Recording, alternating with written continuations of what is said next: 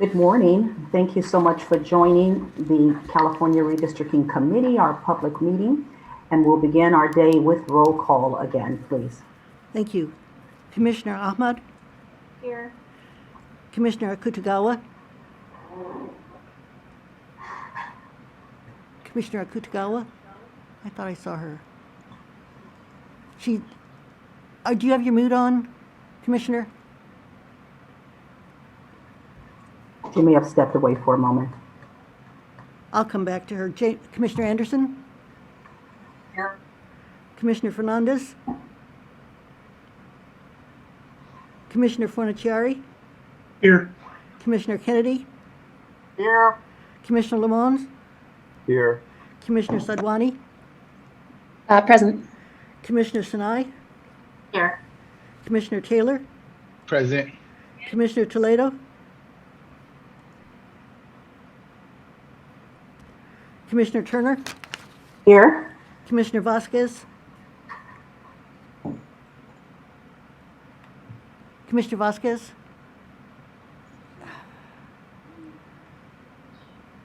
Christian, can you help her with her communication? I also am having severe Zoom issues today. I actually couldn't log in through the CRC laptop. I don't know if anyone else is experiencing difficulties. Yeah, major issues on my end. All right, well, I have Commissioner Vasquez now, and I thought. Yes, Commissioner okay. Toledo seems like he's on. Toledo is on, Council. and Commissioner Fernandez is on. I think that's everyone. Commissioner Akutagawa just sent an email saying she's having problems with Zoom. Okay. She can call the tech support number. And for the other commissioners, also, please keep the Zoom teleconference info close in case you get disconnected. Christian, can they call in on a phone line and just participate in the conversation without? We actually have a separate teleconference for them that's just for the Zoom. So they can call in directly that way as, commissioners at any time. That's what Justin did yesterday. Would you send her an email and tell her about that? Yeah, that's in the, yes, we'll take care of that. Thank you. Okay, thank you. Let the records reflect, though, we do have a quorum to begin. This morning, we are going to start with public comment. Our council has a reminder for us in regards to Bagley King, and then we will continue with our agenda item number 20. Commissioners, if that works for you, I think that'll be our plan to start the morning. Okay. Okay, I'm here too, by the way. Oh, yep, thank you. Oh, sorry, I saw you. Thank you so much. So if we can please have the instructions read for dialing in, please.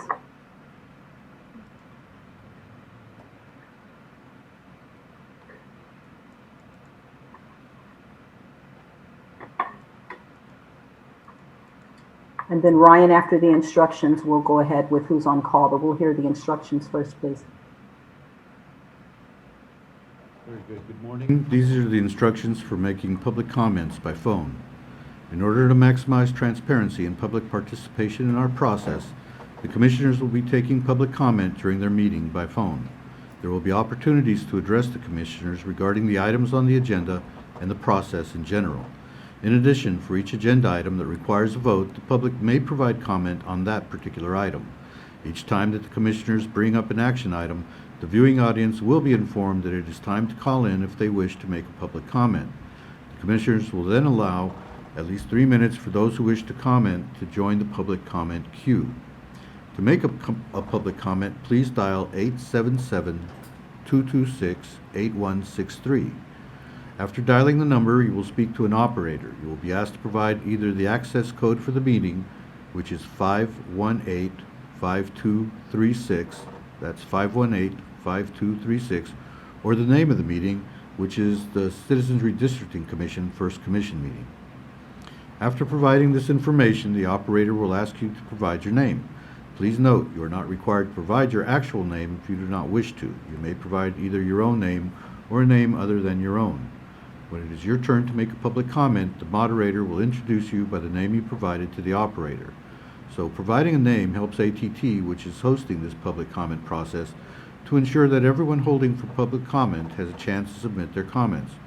Please be assured that the Commission is not maintaining any list of callers by name and is only asking for some names so that the call moderator can manage multiple calls simultaneously and can let you know when it's your turn to speak. So after providing a name and speaking with the operator, you will be placed in a listening queue, which is a virtual waiting room where you will wait until it is your turn to speak. You will be able to listen to live audio of the meeting. So please remember to mute your computer live stream audio because the online video and audio will be approximately 60 seconds behind the live audio that you are hearing on your telephone. If you fail to mute your computer or live stream audio, it will be extremely difficult for you to follow the meeting and difficult for anyone to hear your comment due to feedback that will occur. Therefore, once you are waiting in a queue, be alert for when you may be called upon to speak, and please turn down the live stream volume. From the listening room, listen to the meeting and the call moderator.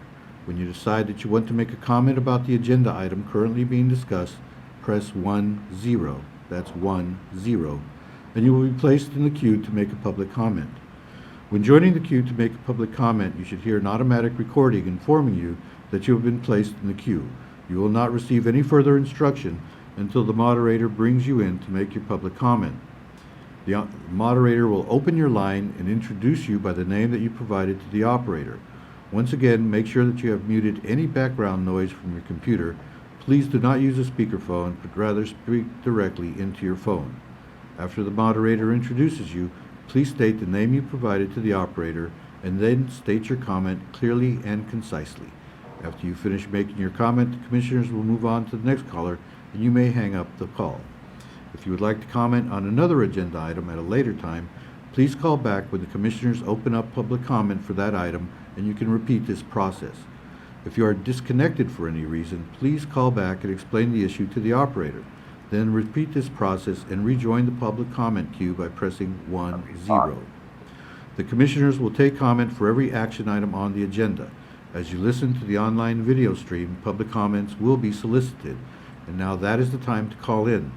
The process for making a comment will be the same each time. Begin by dialing 877-226-8163 and following the steps that I have provided to you. These steps are also included on the website, and there's several links there for you to access this information. Thank you. Thank you, Raul. We appreciate it. Ryan, thank you. We will. I'd like for you to please check to see if we have anyone waiting in queue for public comment. And as a reminder, if you do want to make a public comment, please press 1, then 0. 1-0. And currently, we do not have anyone in queue for public comment. Okay. And since it was announced and we waited through the reading, we'll go ahead and move forward with our meeting at this time. Marion, we're in your hands. Thank you. Just some questions have come up about open meeting requirements, and I wanted to just go over the basic rules again to make sure everyone had them in mind. The first is just you have your own special statute about not receiving redistricting information outside of a public meeting.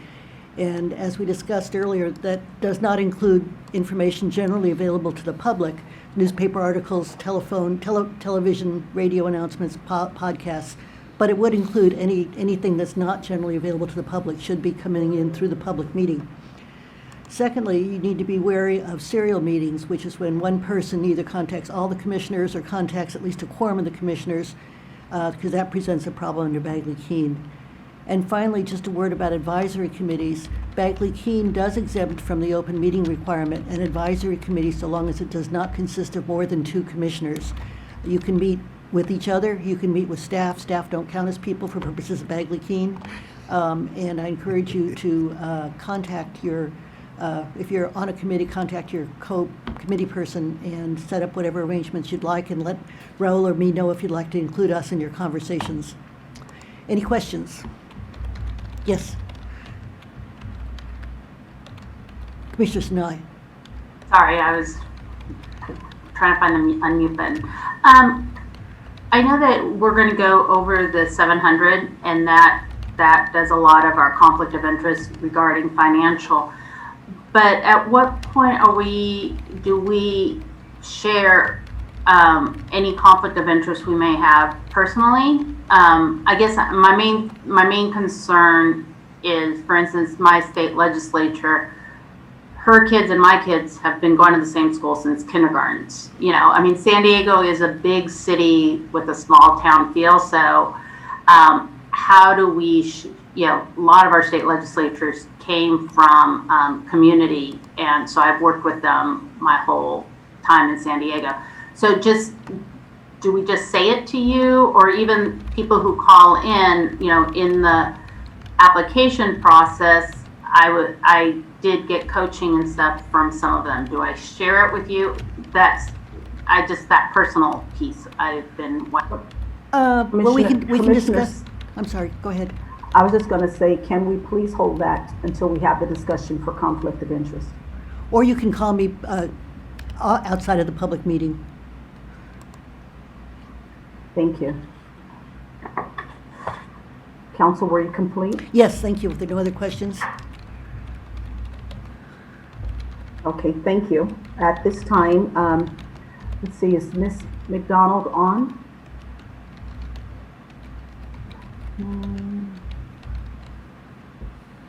Raul? Nope, I don't see Ms. McDonald on. That would have happened there. Okay.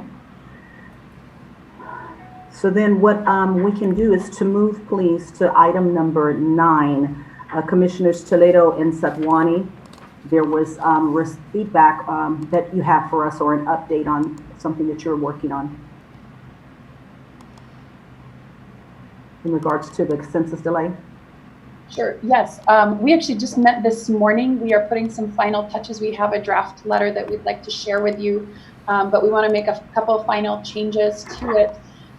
Also, if the commissioners have any, want to give any input, one of the things that we're thinking about at present, we have a letter drafted to the directors of both the Secretary of State and the Director of the U.S. Census Bureau regarding, specifically given their role in managing the census. However, there's also legislation going through both the House and Senate.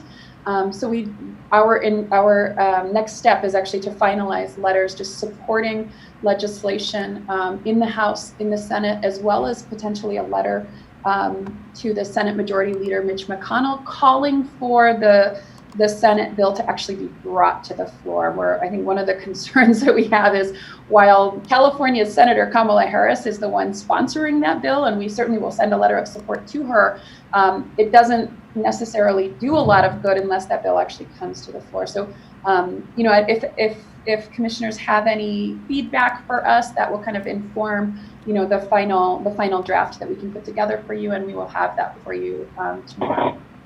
And I don't know if Commissioner Toledo has anything he'd like to say. No, sorry, I would, so we started off with and we do have a memo that just kind of outlines all of this. And really for the commission, we want to bring forward the letter to the Census Bureau and to the Department of Commerce, and as well as draft letters for advocacy that could be used, whether sending it to legislative leaders or to the press or others. So depending on what we want to do, right? So depending on what the commission, we want to be able to give options to the full commission on where and how to move forward and how much advocacy we want to do. Commissioner Sinai? Thank you. I just read in our local paper today that in San Diego, they're actually stopping knocking on doors and stuff on September 18th. So it's kind of like the post office where you start dismantling things ahead of time. So it just added a sense of urgency for me this morning when I read that, and they don't know what other cities they have also given that, or what other counties they have given that order to.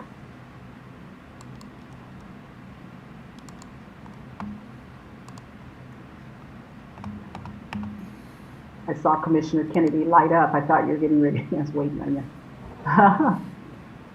Okay, so with that, Commissioners Toledo and Satwani, if you Madam have... Chair? Yes. Oh, sorry. Commissioner Vasquez. Yes, please. This is definitely discussion for later, and I'll bring it up again when we're talking about future agenda items. But on this topic, I personally would like to have a revisiting of the conversation about potentially joining litigation, especially once we bring on our counsel.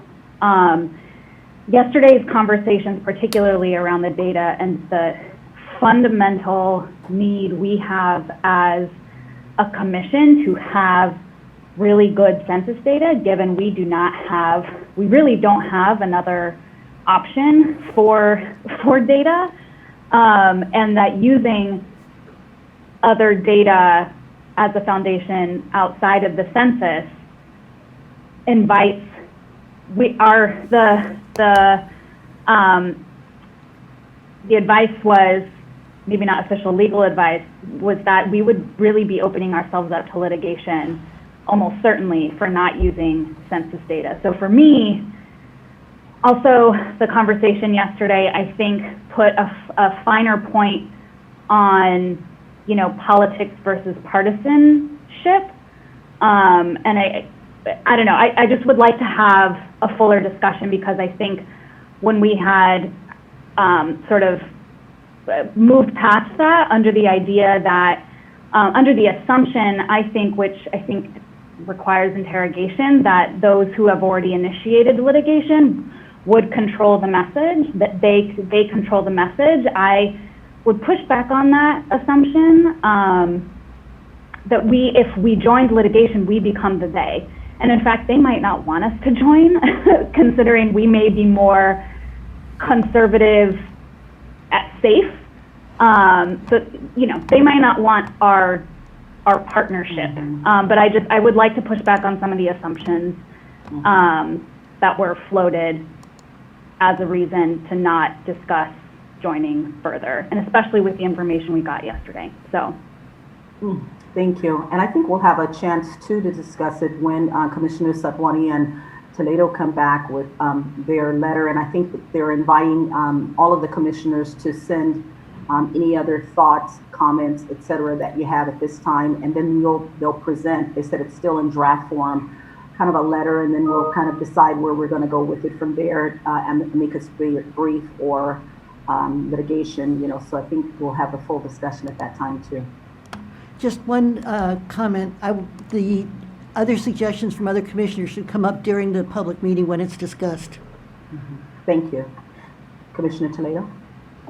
So once we're done with our letters, should we send them to Raul for public posting or? Right. Or and any item that you discuss at a meeting becomes a public record, so it will be public once you discuss it. Perfect. Thank you. Okay. Commissioner Satwani? Sure. Just to be responsive to Commissioner Vasquez, I hear you on that, and I think that in order to fully have that discussion, we might need a little bit more information from, I believe that the litigation is headed by the National Urban League, as well as other defendants, and then there's another one, I believe that MALDEF has begun. I feel like we need additional information from them, but at the same time, given our Bagley-Keene rules and such, I don't know what the best way is to get that information. So I'm happy to call on folks and get that information, but I think that might be in violation of Bagley-Keene.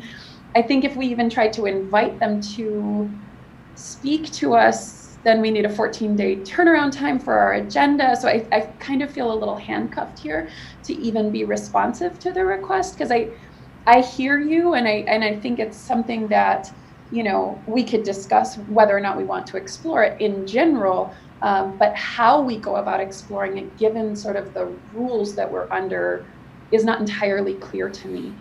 It's one thing if they choose to call in during public comment, but it doesn't seem like we can request them to be added to the agenda in any way. So I'm just not sure, and I don't know if council has thoughts on this. How can we even do exploratory sort of information on something like this with a quick turnaround? You could certainly call them and ask for information that you would then present to the commission. It could be fairly fast turnaround, depending on what you all decide about interviewing applicants. a meeting to interview applicants could be combined with meeting with people who are already in litigation, or if you wanted to consider your own litigation. So it could be done by the middle of September. Did that help with direction, Commissioner Saipani? Yes, in terms of process, and then I think then the question is, does the commission want, Commissioner Piedra and I to reach out and actually gather some information from these organizations? Commissioner Lamont? Can we table this discussion till we get to it?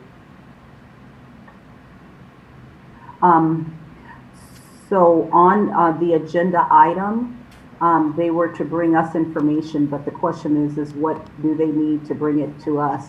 So. And I mean, you just said a few moments ago that they were putting some final touches. They weren't prepared I see what you're saying. And I don't mean it like not just meaning they weren't ready yet. They were coming back to bring it. And so when they come back and bring it, we can have a discussion about all of this. I hear you. And I'm just asking, can we reserve this discussion for that point? I hear you. All. I got it now. Thank you. Commissioner Ahmad? Just quickly, I think before our guest speaker comes on, I would find it helpful if we can just briefly go through the agenda for today and tomorrow, which items we expect to cover or hope to cover today, and which items will carry over to tomorrow. I just looked at the whole thing, and we are only agendized until Friday, so we have to complete all of the items by Friday. Thank you. Today, we will go through the presentation, complete the presentation from Ms. McDonald. The hope was to be able to cover also agenda items, revisit agenda item 17, which is Commissioner Yee's bringing back agenda items 13. Item 7, not 17. Item 7. Agenda item 13, which is conflict of interest from our Council Marion. Agenda item 14, which would be the subcommittee reports. If we can get through that today, that would be pretty aggressive and wonderful. And we have a guest speaker also at 1:30. Professor Barreto on the Voting Rights Act, which I'm sure will take all of the afternoon. The hope for tomorrow, Thursday, is that we will be able to do the state contract training with Raul, which is item 15. Item 16, report on the RFPs, all of that piece part. One of the public comment requested to know that in advance. We're hoping to cover that on Thursday to give it a sure shot of actually happening on the day that we announce. And item 23 is which time we can talk about our future agenda items and the future meeting dates.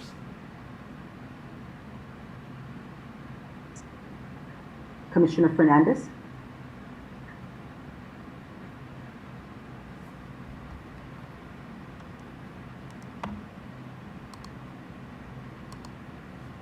Commissioner Fernandez, we still don't hear you. I see you took it off mute, but we still don't hear you.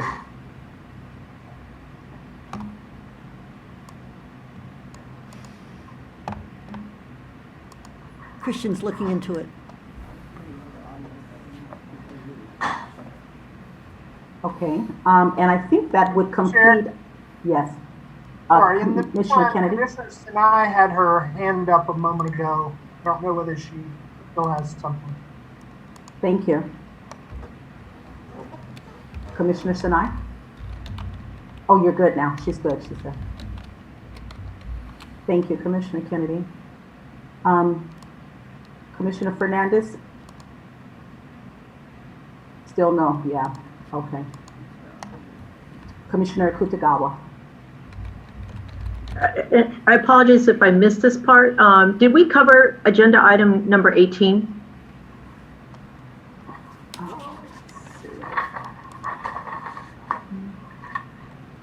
We haven't, but much of that has already been discussed. You've had quite a thorough discussion of the election code. The only other one I wanted to bring up was about the amendment process, but that could wait. Okay, thank you. Thank you. Okay, so at this point, I'm sorry, Commissioner Fernandez, since we can't hear you, we're going to move, I don't see still the speaker on, so we're going to move to agenda item number 7, Commissioner Yee. Commissioner Ahmad had her hand up. Sorry, I was just going to ask if that can wait till another meeting or still within this particular meeting in regards to the amendment process for item number 18. We could do it if there's time. We can do it this meeting, but it could wait to another meeting. You can't propose any amendments till another 2 years anyway. Okay, thank you. Commissioner Fernandez? No. Commissioner Sinai? Just in case, it seems like today we have a quirky day, so everyone might just want to write down the call-in number and the password and stuff so that we can quickly just pick up our phones and call in if we need to. That information is in the Zoom invitation, and so just to have that quick and easy access. Thank you. Commissioner Yee, please go ahead. Thank you. I would like to revisit item number 7, which is the per diem policy. And I think we left it basically up to commissioner discretion when to claim the per diem. The statutory language is that we can claim it for each day a member is engaged in commission business, which is fairly vague. So last week we had the admonition from Commissioner Kennedy that our reputation is our most valuable asset. And I really took that to heart and thought about ways that those who might wish us ill could bring some discredit to us by saying things like, oh, commissioners get paid for every day they do any business, even opening one email, which is close enough to the truth, even though it's not true, which, it could stick and would cost us some reputation. So I thought I would draw up a more complete policy to propose to you. And this, by the way, was also recommended by the 2010 Commission. They recommended that we actually adopt a clear policy around this. So my proposal I have sent to Raul, and I think what's the best way to get it before the Commission? Raul, do you have it? Yes. I think Raul can pull it up. Yes. Was it sent out already? It was not sent out to the whole commission yet, no. I wasn't quite sure what the procedure was for that. It's better to send it to staff always and then have staff distribute it. Right. That was the plan. Okay. He did. So he did send it, I think, to staff, right? Yes. Okay. Hold on, and I will share my desktop.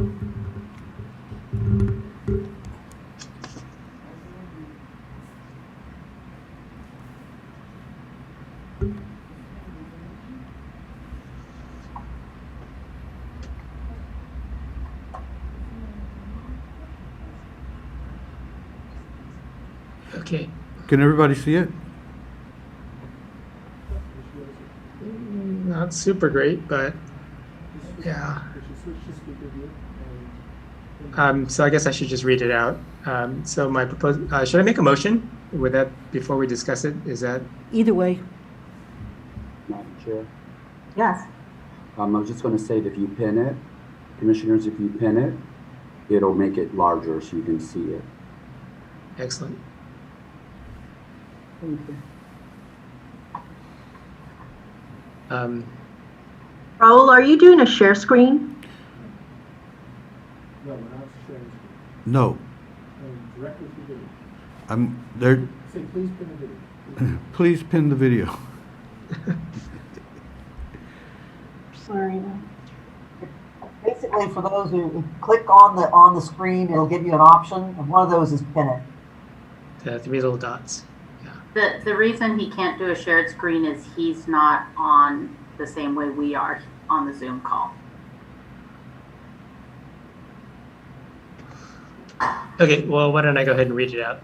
So my proposed commissioner per diem policy. Commissioners may claim the statutory per diem compensation for the following. 1, calendar days when the whole commission meets. 2, non-meeting calendar days when a commissioner works on documented commission business at least 6 hours, either that day or cumulatively with 1 or more prior non-meeting days. In no case will per diem payments reflect time spent on non-business matters, including 1, commissioner socializing, even if involving the whole commission. 2, general reading and research not directly related to specific business items unless assigned by the commission. And 3, communicating about the commission in other than an official capacity as a commissioner engaged in commission business. In all cases, days claimed for per diem payments must be fully documented as to day, hours, and work activity. So that third exclusion, communicating about the commission in other than an official capacity. So that would be like me giving a talk at my friend's gerrymandering class, or any of us giving an interview, to a local paper or something, but not actually engaged in commission business in doing so. So those are my thoughts. Why don't I go ahead and make a motion to adopt this policy? Before you do that, I'd like to know if there are comments from any of the commissioners. Comments or questions? Okay. I don't know if you can see me or not. There, thank you, Commissioner Sinai. And I think this is great. I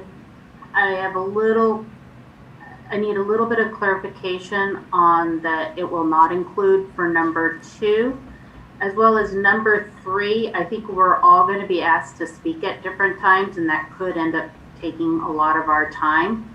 And I wouldn't want someone financially, to be hurt or choose not to do something because they can't afford to do it. And so I would like to consider changing number 3. thank you. And Commissioner Kennedy? Thank you, Madam Chair. I too have some qualms, I guess, about general reading and research. I mean, I think there's a certain amount of self-education that is important and that will be a valuable input into the work of the commission. I think maybe we need to soften that a little bit. I mean, we don't want to go overboard in just tossing in hours or days of general reading and research, but if it's related to our work, even if it's not related to a specific agenda item at a specific point in time, I think there's value to it. Thank you. Thank you.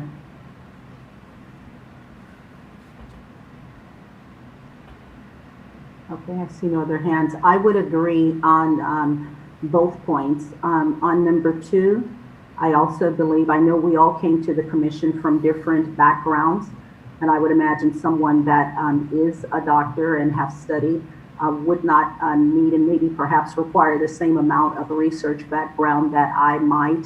And I do believe that this research that is directly related to business items or just trying to ensure that I'm able to absorb conversations as they ensue would be something that I would expect, that I would not normally need to do. So then technically it would be done only as a result of sitting on this commission. And then likewise, communicating about the commission in other than an official capacity. But the example that you gave is speaking about the commission. And I imagine if I was going to be invited to something anyway, not as a commissioner, but just normally based on my profession, that would be one piece. But if I'm being invited in as a face of the commission that we've said we want it to be, I'd also question why that would not be something that would be counted. Commissioner Akutagawa. I also wanted to, I guess, maybe ask for clarification on the last part, which is the documentation part. I mean, I'll be honest, I mean, that alone could just become, you know, really up to interpretation. You know, trying to, yeah, I'll just stop there.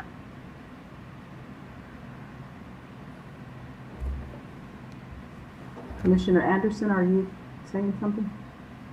No, yeah, yes, I am.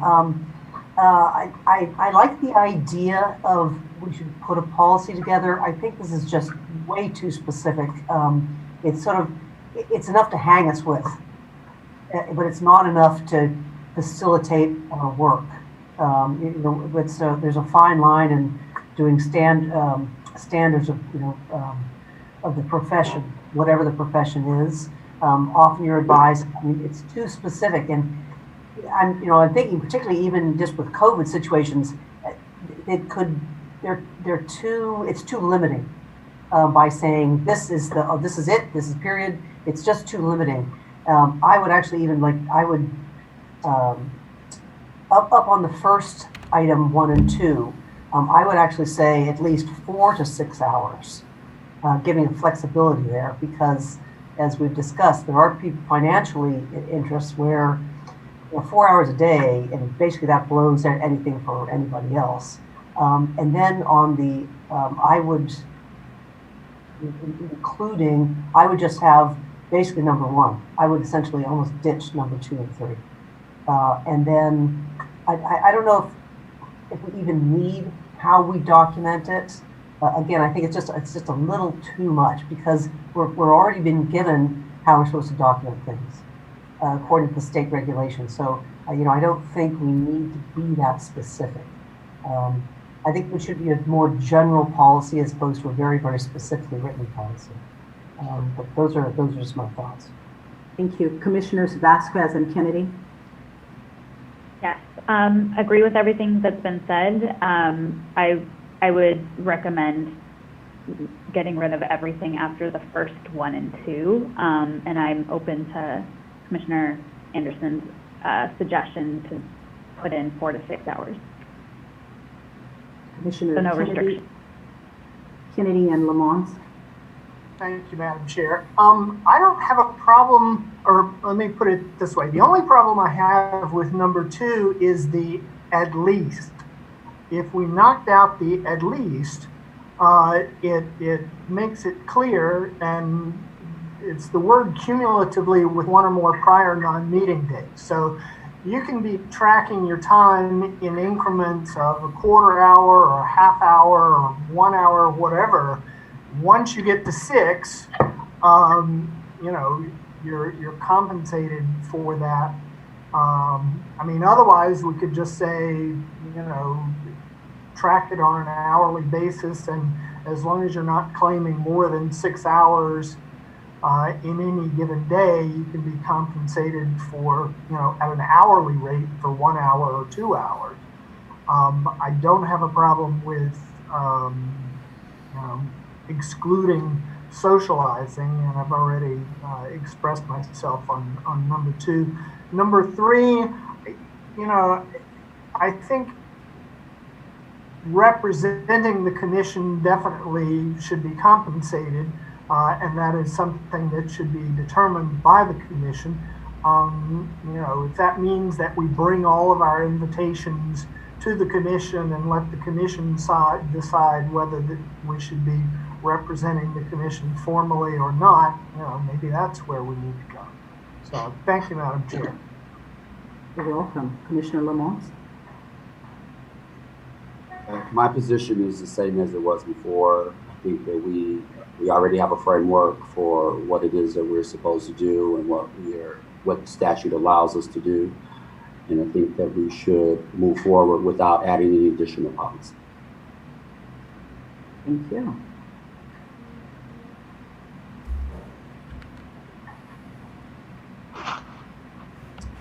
Okay, Commissioner Lee. Speaking to the 6-hour criterion, So, I mean, not to put a really too fine point on it, but we had decided that on meeting days of the whole commission, even if a meeting day involved 6 hours of Zooming and then some after hours, additional work, that would still only count as one day since it all occurred on one calendar day. Well, that could occur on non-meeting days as well. You might just do more than 6 hours of work on one calendar day, or there may be, a hearing that involves less than the whole commission, and then additional work that adds up to more than one calendar day. And the thought is that that would also only count for one calendar day and not, be chunks of 6 hours that you could split up onto different calendar days to claim different days. So that was the thought on that. Thank you. I appreciate the dialogue concerning this. I think I am heavily still leaning towards Commissioner Lamont's last statement after looking at the document and thinking it through. Certainly will abide by whatever we determine. But I think for me is every time we think through and have a discussion concerning the amount of days and time that we will spend away from home and the hours and the length of days that we will still not capture additional time for me, it makes me very comfortable still being able to stand and represent that we have served the commission well without having the specific limits of over 6, under 6, or any of those other piece parts. If we certainly would want to ensure that we all operated in integrity and felt that whatever we were claiming was worthy of being claimed. But on the one hand, if we're going to, and we know that we agree to, it's what we signed up for, to work the hours that is required, that will be well beyond the 6 hours. To me, I feel like we're taking one side of it saying absolutely we're willing to do, but on the other side we're saying, but in the meantime, if you spend, I don't know, for me, I think the law as it's written is good, and perhaps with just some understanding of, the days that we work is a day and not counting the day that the hearing time plus adding additional, I'm in agreement with all of that. I'll stop there. I trust everyone. It's not a matter of trust on the commission. It's thinking of those who would wish to discredit us. What opening might we give them if things are not documented and clear? Mm-hmm. Thank you. Commissioner Lamont?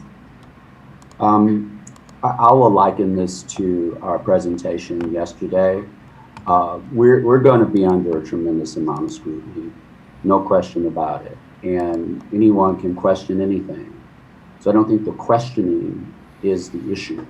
I think the issue is our operating in integrity. And if we're comfortable that the 14 of us will operate in integrity, we don't have anything to concern ourselves with. Writing a policy doesn't say whether we'll work in integrity or not, with or without the policy. So my thing is, it's already been established. Council made it clear to us what a day was, like this was all laid out.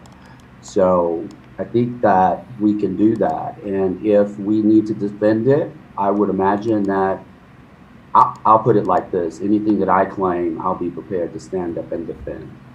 And I think anyone else here can do the same. So that's my reason for thinking that we don't really need to parse this out. And I'm kind of, I feel like Commissioner Anderson as well, is we also don't want to create a framework that's then being litmus to beyond the frame we already have, if we're talking about somebody wanting to find something to make a case about. So I'd leave it open and move forward.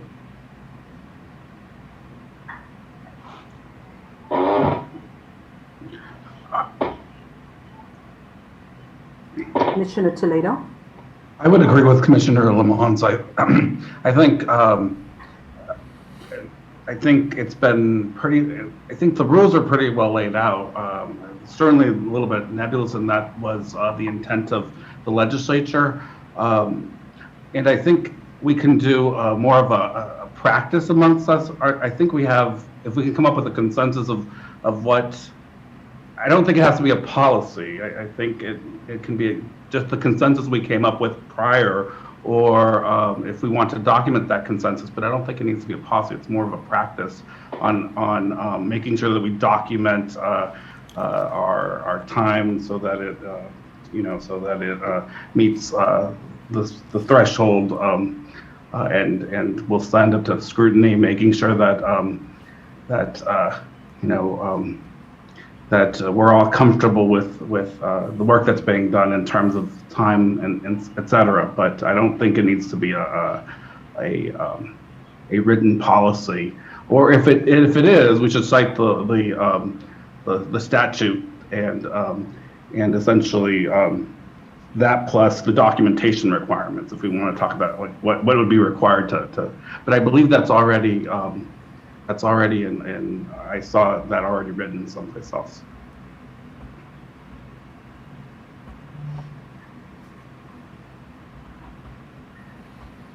I'm not seeing any other hands at this point. I imagine there could be a motion still or determination not to do, you can determine not to do a policy change or a motion, and we can vote on it at this point. We've all spoke on it. Commissioners, Commissioner Yee, you brought it back, so it would be, how do you want to move, sir?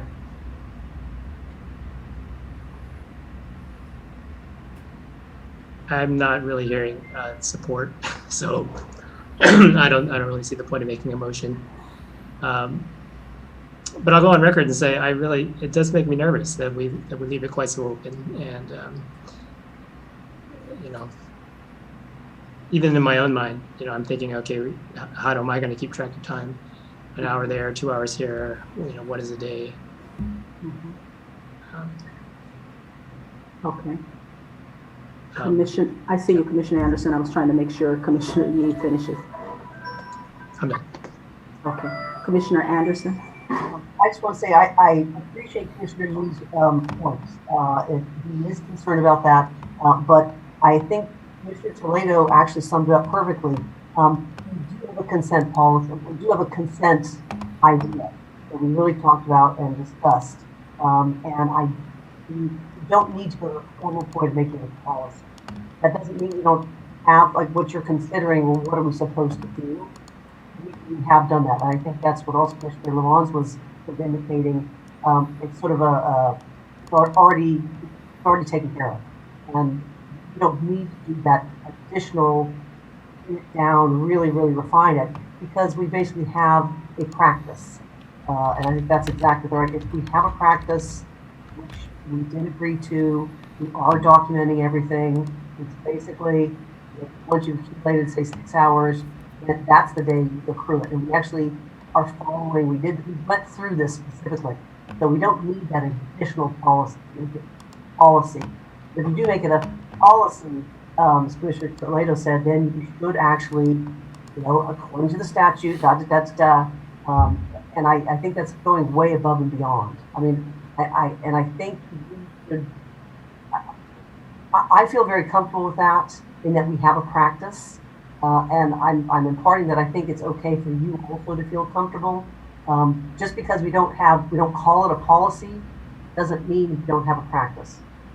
So that we can actually refer back to. If someone said, "Oh, well, you're just doing whatever," said, "No," then you clearly weren't listening to our whole conversation and the consensus that we came up to.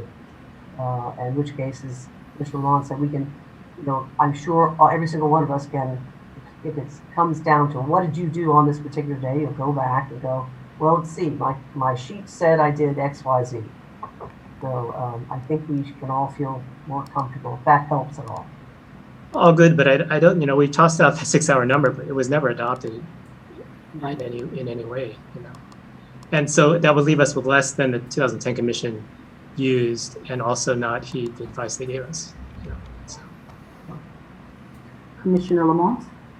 Yeah, I wanted to agree with Commissioner Yee. I think Commissioner Anderson, I don't know that I agree with the language that we have, quote unquote, a practice. I feel like it was explained to us what the statute was. This topic of whether or not we should put limits on hours, etc., we discussed in the previous conversation. And what I recall is that we understood that different commissioners have different considerations. But above all, we felt like that all of the commissioners could operate within the bounds of the statute in terms of recording and requesting compensation for the time commitment within that frame. And that is the basis in which I am saying that I don't feel we need to establish any additional policy. That we have different circumstances and that we understand that opening an email did not, I mean, sort of generally speaking, we talked about opening an email did not constitute a day's work, and there was no one on the commission who went, are you kidding me? If I open an email, I need to be compensated. So it was this sense of, we talked generally about what we saw as what we thought was reasonable, but the discretion is what I'm speaking to. And the discretion was left to each commissioner to operate with integrity and to do it within the bounds of the statute. That's the frame in which I am proposing we move forward with that understanding.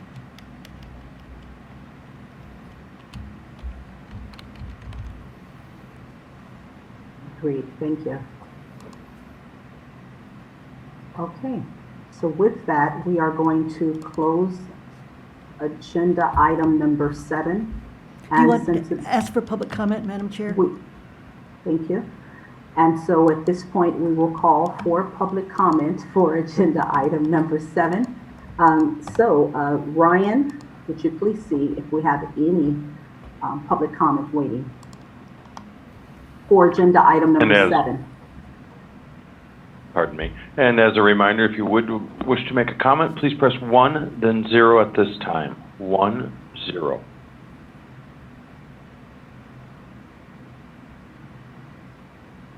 And we do not have anyone in queue for public comment. Okay, thank you so much. At this point then, I do see that Ms. McDonald has joined us for item number 20. Ms. McDonald, thank you so much. We appreciate your flexibility in working with this commission, and we are excited to be able to hear from your portion of the training. We thank you for allowing Jamie to go yesterday. I'd just like to say at the onset that we do have a required break that we'll need to take at least by 11 a.m. So at whatever point you feel between now and 11 a.m., we just started at 9:30, so probably closer to the 11 a.m., but 11 a.m. is our cutoff.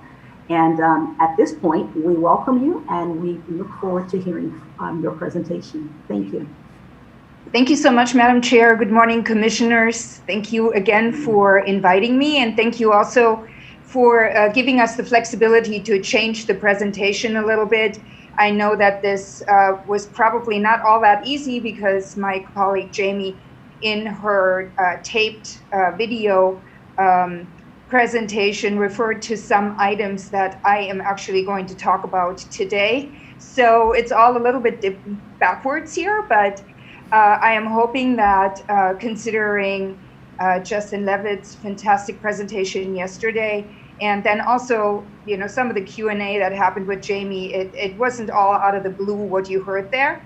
I also would like to mention that Jamie is on standby. She does have a map loaded and is ready to go. So should there be any questions, should you want to see something, she's ready to show that to you live. And if so, if you'd like to just mention perhaps in advance what you'd like to see, then she can have it ready to go and we can do this really quickly.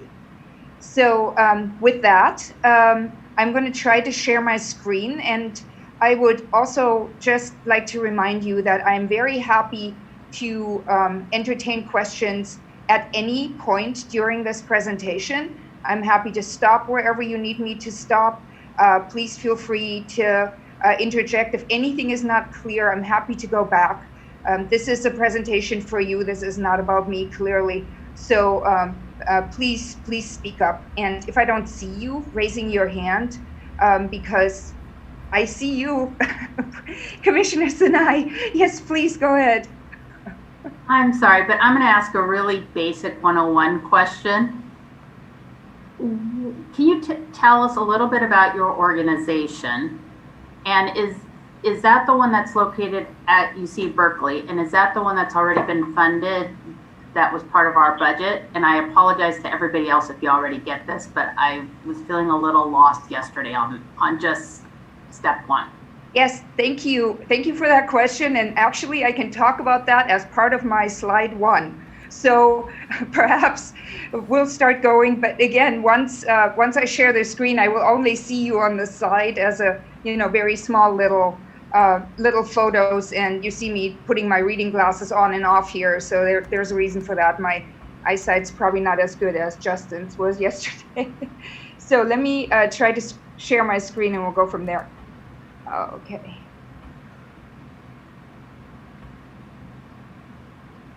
Let me share, and then from the beginning. Okay, can you see this slide? Wonderful, thank you. And I assume you can hear me. So just let me start with this then. My name is Karen McDonald, as you know, and Jamie and we work for the statewide database, which is at Berkeley Law. So the statewide database is the redistricting database for the state of California. We receive ongoing funding from the legislature to build a redistricting database. So redistricting databases, and I'll go into more detail about what's part of a redistricting database as part of this presentation, but redistricting databases are best built over time. And in particular, in California, they're best built over time because we have a lot of election changes, election geography changes in particular, in California. And when you're trying to collect data, those data tend to disappear if you don't collect them right away. So what we do is we have an ongoing operation that collects data and builds a redistricting database. And our data are available to anyone who wants to use them. They're free, they're public, and we really encourage people to use these data because that helps us find out whether or not these data work for people, whether there are issues with these data. We entertain conversations about formatting. I have a conversation with somebody lined up on Friday, for example, who wants to talk about whether we can format the data a little bit differently to make it easier for people to import them and so forth. So this is our way to ensure that there is transparency and that there is accuracy and that there is an ongoing data set available. So there's nothing new when we go into redistricting. During the non-redistricting years, which are roughly the years ending with 3 through 8, we generally have reduced funding because we don't need that much in terms of funds to do our regular operations. And then once we go into redistricting, we receive more funding to accomplish more goals. And those goals and projects that we complete and that we engage with are mostly census related. We had a question yesterday, or Jamie received a question about block geography, census block geography. That is one of the things that we accomplish during redistricting years. We work with the Census Bureau to ensure that the block boundaries for California are accurate and updated. And that is a project that spans the period of a year. We get all the counties involved, we collect data from them, we have them look at geography, we provide technical assistance and so forth. So that is one of the things that we do. We did receive some funding for public access, which is part of course, the legislature's responsibility to coordinate with you on some levels. And that funding is available to us. It's sitting at UC Berkeley. And I think that answers your question. And please, if I did not fully answer it, please prompt me and I'm happy to tell you more. I also know that there is, that the legislature or legislative staff has been in communication with, I believe, CRC staff to perhaps set up a time where they can talk about these things in a little bit more detail. So again, I am here as part of the statewide database, and also I should mention, and I think Commissioner Sinai, this was something you asked Jamie yesterday about, line drawing and what hat. she has on or I have on. And, just to tell you straight up, I am here as the director of the statewide database. I do some consulting on the side at times, not much of it, but I do, just like many of the other experts that you've heard from, probably all of the experts that you've heard from. And but that's not the hat I have on. And if you are interested, we with the other hat on, we did not bid on the RFP that was released recently. So and again, happy to talk about that. So as an overview of this session, to go into the formal presentation here, I'm going to introduce data used in redistricting. And again, Justin has done a fantastic job yesterday of really setting the stage for this presentation. And hopefully this all will make sense in the context of the things that he has talked about. I'm going to provide some more context for the data decisions at the CRC that you will need to confront and make, and hope to provide some realistic examples of how these may be applied. And then the demo on moving lines and how districts are constructed, of course, that is what we did yesterday. But again, if you would like to see more, we are happy to show you more either after this presentation at some other time, or if you feel like that was sufficient, then we're fine with that, of course, also whatever works for you.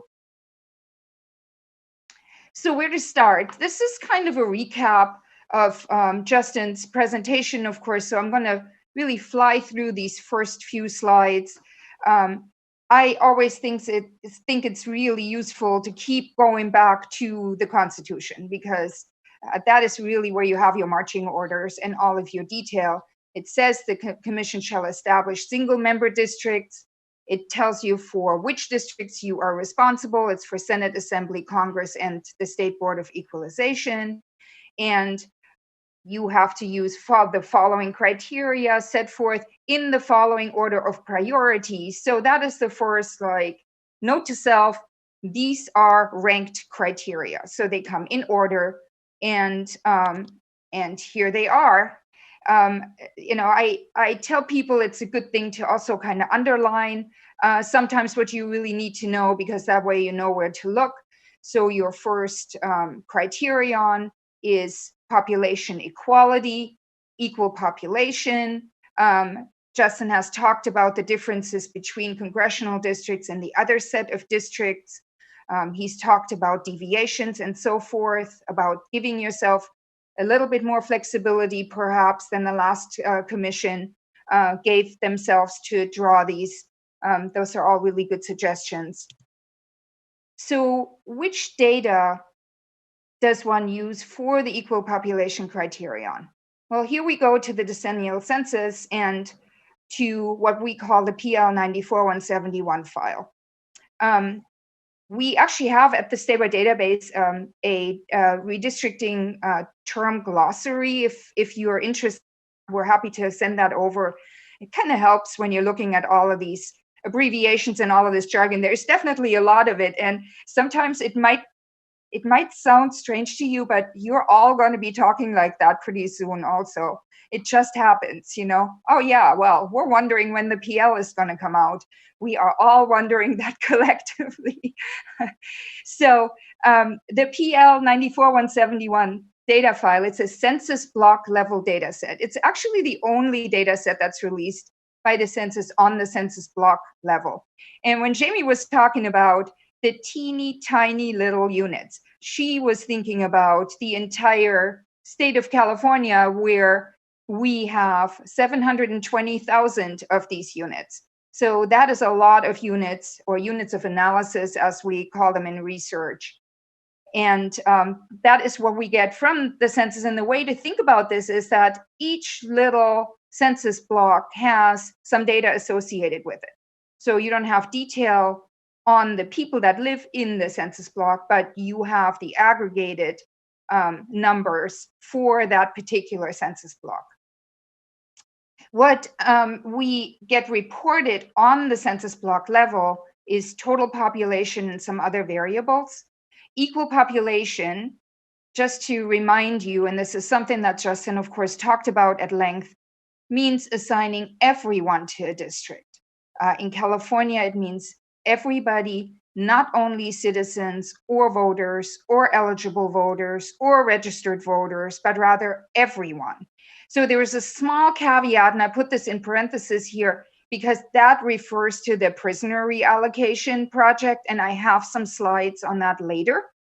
And but this item about not only citizens, voters, etc., this is something that's going to come up. This is something that people have a hard time wrapping their heads around. And since you will be communicating with the public, this is really something to just keep in mind and, just kind of be ready to explain. I put in a tiny little footnote here about reapportionment versus redistricting, because that's also something that people get confused about. And those terms are pretty frequently misused, and even in official channels. I mean, I've seen reapportionment committees that really are redistricting committees, and so reapportionment is, of course, the process by which the congressional districts get assigned to all of the states, and that's not something that you really have anything to do with. You will be handed the districts, a number of districts, and then there you go, you are redistricting. So those are the differences. Redistricting is the process in which you're about to engage. This is the process of drawing lines for the districts that we just talked about. And for other bodies, it includes water districts and school districts and city council districts and lots of other districts. So this again is another point of potential confusion where people may think you are responsible for absolutely everything. And it's another item to just, be aware of. So criterion number 2, again, ranked in order. Districts shall comply with the Federal Voting Rights Act. And this is also something that Justin mentioned. There may be some confusion about the California Voting Rights Act. So a lot of us have started to refer to the Federal Voting Rights Act as the FVRA, just to distinguish it from the CVRA, which is the California Voting Rights Act. And it is understandable that there is some confusion, because over the last decade, really, since the last Citizens Redistricting Commission has completed its work, usually mid-decade, we don't talk about districts much, because everybody's happy, we're all done with this process, everybody gets some sleep, and and then maybe in the year ending with 8, people start thinking about it again. But this last decade has been very, very busy, because at-large elections have gone to district elections under the California Voting Rights Act.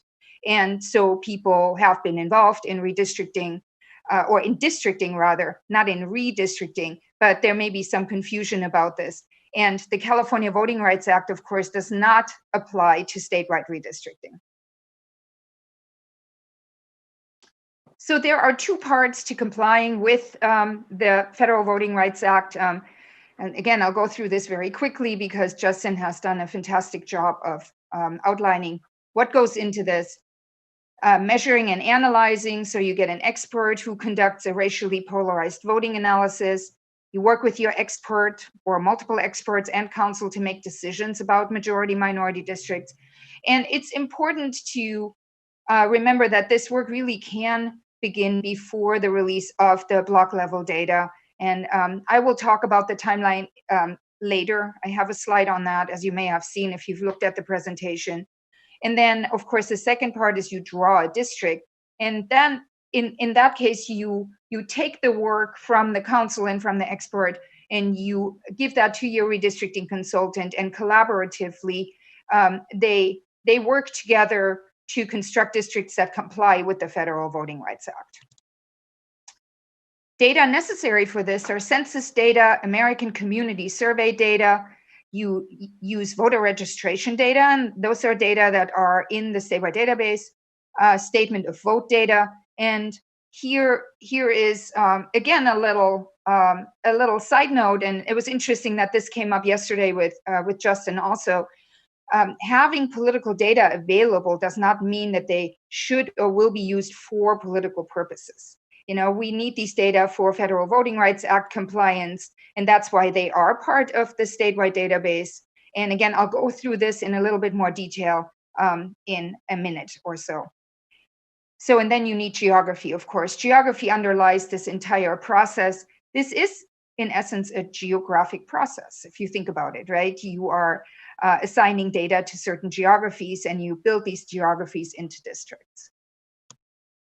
So criterion number 3, contiguity. Which data do you use? Here we go again. This is geography all around. It's a pure geographic criterion. I know that Justin has gone into some of the detail here on contiguity. In other states, it can get very interesting.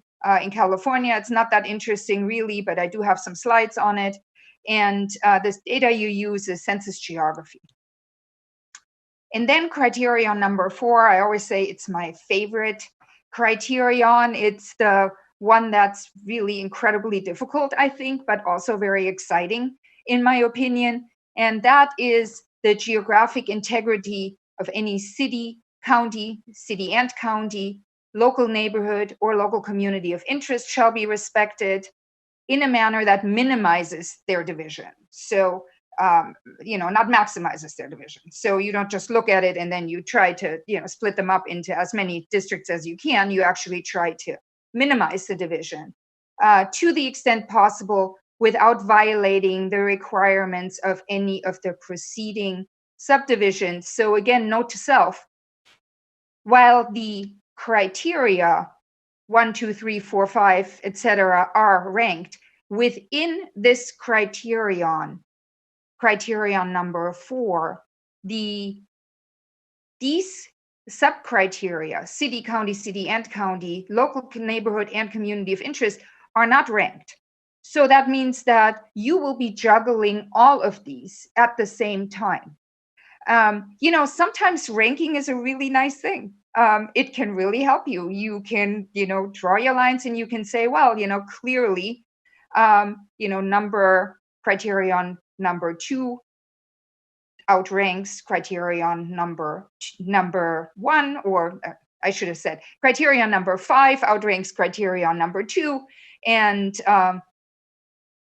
the other way around. Criterion number 2 outranks criterion number 5. My goodness, I can't count today.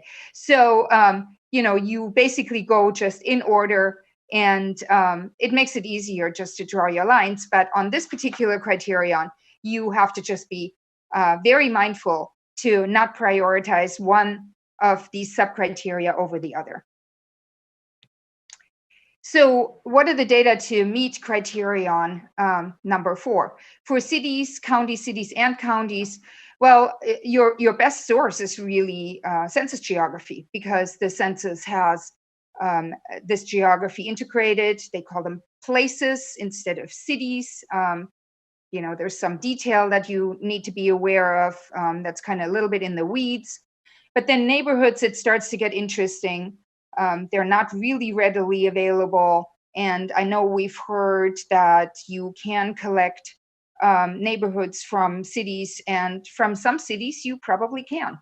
And there may be some other data sources that will give you neighborhoods, but the question is just, are those really neighborhoods that people agree with? And again, I'll talk about this in a little bit more detail later. And then there is public testimony. That's a pretty big one. People usually have a pretty firm opinion about where their neighborhood is. And if they have an opportunity to talk to you and they take that opportunity, they might tell you about it. And then again, there's data and geography that's submitted, and that's up to you to make that available, that opportunity available for people to submit that. Let me do a time check here. Okay. So communities of interest, those are also not readily available. And when I say readily available, what I mean is nobody's going to send you a data file that has all the communities of interest. It's just not going to happen. So again, you're going to rely on public testimony, probably on this item more than on anything else, on data and geography submitted by the public, perhaps by local officials.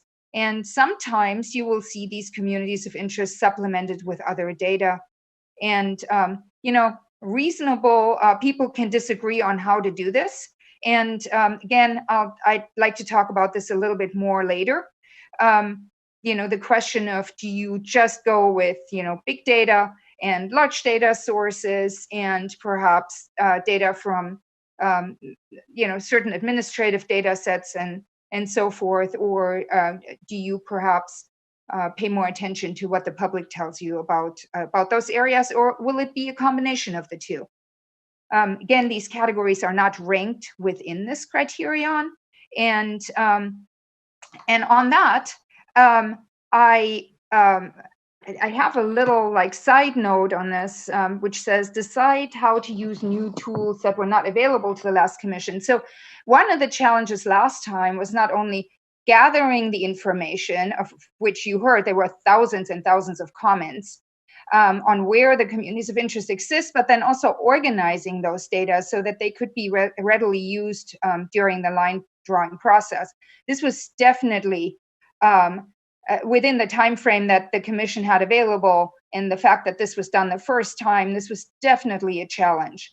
So as part of the mandate to provide public access to redistricting software, we at Statewide Database are in development of a very simplified online tool that lets people describe and draw their communities and then submit them directly to the commission. So because those boundaries will then be already digitized, it means that the commission, if the commission determines that it's important for a particular community to be kept whole, you can just import these boundaries directly into your redistricting software, which is going to make your life a lot easier, and definitely will make it easier for your line drawers that don't have to sit there and manually digitize these. I noted earlier that Ledge staff has already been in contact with the commission staff to discuss timing and options for demonstrating this software. So perhaps at a later date, we could talk about this in a little bit more detail. I just would like to say that this is a one-trick pony, so to speak. This is very, very simple, and we are, user testing currently with some groups that are working with, perhaps harder to reach populations to make sure that it's easy, that it's very, very easy, because this stuff can be very overwhelming. Like full redistricting software packages, they do a lot of things, and they don't necessarily do this, or they don't do this at all. So then criterion number 5, compactness in the data used. So to the extent practicable, again, there's a little caveat in here. So if it's practicable and where this does not conflict with the criteria above, again, ranking, this law really, or the Constitution really makes it clear what is most important. Districts shall be drawn to encourage geographical compactness. It is, again, like contiguity geographic criterion, and we use census geography for this. And then 6, nesting. This is the last criterion, and again, it says to the extent practicable. So it tells you how to do it, and what do you use? You use newly created districts. This is an interesting one, because I have heard one of the previous speakers talk about how you could potentially just kind of keep this in mind. I would like to just point out that this is the last criterion. So keeping something in mind can sometimes bias you toward perhaps prioritizing things. I think that I know that it's hard enough to follow all of these criteria as the Constitution is asking you to do it, and come up with some good lines. So, not kind of keeping something in mind that perhaps you do last as a goal when you're first starting might be something you want to consider and perhaps give some more thought to. So here's my summary slide, and after this, it might be good to take a brief break because then I'll go into more detail, Madam Chair, if that works for you. So let me just go through this slide very quickly. It's just a recap of what you heard, and then perhaps after the break, we can go through in more detail about some of these items. And I should tell you that I added some slides over the weekend that you had mentioned interest in on Friday or wanted to see a little bit more on, in particular on this first item, equal population, where you will get your data from the decennial census. I note that Justin has talked about the problems, and I echo those problems. What I know about what's happening at census, they are definitely struggling. So that is something that we could also talk about a little bit more if you wish. The file that we will most likely be using is the PL 94-171 file. And this presentation is built on that assumption that that's what we're going to be using. The second criterion is compliance with the Federal Voting Rights Act. You use the PL 94-171 data file, you use statement of registration and statement of vote. You use citizen voting age population from the American Community Survey. And those data are all available as part of the statewide database. And again, we'll talk in a little bit more detail about that later. Then there's contiguity. You use census geography, respect for city and county boundaries, census geography again, respect for neighborhoods, public testimony, data geography submitted by the public, by cities and counties, etc. Respect for communities of interest, public testimony, data geography submitted by the public. Again, there may be some other data sources in there. Compactness, census geography, and then nesting. You use the newly created districts. And you see how heavy this is on relying on census data. So we can really, on some level, not talk enough about census data and the census data quality and what we know about the census data and what we don't know about the census data, because it is really, and it will really be, no matter what you end up using, it will be all over this process. Because even other data sources, they benchmark themselves on the census. The census is an incredibly difficult to compile data set. It is intricate and is very powerful and just important to every single survey you have ever seen launched in the US, pretty much. So with that, I would suggest we perhaps go to a break with that. Does that sound okay, Madam Chair? Yep, it's a perfect breaking point. So thank you so much. We will go to break and we'll be back at, let's come back. Can we come back at 11:10? Let's give ourselves a couple extra minutes. 11:10, please.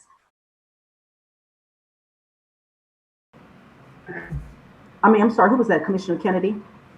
Thank you, Madam Chair. Just wondering, Ms. McDonald, if anyone has found information produced by the metropolitan planning organizations as helpful. I know, for example, that SCAG, the Southern California Association of Governments, puts out local profiles every other year, and those profiles cover all 6 counties of the SCAG region, unincorporated areas within each of those counties, as well as each one of the, I think, almost 200 cities within the SCAG region. So we have approximately 200 local profiles produced every other year by the research unit at SCAG. I don't know about the other NPOs in the state, but I suspect that they may have something similar. And just wondering if any of that data has been found to be useful. Thank you. Yeah, thank you, Commissioner Kennedy. SCAG, SOCAG, ABAG, and so forth, they do an incredible amount of work. That is absolutely correct, and they put a lot of information out. We worked very closely with those organizations in block boundary suggestions, so I'm quite familiar with some of the work that they're doing. They have some really good people there. I know that there are some data sets that they produce that might be helpful to you that you may want to take a look at. Again, you have to just take this all in the context of the many data sets that are available. And, it is really all about context with communities of interest. And I'm assuming that was the context in which you wanted to discuss this. And we can talk about it in a little bit some more. It's just the challenge with this is always how to reconcile all these data sets, right? They're all on different units of analysis. they're created for different purposes and not necessarily for the purpose of, achieving representational goals, perhaps. So, but I do think that some of these data sets might be very helpful in areas where you perhaps don't have any public testimony and no comments. And there were certainly quite a few of those areas the last time a commission tried to do this. So, keeping them in mind and being aware that they're there is a great idea. Right. I mean, if one of our elements in looking at communities of interest is, for example, transportation systems and how those help move people, that's certainly something that the MPOs are looking at, as well as the county or regional transport commissions. Definitely, certainly. Again, there are always some challenges with every data set. For example, transportation, that's actually a really interesting one that you're mentioning, because transportation goes from, a particular point to another point, for example. I could think about some of the transportation systems around here, like BART, for example, in the Bay Area. And, some of your communities may organize around that, and they will tell you that's a community of interest. So then that's really great data set to have available. And other communities may be a lot smaller, and other communities may be a lot larger. So again, it's another data point, and it's great to consider. Thank you. Thank you, Commissioner McDonald. Now, I can't see all of the commissioners. I did see Commissioner Yee, and not certain if there's anyone else that have a hand up. But Commissioner Yee, please go ahead. Thank you, Ms. McDonald. Really enjoying your presentation. Quick question, can you remind us where the statement of vote data comes from? Yes, the statement of vote we're collecting directly from the counties and also from the Secretary of State. And I will go through that in a second.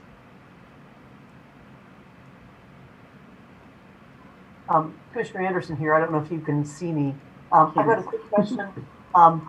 Just for general clarity, Ms. McDonald, on the slide that we're looking at right now, and you're sharing with us, and you're saying a lot of these items, they come from the census, census data. But now that is, when you say census data, that does not necessarily mean only the PL94. Is that correct? The census data is also, the American Community Survey. That's census data. Like the geographies, I'm saying specifically, that comes from, that's the census data, but not necessarily, i.e., we don't have to wait for the PL94 to do a lot of these items. Is that correct, or could you clarify that? That is correct, and thank you for clarifying that. Yes, when I say census data on this particular slide, not all of these items come from the PL94 or from the decennial census. Some of these items are collected as part of the decennial census. For example, the census geography that we'll be working with, and that census geography will most likely be released in February or so of next year. So that's going to be the new census geography, because that gets updated also. But yes, you're absolutely correct. And thank you for that question. And if there are no other questions, if you'd like me to just move on with my presentation, then we can go through some of these items in more detail. Yes, thank you. Thank you so much. Let me see if I can resume here.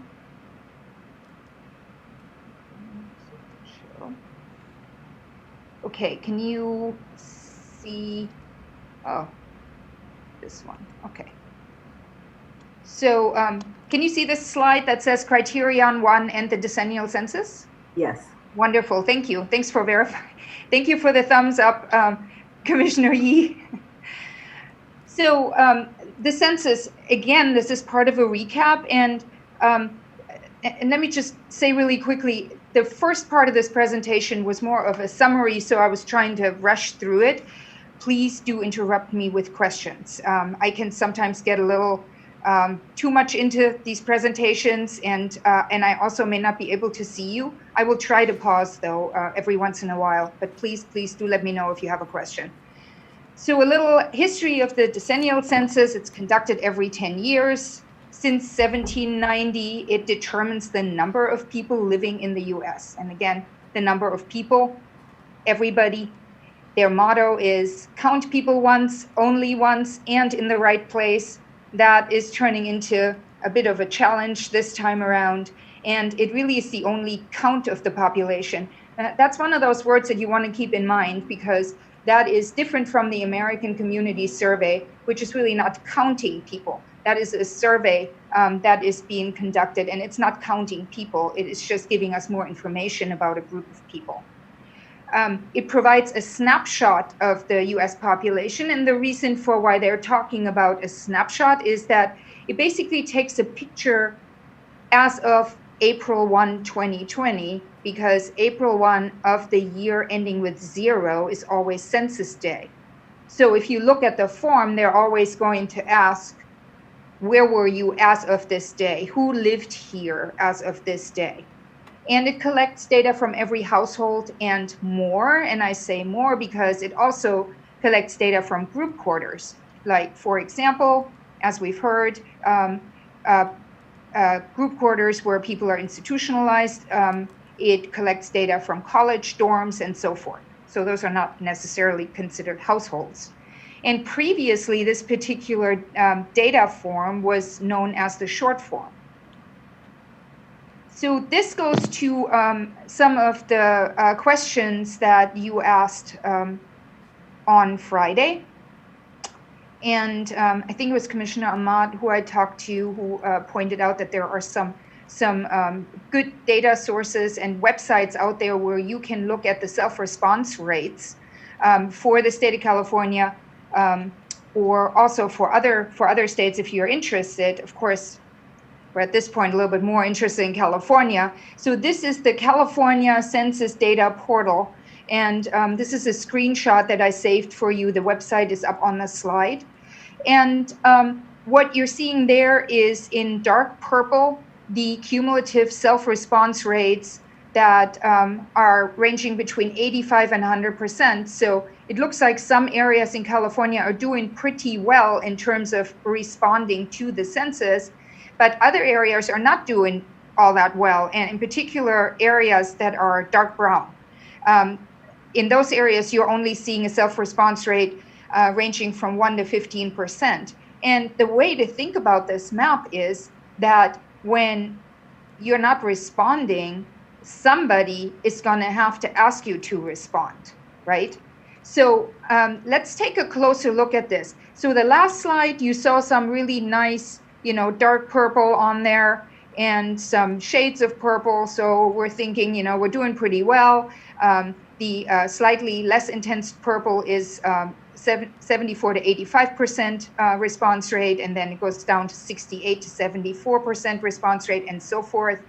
And once you zoom in, however, you're seeing that there are some significant differences even within the counties that look very dark purple. And this is actually also an interesting geography slide, because what it's showing you is the various census tracts. So this is a census geography unit, and how people have self-responded in those census tracts. The previous slide was counties, which is also, of course, a census geography and administrative geography. So what you're seeing here is the various tracts in the Bay Area, and you see some of them are doing pretty well, and others are not so good. So there is more of an effort that needs to be placed on some of these areas.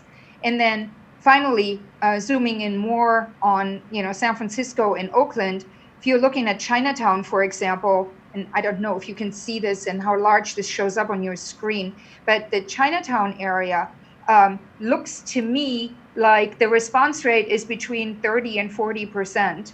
And that is clearly not very good. And then also in the Bayview, there are some areas that are between 15 and 30% response rate. So when there is no self-response, then that means somebody needs to follow up. And following up in this census season has been very difficult because we suspended the what's called non-response follow-up operations because of COVID concerns. And, we had an extension of the timeline and thought people could do their work through the end of October, and that has now been changed. So we're actually we're stopping the count at the end of this month already. So this slide I pulled on Sunday, and they get updated very frequently. So this is not looking very good for us. This is another way of looking at the same thing. And this is from the City University of New York, and they have a website called the Census Hard to Count Maps. So they're looking at it from another perspective, and they're looking at self-response rates, but they're looking at areas that were hard to count. So California self-response rates, again, as of Sunday, were 64.5%, but that only tells you a partial story. The self-response rate during the non-response follow-up operation, so this is basically somebody came knocking and said, hey, have you filled out the census? Or, somebody basically just reminded you to follow up. So that pushed it up by 2.7%. But again, that's not really all that much. During the non-response follow-up operation, and you see this in the data on the left side, it says 19.4%. That is when somebody else has basically resolved, quote unquote, this particular census case. So that could be all kinds of things. This could be somebody used a proxy, somebody talked to your neighbor, somebody perhaps just asked how many people are in your household and perhaps did not have time to fill out the entire census form for you. Perhaps the neighbor didn't really know. There are all kinds of different ways that go into this non-response follow-up. And the more we see that these things are resolved very quickly, I would say the more we need to ask questions about how they were resolved. There's definitely a time crunch. We know that it was very difficult to hire people to go into these neighborhoods. There are some, Facebook groups that are talking about, where these census follow-up survey takers are talking about the problems that they're encountering. Oftentimes people are going into neighborhoods that they don't know. They're having a really hard time getting people to open their doors. And, it's a difficult time right now. So there's definitely a concern about where this is all going. And here's another map that I pulled for you. And I'll break after these maps very quickly to see if there are some questions. These were the hard to count tracts from 2010. So I switched over to go to Southern California. I pulled this off the hard to count site. And you, of course, can go to that site yourself.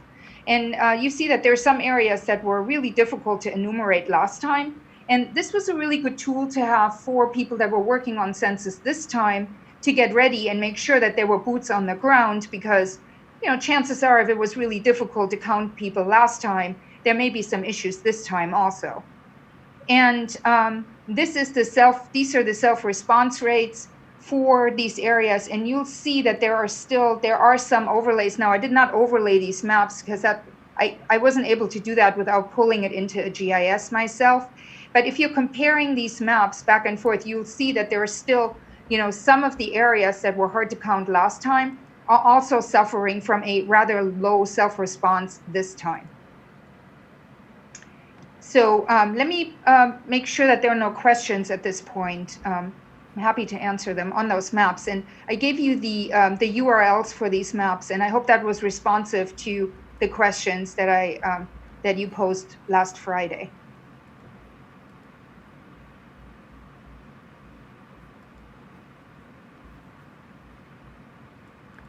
And if not, then I will move on. Okay, thank you. So let me go to this next one. Next slide. Again, we're still on census, and again, this is about the census is just underlying this entire process. So just to remind ourselves, what is the census supposed to ask everyone? And I'm saying supposed to just because I mentioned that during non-response follow-up, one of the non-response options really are to just get what they call whole person imputation.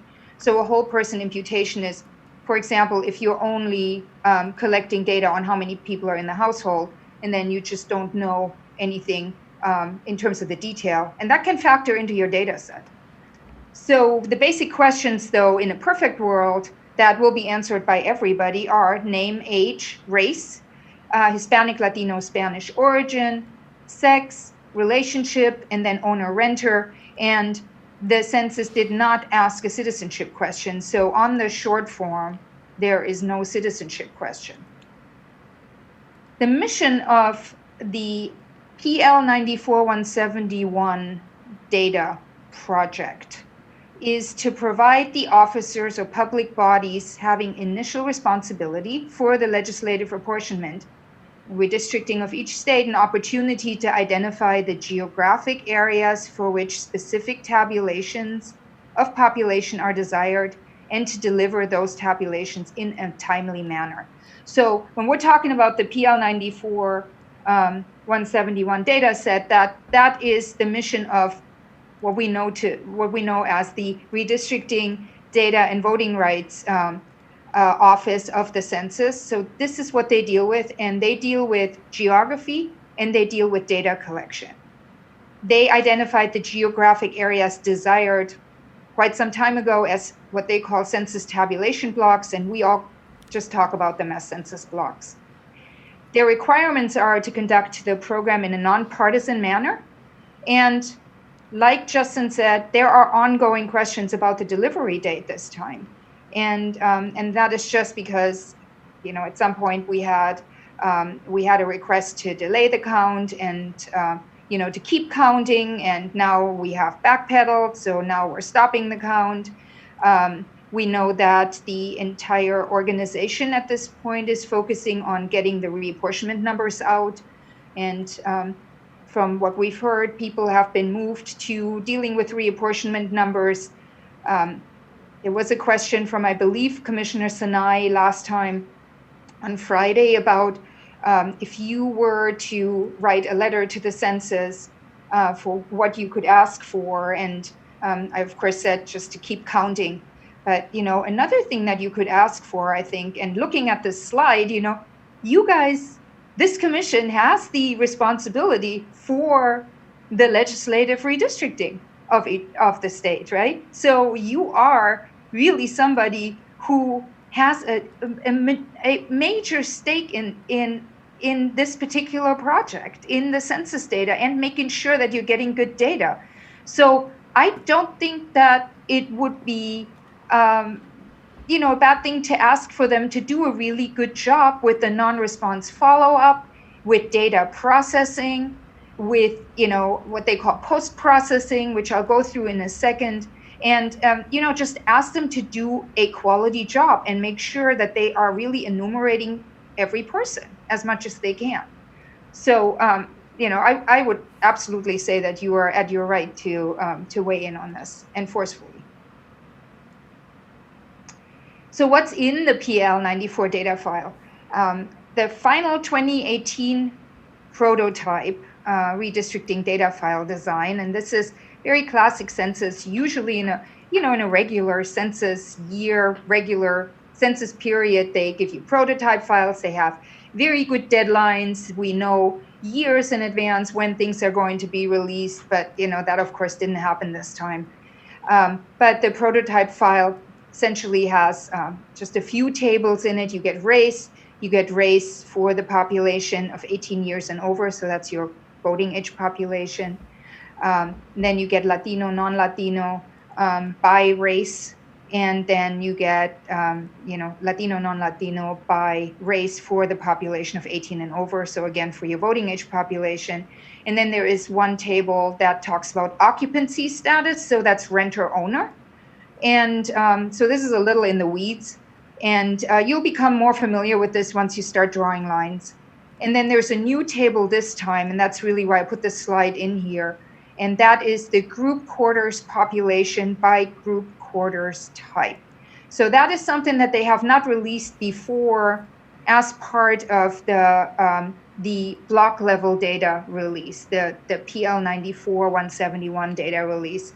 They are releasing this time for the states that have to do prisoner reallocation, because the prisons and the correctional facilities are considered to be group quarters, and so we need to know something about them so that we can then reallocate people from those to their previously known address. The group quarters table, however, does not give us all of that detail, so they don't give us, race and voting age population. They just give us the total population. Are there any questions right now about this? Yes, this is Commissioner Vasquez. Hi, Commissioner. Hi. How are unhoused people counted for the census? Yeah, as best as possible. There are various operations that have gone out. Generally, the census really works a lot with community groups to try to enumerate unhoused people. And also, as you probably know, the state of California has put quite a bit of money into supplementing the outreach for the census count, and some of those funds went into funding community groups on the local level also to ensure that the unhoused population was going to be counted. So it's been very difficult. I think this has always been a hard to count population, obviously, because that population is not necessarily in the same place for any period of time, and may not have an interest at all in participating in anything that is government required or government sponsored. So there are just a lot of different problems with it. But I would say that mostly they are that population is counted through a collaboration with community groups that are going out there. And so, sorry, as a follow-up question, I know several bigger jurisdictions do their own homeless counts. Are those available? How might, if we choose to use them, how might they assist us in some of this work, since they're probably not broken down by census tracts even, much less census blocks? Yeah, thanks for that question. I think what happens is when they're out as part of the census, they're collecting the census data, and then it goes into the count that you're going to receive. However, I think that some of the groups may want to weigh in under communities of interest, because it's not just about being counted, it's also about, as you talked about, representational goals and so forth. So you may want to engage these groups and figure out where people are and what their needs are, and see if they want to participate on that level. So I think in general, the census will capture what they can, and they will allocate people where they possibly can, so that I think that they will accurately reflect the data that they have received as much as they can. But there are just some questions about the detail in the data and whether or not they have actually received all the data about all the people that are in the state of California at this point. Does that make sense? This is Patricia. I volunteered on the point and count, not this year, but last year. And it is the whole state of California tries to figure out where homeless are on a particular night, and they do it every year. And it is pretty detailed about kind of what corner and all that. So I think you bring up a good point that when it comes time to look at communities of interest, we may want to look at the point and count data for each of the regions. Also, sorry, Commissioner Anderson in here, just a quick. I was helping out the county of Alameda, and what they were actually doing is they already had in the preliminaries, we know, particularly in Alameda, where large homeless populations live, and part of the way they were going to be counted is they had multiple different community groups accessing different, because it's big county, across the whole groups, but they were being counted in terms of where their actual groups live. So if you, on one of the slides back there in terms of where people who haven't been, the documentation is rather low, you can actually, quite a few of those areas do relate to, which would normally be just open freeways or open space, and that's actually where a lot of the homeless live. So they are being actually counted in terms of those areas. So I think the census outreach managers in each area, if they're probably already coordinating, but we can make sure that they are coordinating with the like the point and count people in terms of where all these people have been counted and whether they have not. It might be an easier catch for us. It might already been done for us, hopefully. This is Commissioner Taylor. So just so I can sum it up, so the homeless population is or isn't captured in a census block? It should be captured in the census block. It should be reflected in the census block. Thank you. This is Commissioner Akutagawa. Just two questions. One is, I know you said that the homeless is counted in the census as best as possible. If I understand what I'm hearing the other commissioners talk about, is the idea that that census number could possibly be supplemented by the point in counts, knowing that there's probably a high likelihood of a big undercount? Or is it used mostly in the context of really just trying to determine what's more of a community of interest without just really saying representation? So that's one question. And then the other question is related to the data that's in the PL 94-171 data file. I'm just kind of curious as to why occupancy status is in there. I know that the census also releases data around just occupation and other different kinds of data that can also help us to understand communities of interest. So I am just curious as to why this particular one versus the other ones, and do we take those into account as well too as we think about communities of interest? Yeah, thank you for those questions. I'm going to take the second one first and just say you and I both on that occupancy status variable. I have, as I can remember, and I may be going senile, but I have never used that particular table for districting. So I'm sure there's a good reason for why it's in there. It's not one that I have ever really found to be useful. Now, of course, that new table is going to be very, very important for us. And yes, you're absolutely right. There are really good data out there on various housing variables in the American Community Survey. But just remember, there are the PL 94 is not just for California. It's for the entire U.S. So I'm sure there's somebody who needs this particular table, and maybe somebody's used it. And if somebody wants to weigh in on that, it's possible that I'm missing something. On your first question, and I'm hoping I recall it properly, so please prompt me if I don't. I think that there are two parts to it. One is whether or not there's going to be an adjustment to the numbers that you're going to get from census, considering that we know that they are having a lot of problems right now.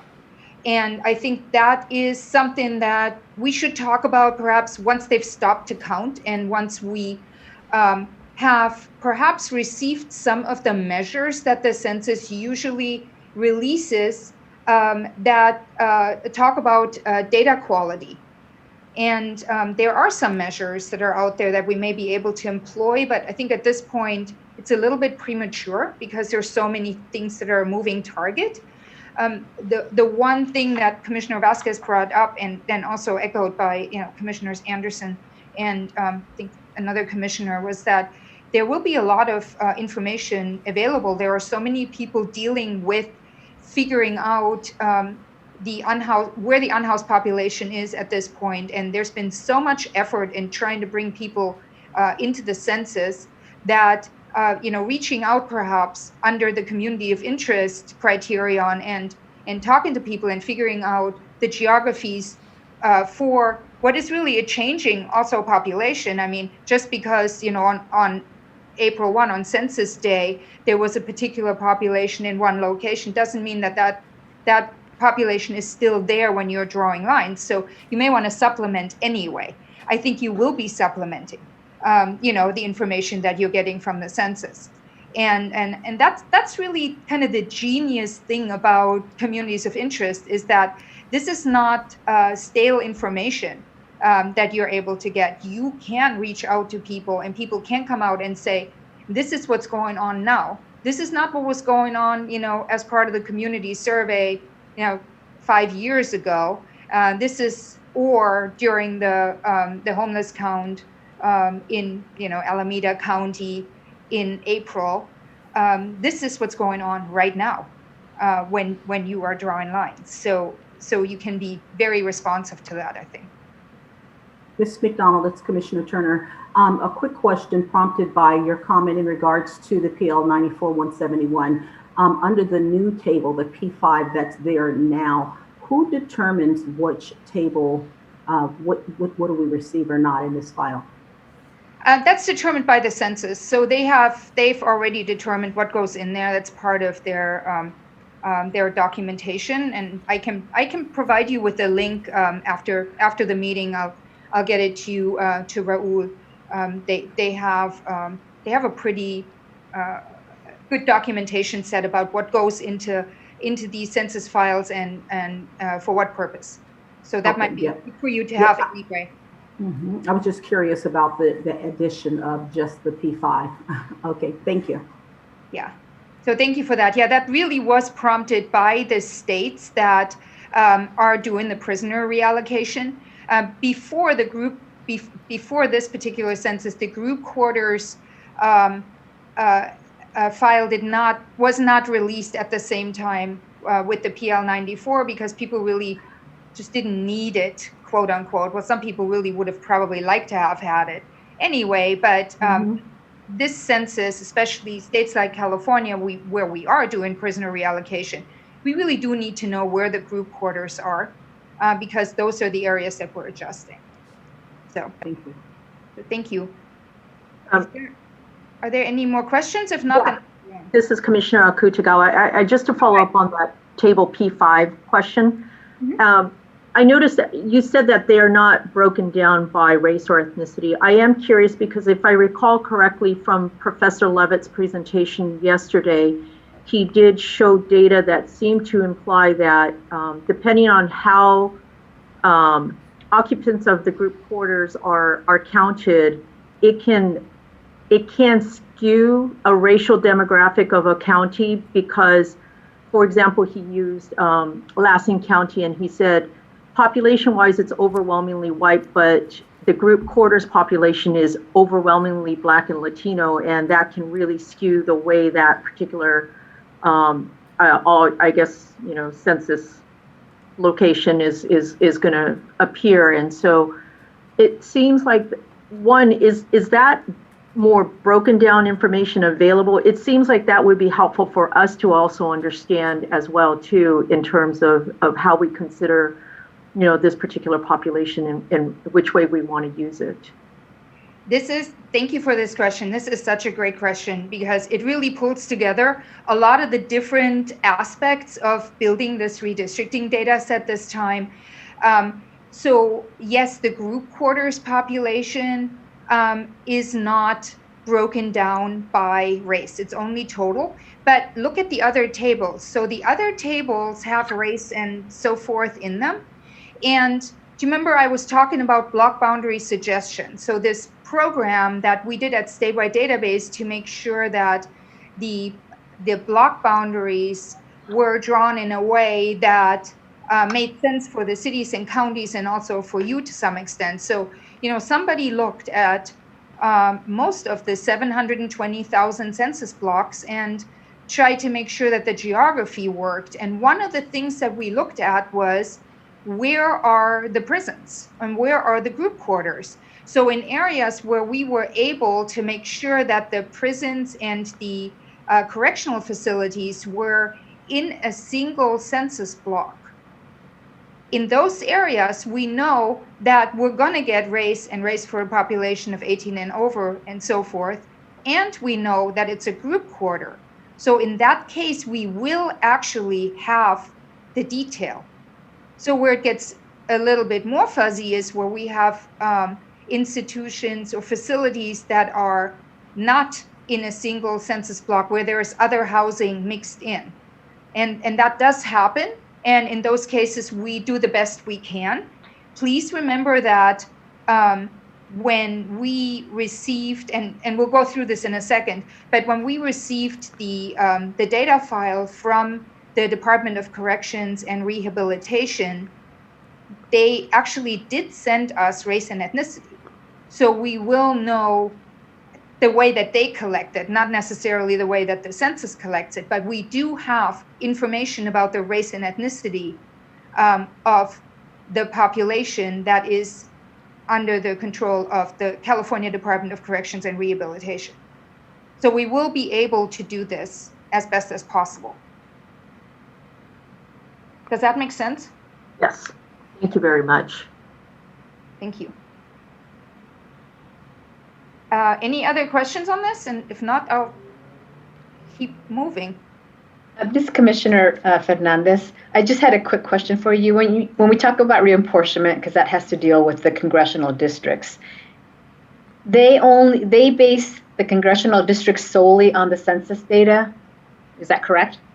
That's correct. And I'm assuming that's why there's this huge push to ensure that as many are counted from our state as possible, because we can make adjustments, but they don't make adjustments, correct? That's correct. Okay. And then the second part of that, and I might have missed it, when we're talking about corrections, when you received the information from them that had the race and ethnicity, did it also show the race and ethnicity of the counties or cities that they originally came from? Does that make sense?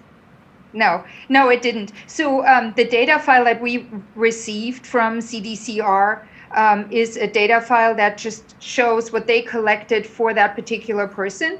And actually what they do is they have people, for the most part, and remember, this is a data set that could go really pretty far back, because some people have been there for a while. So everybody has undergone changes in, the forms that they have used and the databases that they have used and so forth. But they ask for the person's ethnicity, and then they code that ethnicity as a race. So it's a little different than what the census does, because the census asks you for your race and for your ethnicity.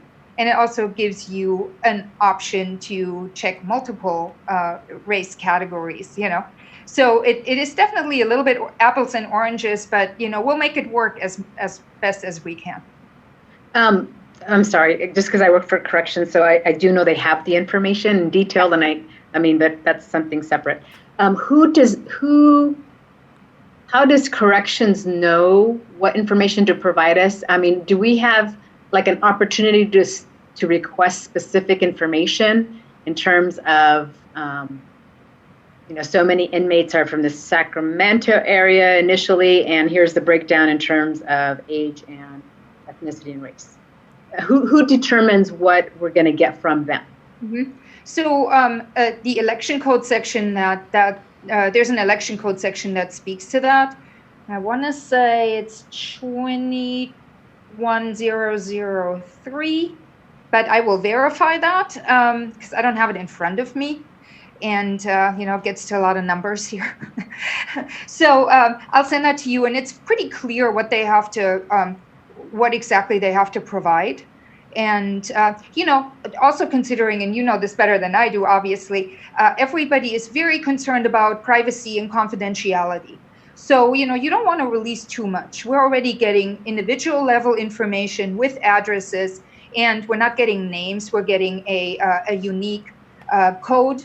And, there was definitely some back and forth. We collaboratively worked with the CDCR for quite some time to make sure that they were comfortable and were able to get us a data set that we needed for this.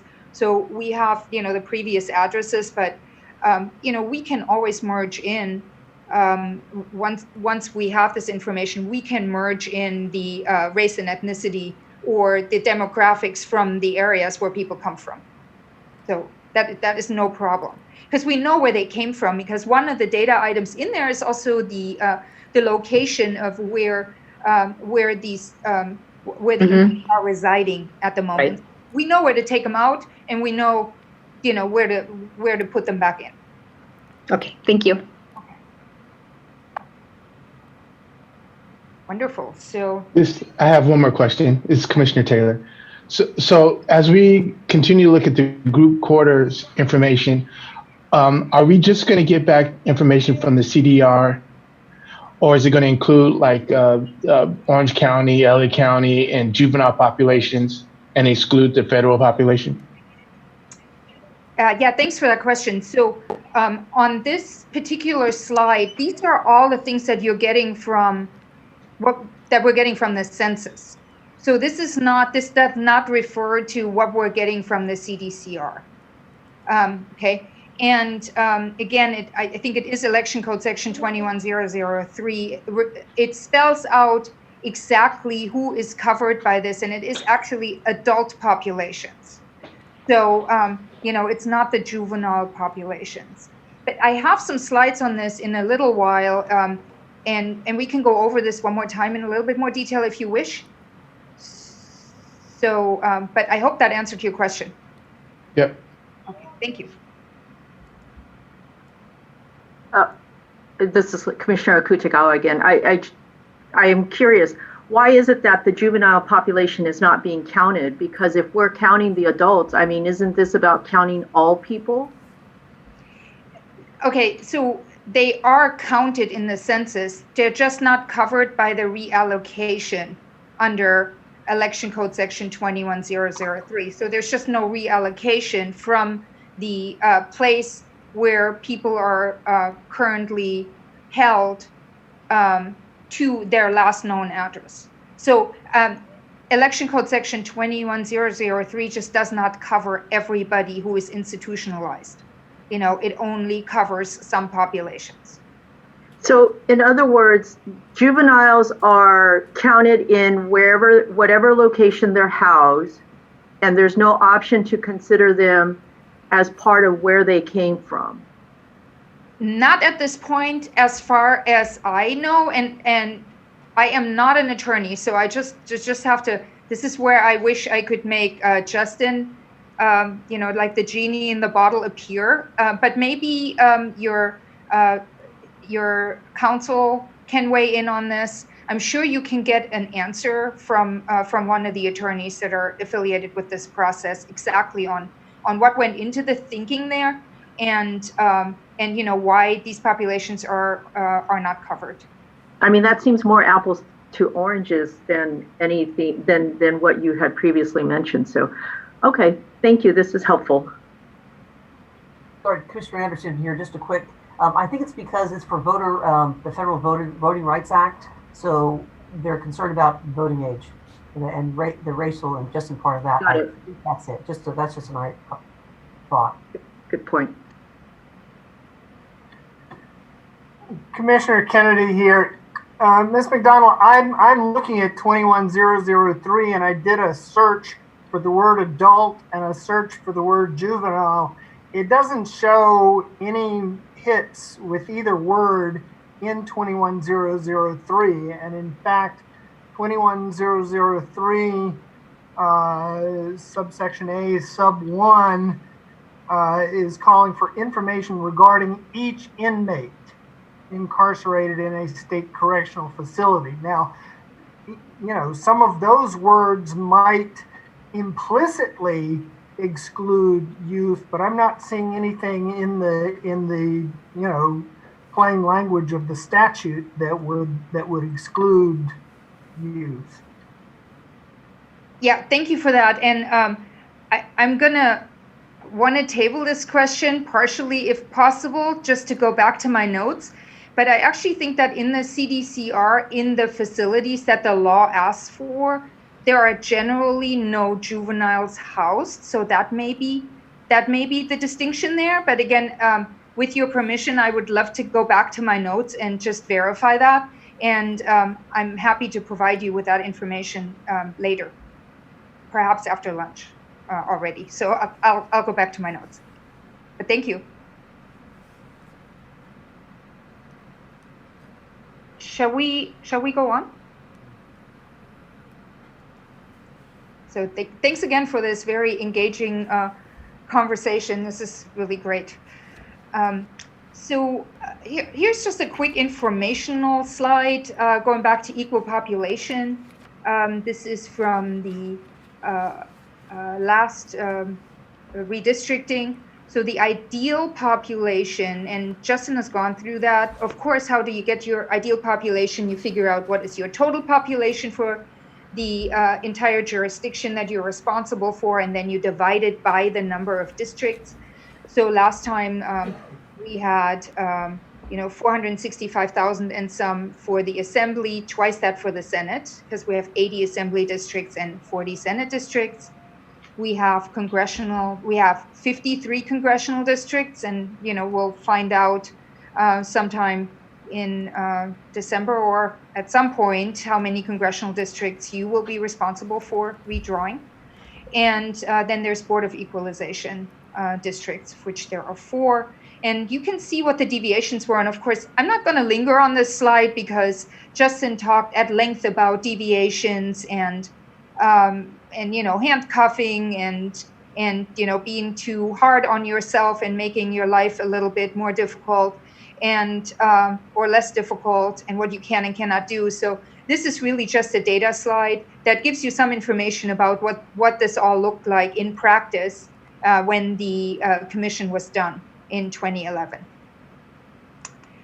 So let's go back to the census, and I'm just really glad that you're also engaged on this. This is a little bit of detail on differential privacy, which was also mentioned as a point of interest by some of you. And I have titled this slide, Protecting Privacy in Census Data. Here's a little bit of a history. So in general, the census has a great concern about the ability by somebody to reverse engineer summary data to individual responses. And I know that Jamie has talked about this yesterday in her presentation. So in this particular case, because we're talking about the PL 94-171 data set, we're talking about block level data. There's a long history of laws and court action that goes into privacy protection. So in 1952, and really is a very abbreviated history. So in 1952, the census implemented the 72-year rule, which says that there's no public release of data for 72 years. So whatever is collected, it is just a no-go. You cannot get it for 72 years, except for summary data. Again, this is individual level data that they're talking about. And in 54, there was a consolidation of the privacy laws in Title 13 of the Code. And that basically said no sharing of census results for non-statistical purposes. 58, there was a case, US versus Bethlehem. And that basically the outcome was no government access to census data for non-statistical purposes. And you can imagine what led to some of these cases. And in 76, there was a ruling that said the census director is not allowed to grant disclosure exceptions. And then in 82, they followed up with the census address lists and said that they are now protected confidential information also. So there's a really long history that goes into this. And that gets us to a general discussion of disclosure avoidance methods. And again, this is a little bit of a history. So previous censuses employed various methods to avoid disclosure of information. And just because I'm saying previous censuses doesn't mean that they're necessarily not used anymore, except for the eyeball test. I think that is probably not used anymore. So the eyeball test in 1920 basically just did exactly what it says. The census employees would look at the information and they would remove information or combine it to protect people's privacy. Then in the 70s, in the 70 census, they added suppression of whole tables to protect people's privacy in small geographic areas. So they would just not report data. Then there was data swapping. So essentially your data were collected in a particular census block, but there were perhaps not enough people in that census block or not enough people of a particular characteristic in that census block. So they would swap the data with a nearby census block so that when you aggregate it up, you still had, good and fairly, very accurate information, but perhaps on the census block level, it was not completely accurate. And then in the 2000s, they added rounding and a whole host of different coding techniques. A lot of us, data people, of course, know about and also employ oftentimes when we're using, small numbers of cases. And then that gets us to the internet. So now we have the internet and everybody's collecting data. There are so many big data sets that people can purchase. It starts with credit card information and it goes into, all these, political organizations that are collecting data on behavior. And that, of course, brought up a whole new threat level for census disclosure. And census results also were published for the first time online in 2000, also making things easier for people that want to perhaps combine data. The census then evaluated additional ways to start to safeguard data and, combining publicly available data with census data. They became very clear about that may result in a reconstruction, or as I called it earlier, reverse engineering of individual data and result in a loss of privacy. And that is the worst thing that can happen to census. That is, I think, what every census employee is worried about, is that data could be compromised. So, and then that gets us to differential privacy. So what is differential privacy? Differential privacy is the new methodology to safeguard data privacy.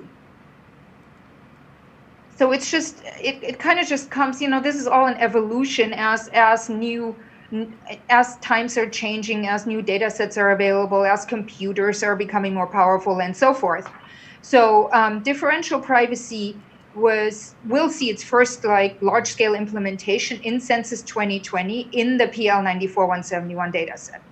And the Census Bureau is planning on using that particular privacy methodology for other data that they're releasing going forward also, but at this point they're only planning and testing on the PL 94-171 data set. What it does in a nutshell is it will inject noise into the data to prevent individual identification, and so it just makes it a little bit more fuzzy. It uses a mathematical formula to balance privacy loss and accuracy, so they're trying to just weigh the midpoint between potential loss of privacy and still maintaining data accuracy to the point where the data remain useful for the purposes for which they are collected.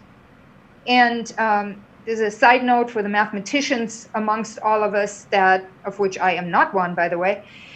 It quantifies acceptable risk at an epsilon at 0. So it uses epsilon, And epsilon at 0 means that the data are completely scrambled, so they're so fuzzy that you can't use them. And then as you move away from that, the data become basically, they move closer to accuracy, closer to usability, but also closer to the point where you may be able to identify an individual. So they are really striving for balance. And here is something that you need to really keep in mind. And this is also in light of the letter that you may be sending to census. After the differential privacy algorithms are applied, the census data go through what's called post-processing adjustments. And post-processing means that they're adjusting partial and negative numbers and so forth. Because, you know, when you're doing algorithms, you're always going to find, you know, that in this census block, there's like 0.2 people are living here. Well, 0.2 people are never going to live in a census block. It's always going to be a whole person. So they're kind of just fixing things like that. And differential privacy plus post-processing equal, or they result in what we call the 2020 disclosure avoidance methodology. But this post-processing phase is really important. The census has always done that, and under their new timeline to get the PL94 out as quickly as possible, despite the fact that they haven't really had a lot of time to work on it, they're going to cut down the post-processing phase. And that may be something where you want to weigh in and you want to say, okay, we want you guys to do a really good job on post-processing because we know you already had less time to count. You have a more difficult environment in which to count. And there are just so many factors that came into the census process this time that even if you do stop counting, which we don't want you to do, please pay attention to the post-processing and give census employees enough time to go through the post-processing phase. So back to differential privacy, and then I'll stop after this slide again for some questions if you have any. The census did release a test data set for the, by which what they did is they used the 2010 census data and they applied the differential privacy algorithms to the 2010 PL94-171. And then they put that data set out and they asked user groups to provide feedback. And there was a really interesting meeting that's also online. You can watch it. It was the National Academy of Science Committee on National Statistics. They had a workshop in December of 2019. That is one of them. And actually, Justin was one of the presenters on that. And there are some really smart people talking about differential privacy and the issues that they had with the algorithms. And based on the feedback from the user groups, from this particular workshop and so forth, the methodology is still being refined and there is more internal testing happening. Actually, let's look at 2 more slides really quickly and then I'll break, if I may. So this is a really quick one. This is from the Caliper Corporation, and again, I have to thank Justin for suggesting that I use these 2 slides. So Caliper is the company that makes the redistricting software that is very widely used in drawing lines and aptitude, and they put some slides onto their website after this particular data set, the test data set, was released. And what it shows is that in large areas, this methodology, this differential privacy methodology, probably has minimal effects. And that is because, you know, things just kind of aggregate up. So injecting noise, if you are at a larger unit, like a congressional district, which is what this is looking at, you don't really have that much of a difference. So you're seeing that there are some differences that are like negative 271 numbers. So this is comparing the PL94 from 2010 that just employed different privacy, privacy protections to using differential privacy. And I should say that this is an older data set. They have already refined the data set that this map was based on because they are working out the kinks right now. on this methodology, but this is a good kind of a first look at what this may do. So on a larger area, you don't see that many differences. But when you're looking at smaller areas, you will see that it actually creates a small area bias. So what this particular map is showing is the increase in rural populations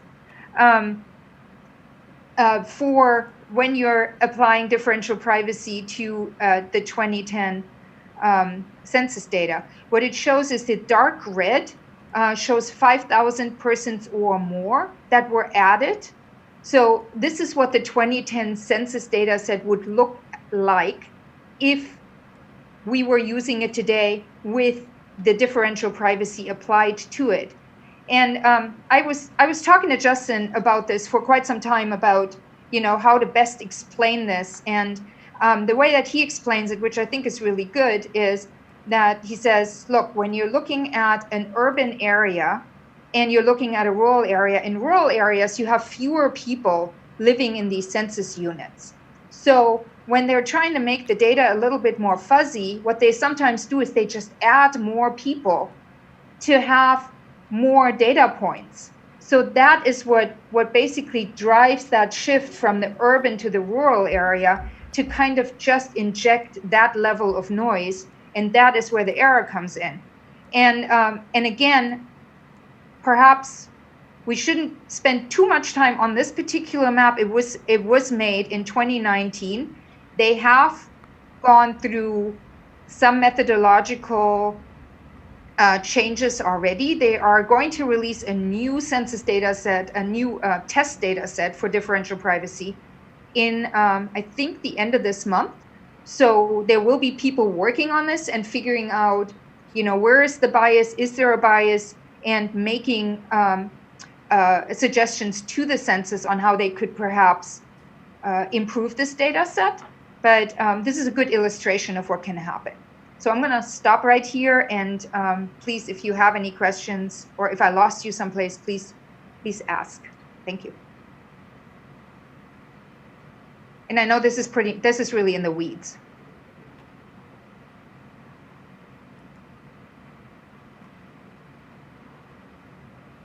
So this is, so if I'm understanding what you're saying, I just want to say it out loud. What you're saying around this small area bias, if I understand you correctly, it means, or it implies, that there are more people in these rural areas, which then inflate essentially the numbers of people in those areas, of which then apportionment is being done, and then later what redistricting is going to be based on. Yes, so I think for the states, they're keeping the populations total, so I don't know that it would necessarily affect apportionment.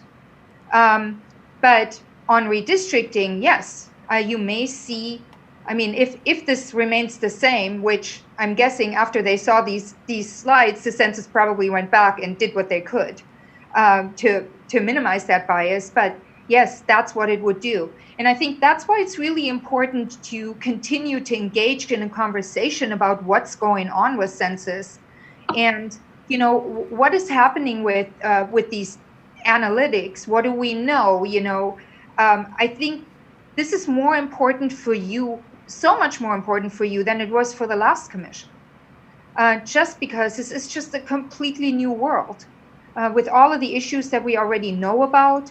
And then, you know, these factors come in. So you might consider, you know, having, I don't know, a working group or a subcommittee, or, you know, as you decide to organize yourselves, that gets regular updates about these things. Because you probably don't want to be charged with being the person that, or being the commissioners that know everything about this. And there's certainly people that know more than I do about this. But there's so many different aspects to this. It might be really good to get regular updates on where this is going and what we know.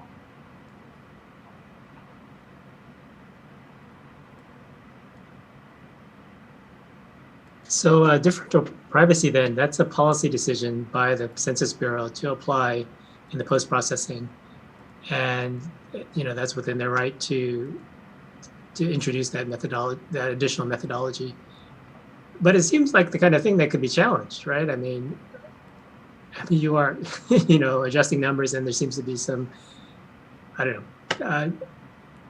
We'll get the numbers we get from the Census Bureau. I mean, that's the end of the story. I guess it's between now and then that you're saying we can weigh in and should weigh in.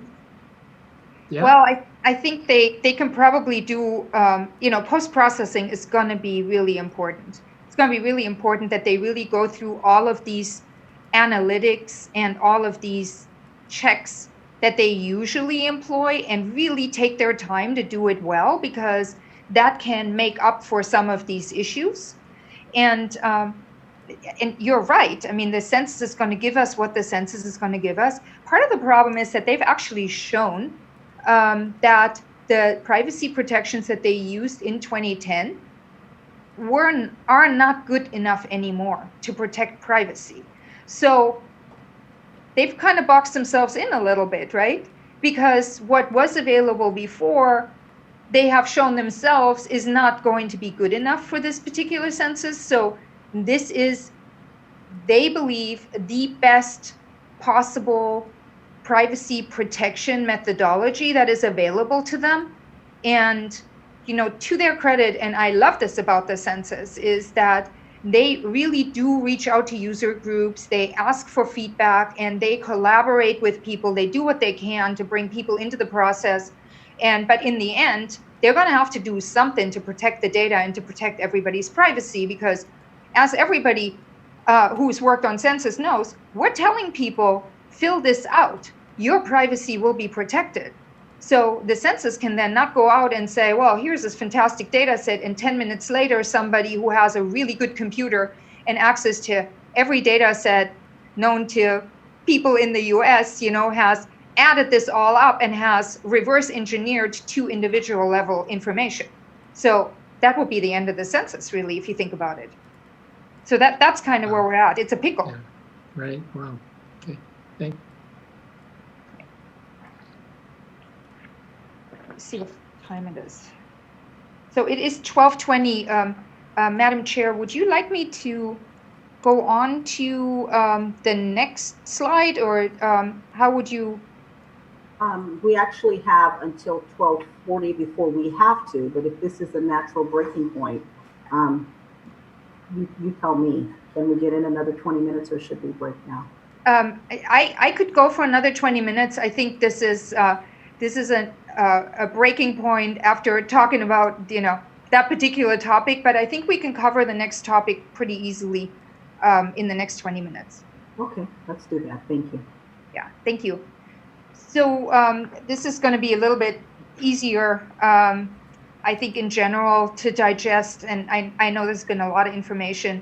Again, part of why I tried to be very explicit with this PowerPoint was that I know that you have access to the PowerPoint, and you can go over it later, it gives some information that perhaps wasn't all that clear. I am always available for questions to you via email, any which way you want to get it to me through your staff, and happy to provide additional explanations or provide you with more information. So Criterion 2, Federal Voting Rights Act, and the American Community Survey. So this is, of course, something that you've already heard something about. This goes back to Friday's presentation. And the American Community Survey, again, here we have a little acronym, ACS. It replaced the long form starting in 2005. If you know the long form, you belong to my kind of people, the older group of the population. And 2010 was the first short form only census. The ACS, the American Community Survey, is conducted monthly. And so the way to think about it is that there are 300,000 or 250,000 rather households that are contacted every month in the United States, and they answer a lot of questions. It's released yearly, and the collected data include things like educational attainment, income, housing costs. We talked about this earlier. disability status, employment, and more. And it collects data on citizenship. So not on the short form, but rather on the American Community Survey. And that data set releases citizen voting age population, or CVAP. Quickly back to Friday's presentation then. The census, just to remind you, the census has published a special tabulation for citizen voting age population since 2011. This was a request by the US Department of Justice. And that data set, the CVAP special tabulation data set, is based on the 5-year data collection of the American Community Survey.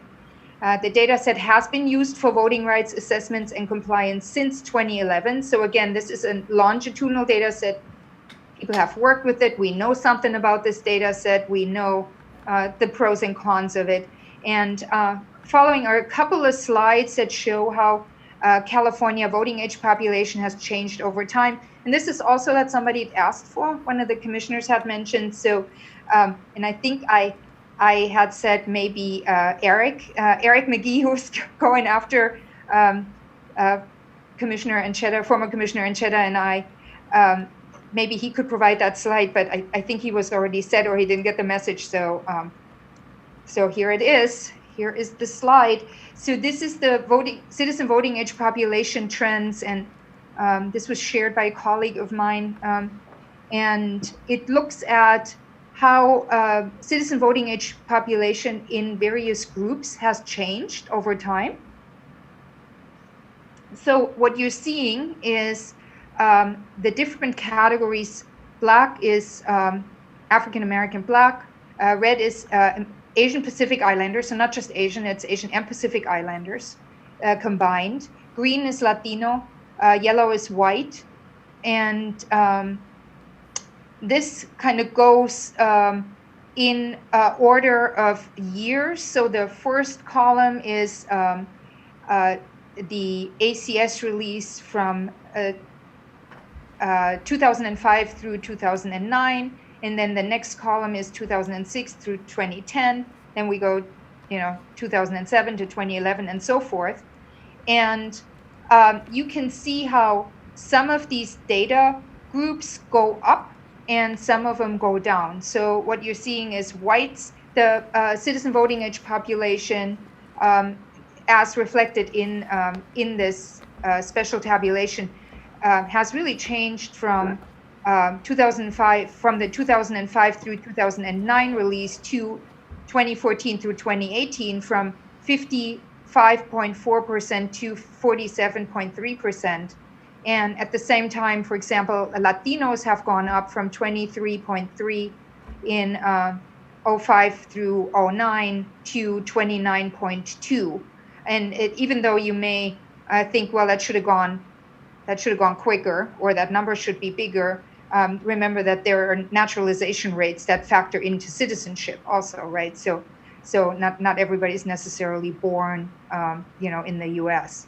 And then you've seen that the API, Asian Pacific Islander population group, has also gone up from 12.3% in 05 through 09 to 14.8% from 14 in the 2014 through 2018 data set. So it's an interesting slide, and it just kind of shows you that even when you're looking within 1 year, you're seeing an increase. And remember when Justin was talking about the 50%, how 50% really matters, and 50% in CVAP matters in California when you're drawing Section 2 Federal Voting Rights Act districts. So a little bit of an increase can really make a big difference in whether or not you actually have a district that could constitute a Section 2 district.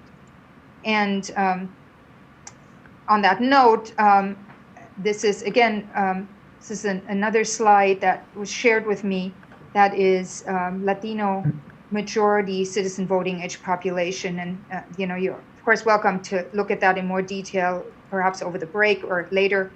And it shows the currently drawn districts So the left column is the assembly districts, and there is the Senate districts and the congressional districts. So these are some of the districts and how they've changed. So for example, Assembly District 30 on the upper left corner, it's highlighted in dark green. When it was drawn, it had 44% Latino CVAP. But if you're looking at the American Community Survey from 2014 through 2018, you see that that district now is at 51% Latino CVAP. So that's a pretty significant increase, and it just kind of shows how this really matters, how these trends matter. And it's good to have a data set that shows you the population over time, because you can also see where it's going.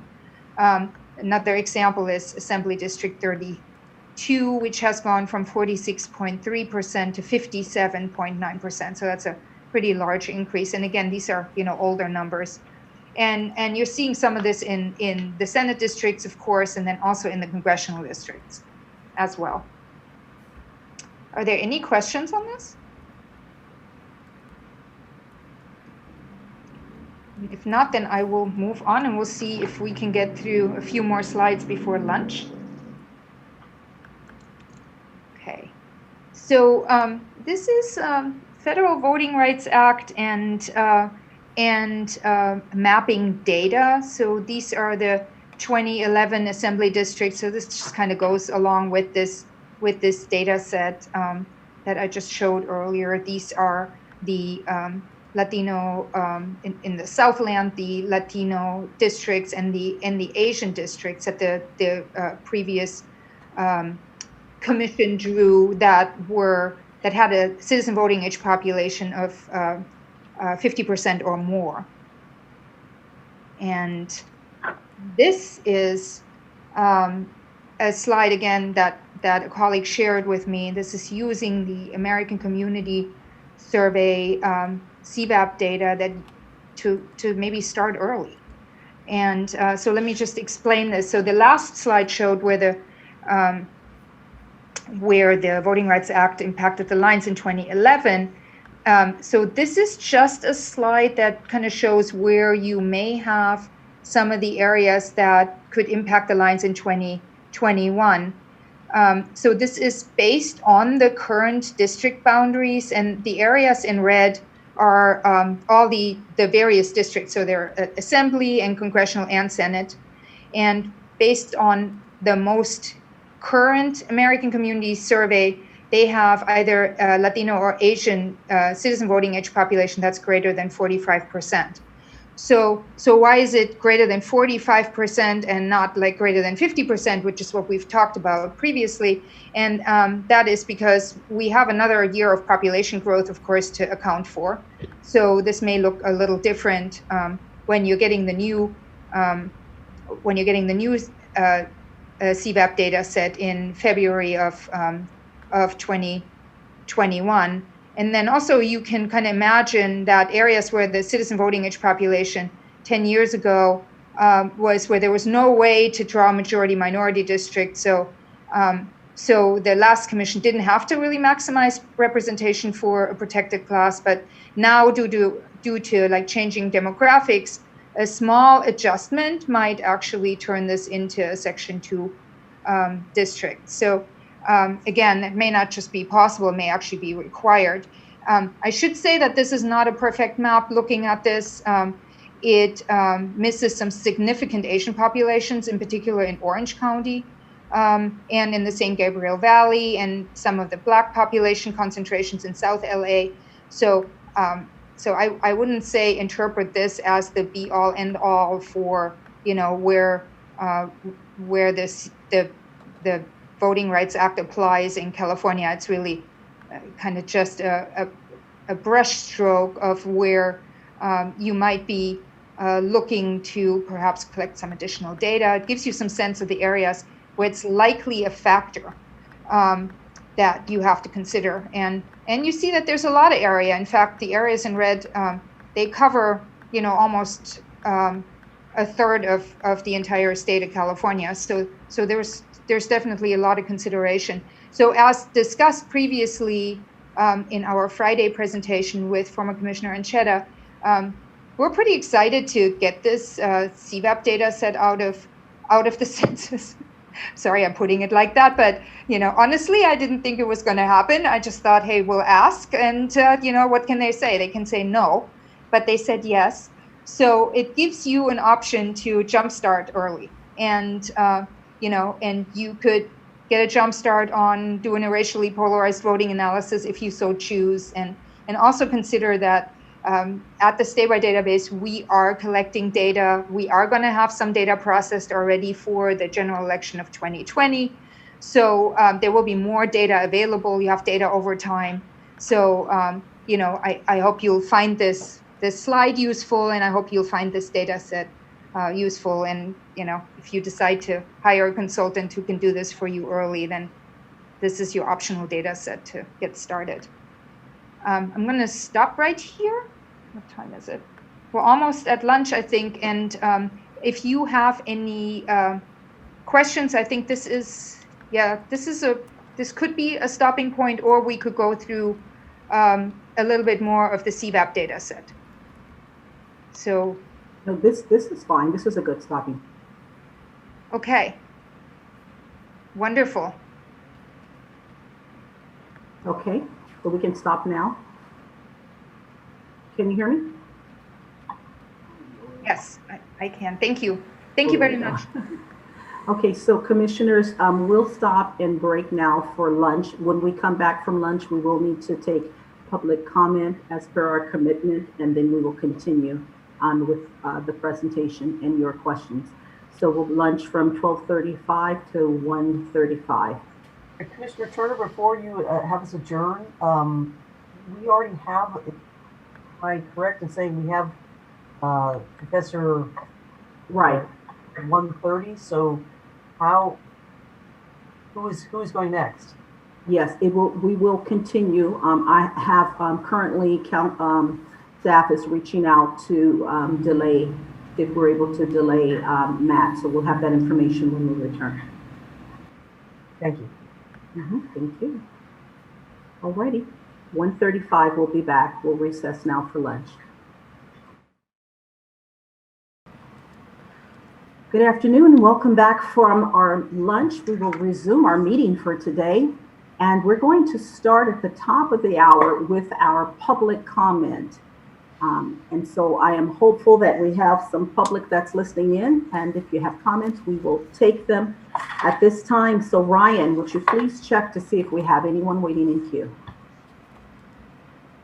Yes, as a reminder, please press 1, then 0 if you wish to make a comment. 1, 0.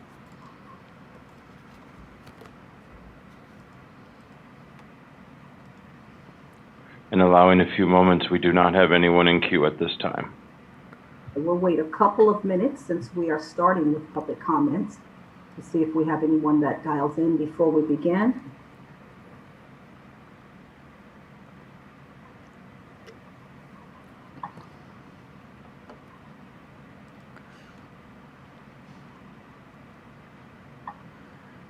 Bro, I'm just seeing your response. Yes, please check.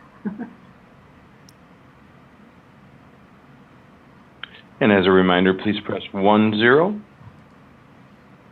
If you wish to make a comment, 1, 0.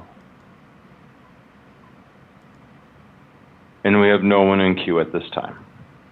Okay, thank you so much. Ms. McDonald?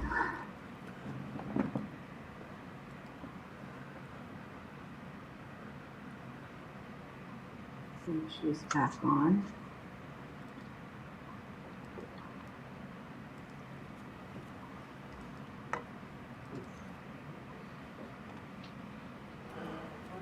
We haven't seen her come back just yet. Okay. Chair. Okay. Well, okay. Thank you. Then let's make good use of the time. Which agenda item? Let's see here that we think we could get through quickly.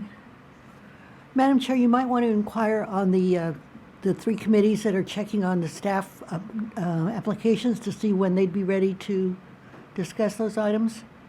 Perfect. Let's see, so for application review, we have Kennedy and Fernandez for the executive director, Toledo Anderson for council, and Taylor Vasquez for communications. What say you? When will you be ready? Commissioner Fernandez? Commissioner Kennedy and I discussed the applications this morning, and we're going to have another discussion tomorrow morning before our regular meeting. So we should be able to have that discussion with the full commission tomorrow for the executive director. Perfect. Or what about council and communication? So we're meeting this afternoon. We've read the resumes, we've looked at the guidance, and we'll have a conversation, and we hopefully will be ready for tomorrow. I believe we will. Perfect, and that's for council. That's for council. Then, thank you. And for communication, will tomorrow work as well, or what are we thinking? Yes, we are ready. We've discussed. Outstanding.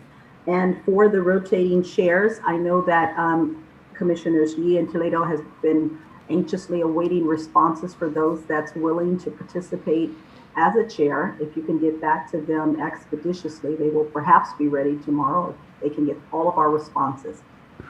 Outstanding. And then we also had, and I think Juana, you spoke earlier, Commissioner Lamont. Just a quick clarity question on that. My understanding was that we just needed to respond if we did not want to be in the rotation. Is that correct? Or are you supposed to respond either way? Commissioner Yee? The first way, respond only if you do not want to be in the rotation. Thanks. Okay, perfect. Thank you for the clarification. Okay, so after today, whatever you receive, I think you'll be ready to rock and roll with who did or did not respond. Thank you. Excuse me, Chair. I just got a message that we do have some public comment waiting. Oh, perfect. If you want to resume Ms. that. McDonald, we'll resume public comment, and then we'll go into the continuation of your presentation. Thank you. Yes, Ryan, we're ready for public comment. Okay, and if you please spell your name after I open your line. Our commenter is Abby Morales. Please go ahead. Hi, sorry, Gabby Morales, G-A-B-I, and Morales, M-O-R-A-L-E-S. Thank you, welcome. Hi, thank you. Sorry about that. It took a while to ring me in. So as I said, my name is Gabby. I called last week during Mr. Johnson's presentation on behalf of the LGBT community. And I wanted to thank Ms. McDonald for clarifying and correcting the role of communities of interest in the redistricting process. Mr. Johnson suggested giving priority to communities legally defined or defined by governmental data sources. However, this would create an explicit and implicit bias against the other communities. The LGBT community knows all too well the discriminatory effect this can have. For example, to date, the Census Bureau has not included information on sexual orientation. If this commission gives preference to communities based on the availability of ACS data, it will have the effect of creating a bias against our communities. LGBT communities are often long-standing, vibrant, and easily identified. However, due to a history of discrimination, government officials have often lagged in granting official recognition. Even in progressive Sacramento, Lavender Heights, which was founded in 1983, wasn't officially recognized by the city until 2015, despite extensive public testimony on its importance. Had the last commission favored governmentally defined communities of interest, would this neighborhood have been split? So, thank you, Ms. McDonald, for highlighting that fair representation isn't a math problem. It isn't a golf score where every split is equivalent, as was suggested last week. Splitting a community of interest defined by the community itself, especially a community that has long struggled for fair representation, can be vastly more harmful to voting rights than splitting a city with seemingly random boundaries that most residents probably don't even understand. I urge the Commission to use the extra time granted to you to gather information on all the proverbial building blocks and not diminish the critical role of public testimony just because it is harder and more challenging than some demographers may prefer. Thank you so much. And thank you for your comment, Gabby. Thank you. Next caller, please. And we have no further in queue at this time. Okay, thank you so much. Ms. McDonald will continue, please.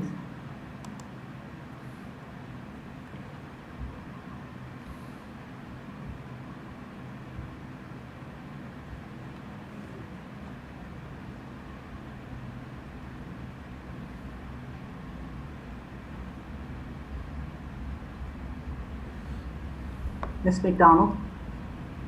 Oh, you're on mute. I'm sorry, I was trying to get this screen to share, and my apologies. I understand you were looking for me, and I wasn't quite on. I was trying to evict my two four-legged furry co-workers from this room because they can be quite opinionated, and so my apologies for that. No worries, we used the time expeditiously.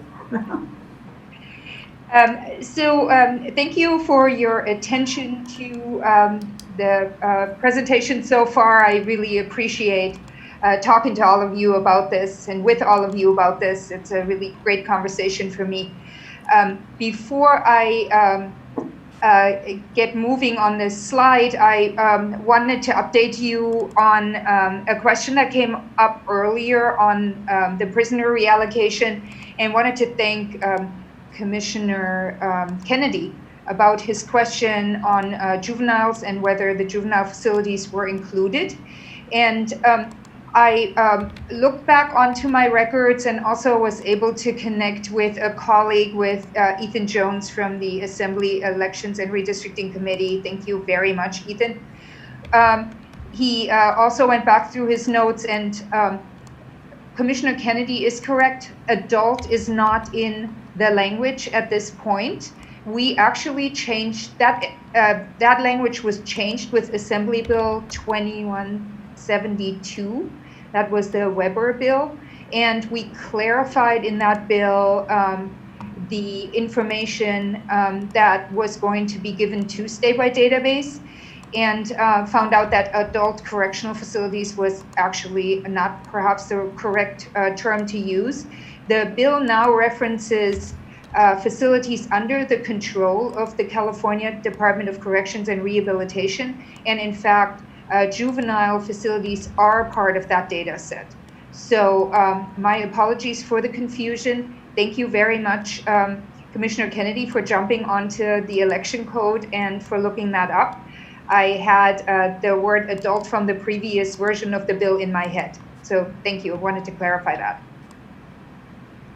Wonderful. Thank you for checking and getting back with that response. Thank you. Absolutely. Thank you.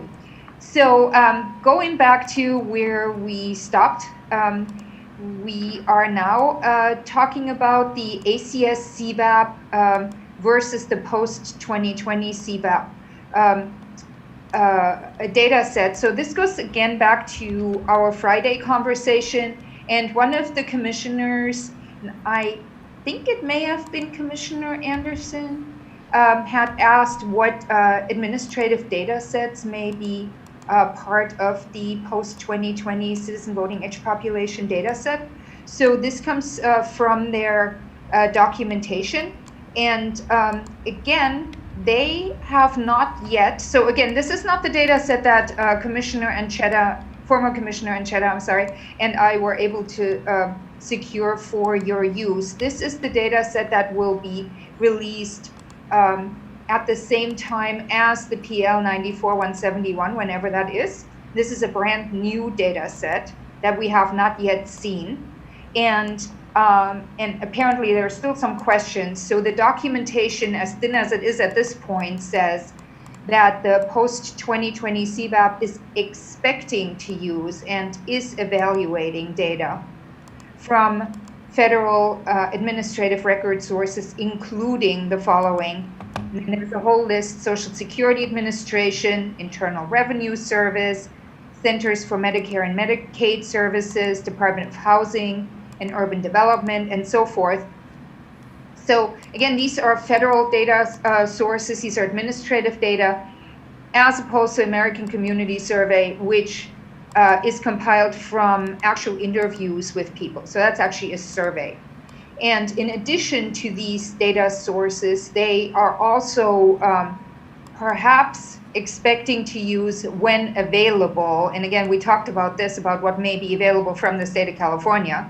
The answer is probably not much. Temporary assistance for needy families, low-income home energy assistance program, and state driver's licenses, and so forth. So that is in response to the question that was asked on Friday.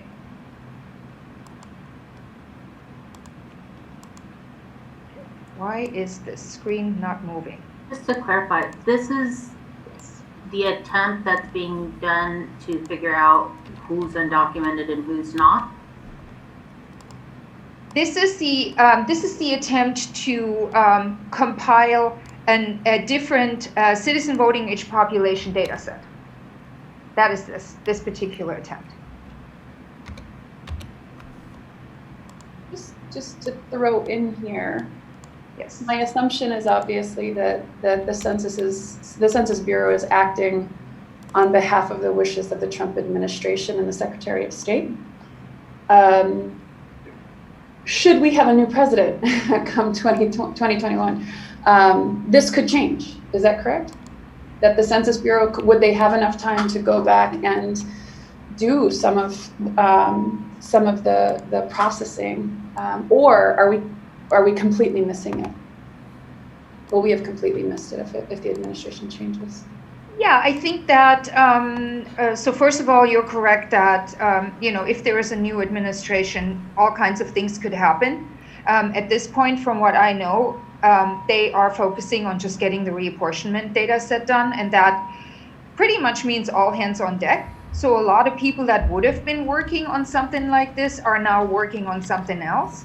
I would say that if there is a change in the administration, I think it's a pretty good guess that some things could happen that perhaps at this point are not happening, including perhaps doing more post-processing and perhaps extending the timeline.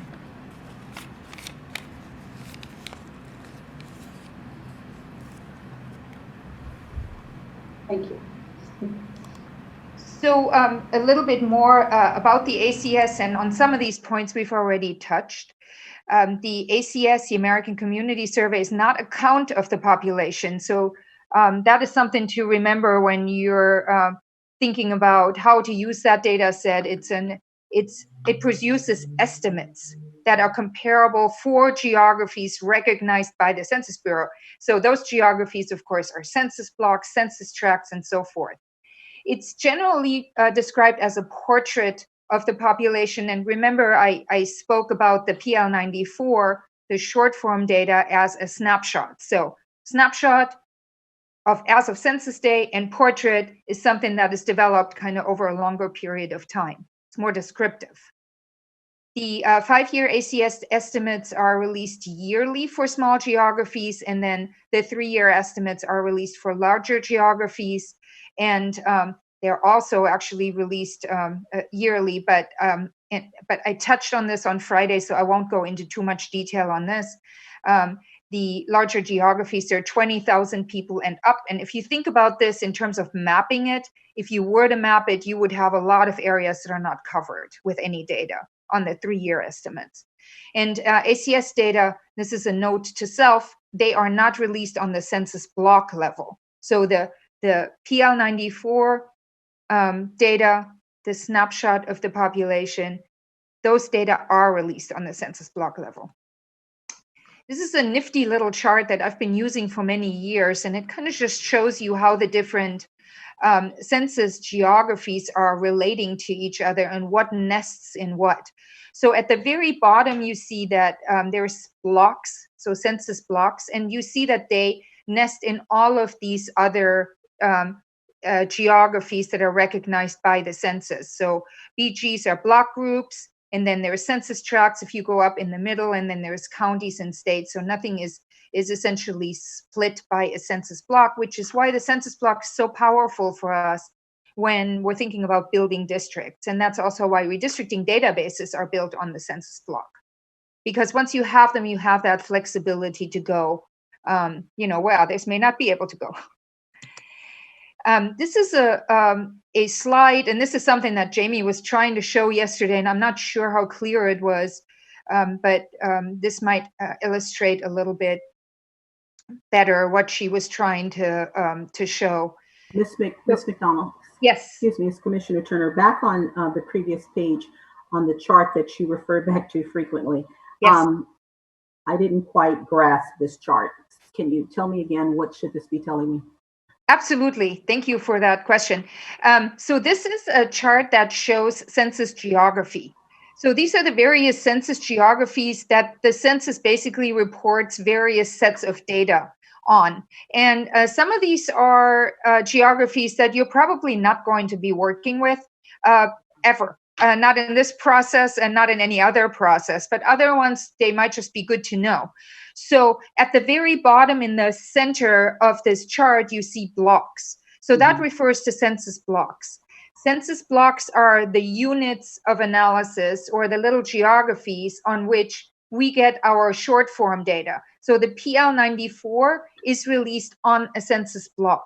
So you are getting particular information about how many people, what's the race and ethnicity, what's the voting age population on the census block. And just to refresh your memory, we have about 720,000 census blocks in the state of California. So that's a lot of, or say, if you're working on a map, that's a lot of clicking. If you have to just select every census block at the same time, carpal tunnel, here's your chance. But census blocks also nest in larger units of analysis, for example, block groups. So block group, as the name suggests, of course, is a group of blocks that are put together, and some data are released on the block group level. So for example, from the American Community Survey, sometimes you get data released on the block group level. And then there are yet other surveys or other data sets from the census or other tables from the census that are released on what's called a census tract. So blocks nest in block groups, they nest in census tracts. So all of these, anything that you do on the block can be aggregated to larger units, which also means that you can then kind of use these larger units, use those first, so you don't click 720,000 times. You take a census tract and you throw that into your district, and then you can from there go to like the smaller units because it all nests and it all perfectly lines up. Thank you. And I think I guess the thing I was wondering about is the lines going off to the right and left. I get the straight up line and how they nest in one another. Is there something we do with the other ones? Yeah, well, some of the other ones might be interesting to you. I mean, one of the ones, if you go up to the left, you see school districts. So these are the outlines of the school districts, for example, and the census also collects those in their geography. And that, by the way, is also a program that we worked at through Statewide Database. It was the school district boundary review program to make sure that the census had accurate statistics available. But generally speaking, this is really just an informational chart. And I wouldn't want you to think that, you need to know everything that's on this chart. If you look to the right, if you follow the block line to the right, you see this term places. And places, those are basically cities. So that's the census term for cities in certain areas that function like cities. And what this shows you is that blocks also nest in cities. So if you take a whole city and you put it into your district, because you need to take cities, you have to keep cities and counties together, you can be sure that you're not splitting a census block when you're doing it. So that's the nifty thing about this chart, is it just shows you what nests in what, and it also shows you what perhaps does not nest in what. And you see that there is no line from census tracts to city, and to places. So that's a good one to know, because census tracts can actually spill over city boundaries. I see it. Okay. So, thank you. Yeah, that's why I like this chart. I just think it's handy. I got it. Thank you. Sorry, Ms. McDonald, just a quick question here. On the American Community Survey, you say that data is not released on the census block level, but some parts that are on block groups, some are census tracts. Could you at a later point maybe give us like a little chart similar to something? I mean, not just charts are really handy. So could we have a little chart about from the American Community Survey, what data is based on what small group? Does that make sense? Certainly, that does make perfect sense. And yes, I can supply that for you, probably not today, but we'll put something together for you. Great, thank you very much.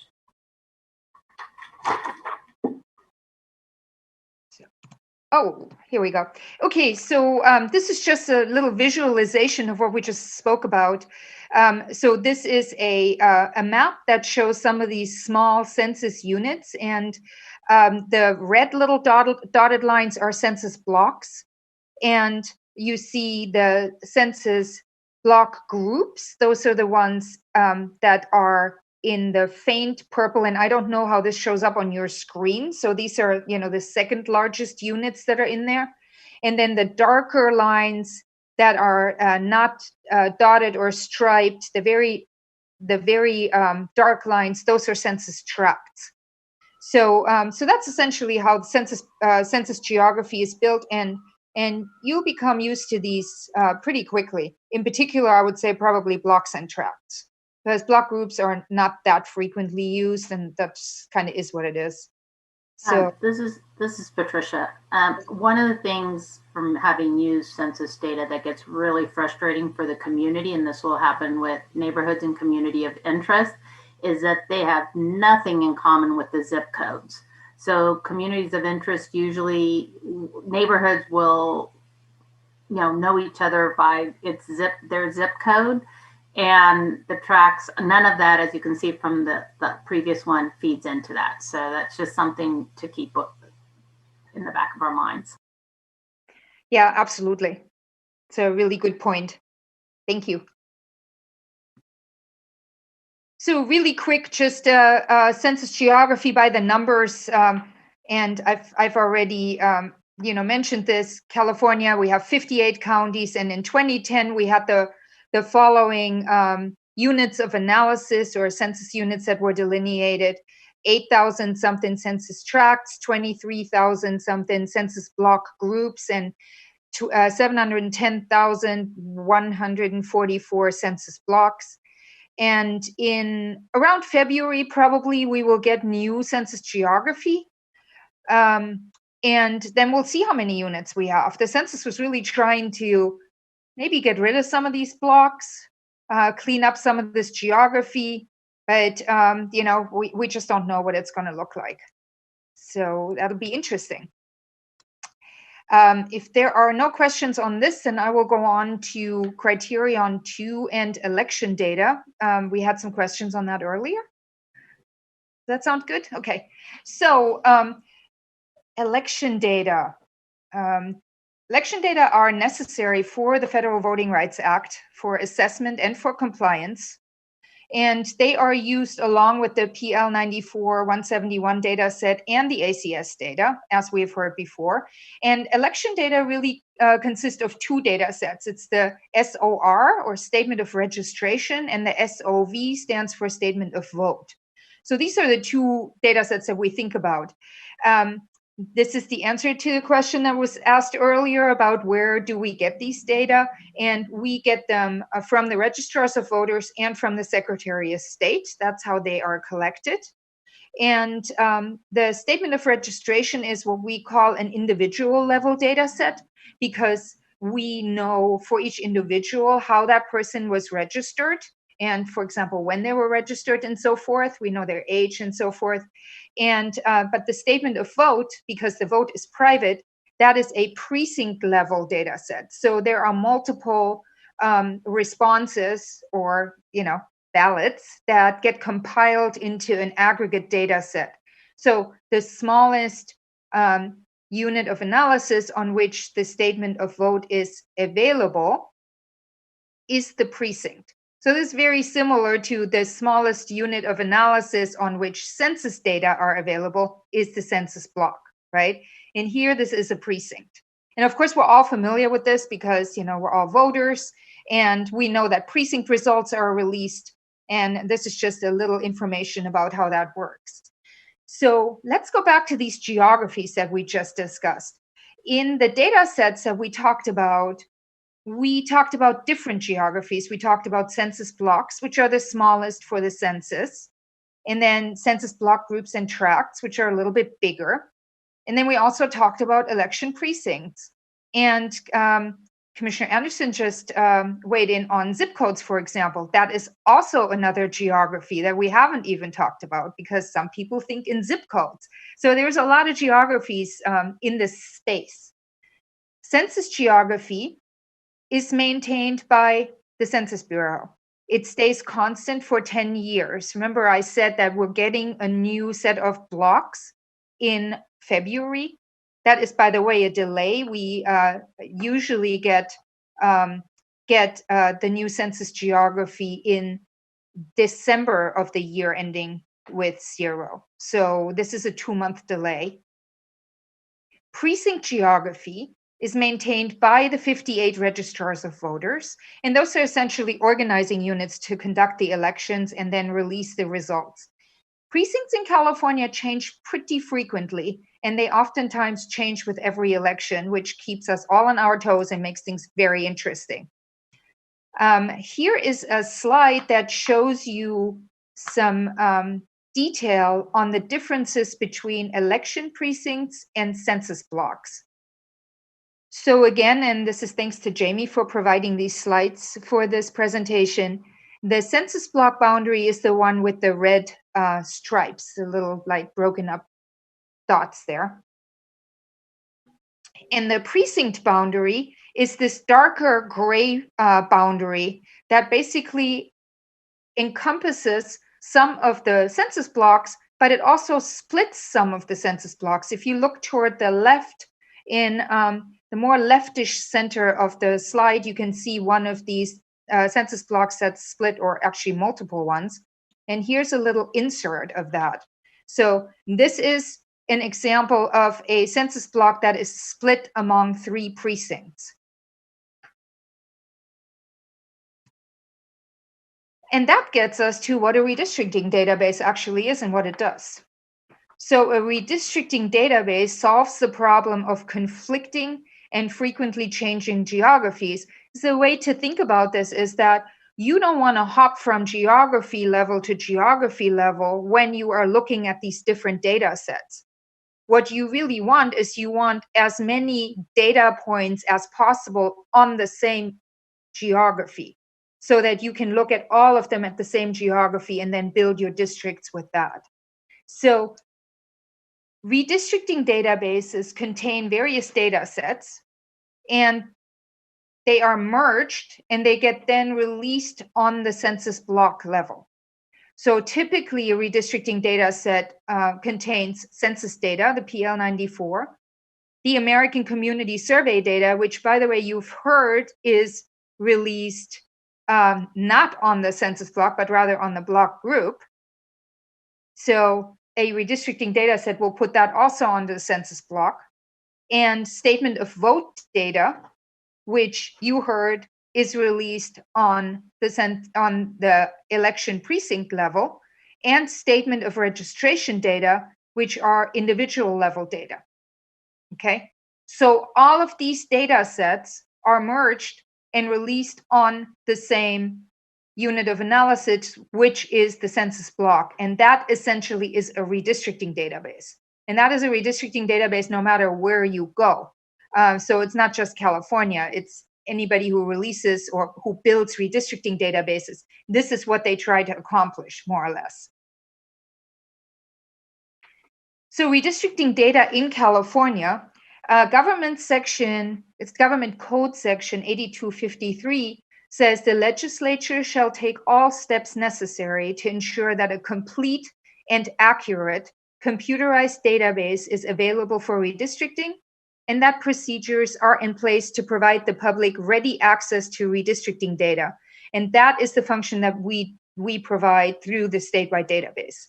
But please also, this is something that I would not have highlighted 10 years, but today I'm going to highlight it, and this is the complete and accurate piece, I mean, we do what we can, but, when part of your data set is census data, then the accuracy at this point is definitely something that keeps us up at night. And that's partially also why I am one of the people in California that's so involved with kind of finding out what's going on with census and, with what goes into the census. So the statewide database, and this goes back to the question that Commissioner Sinai asked at the very beginning of my presentation. The statewide database is a redistricting database for the state of California. We are located on the UC Berkeley campus. We're part of Berkeley Law. And what we provide to the public is a longitudinal data set that goes back to 1992, actually. Usually redistricting databases span 10 years, but we have data back to 1992. In the early years, not necessarily complete, but in the later years, they are definitely complete. And I think at least one of you has worked with statewide database data, so you probably know this. Commissioner Sadwani, yeah. So it is a public, nonpartisan, free of charge data set, and it's available in different formats, and it provides data and geography for the entire state of California. It's become a little bit more popular in the last years since the California Voting Rights Act was implemented. We really, until people started to really en masse start going from at-large to district elections during non-redistricting years, it wasn't that busy. But now that everybody's going to, or a lot of people are going to district elections, we're definitely seeing more web traffic, not foot traffic, but web traffic. Just to give you a quick overview of our data, we start with the PL 94-171. We have statement of vote data from statewide elections, so not local elections, unfortunately. At this point, though, one can hope that may be something that we will be able to incorporate in the future. And I have my fingers crossed that might actually happen. Statement of registration data from statewide elections and American Community Survey citizen voting age population data, precinct data, and geography. So we have a really big section of just geographies for mapping.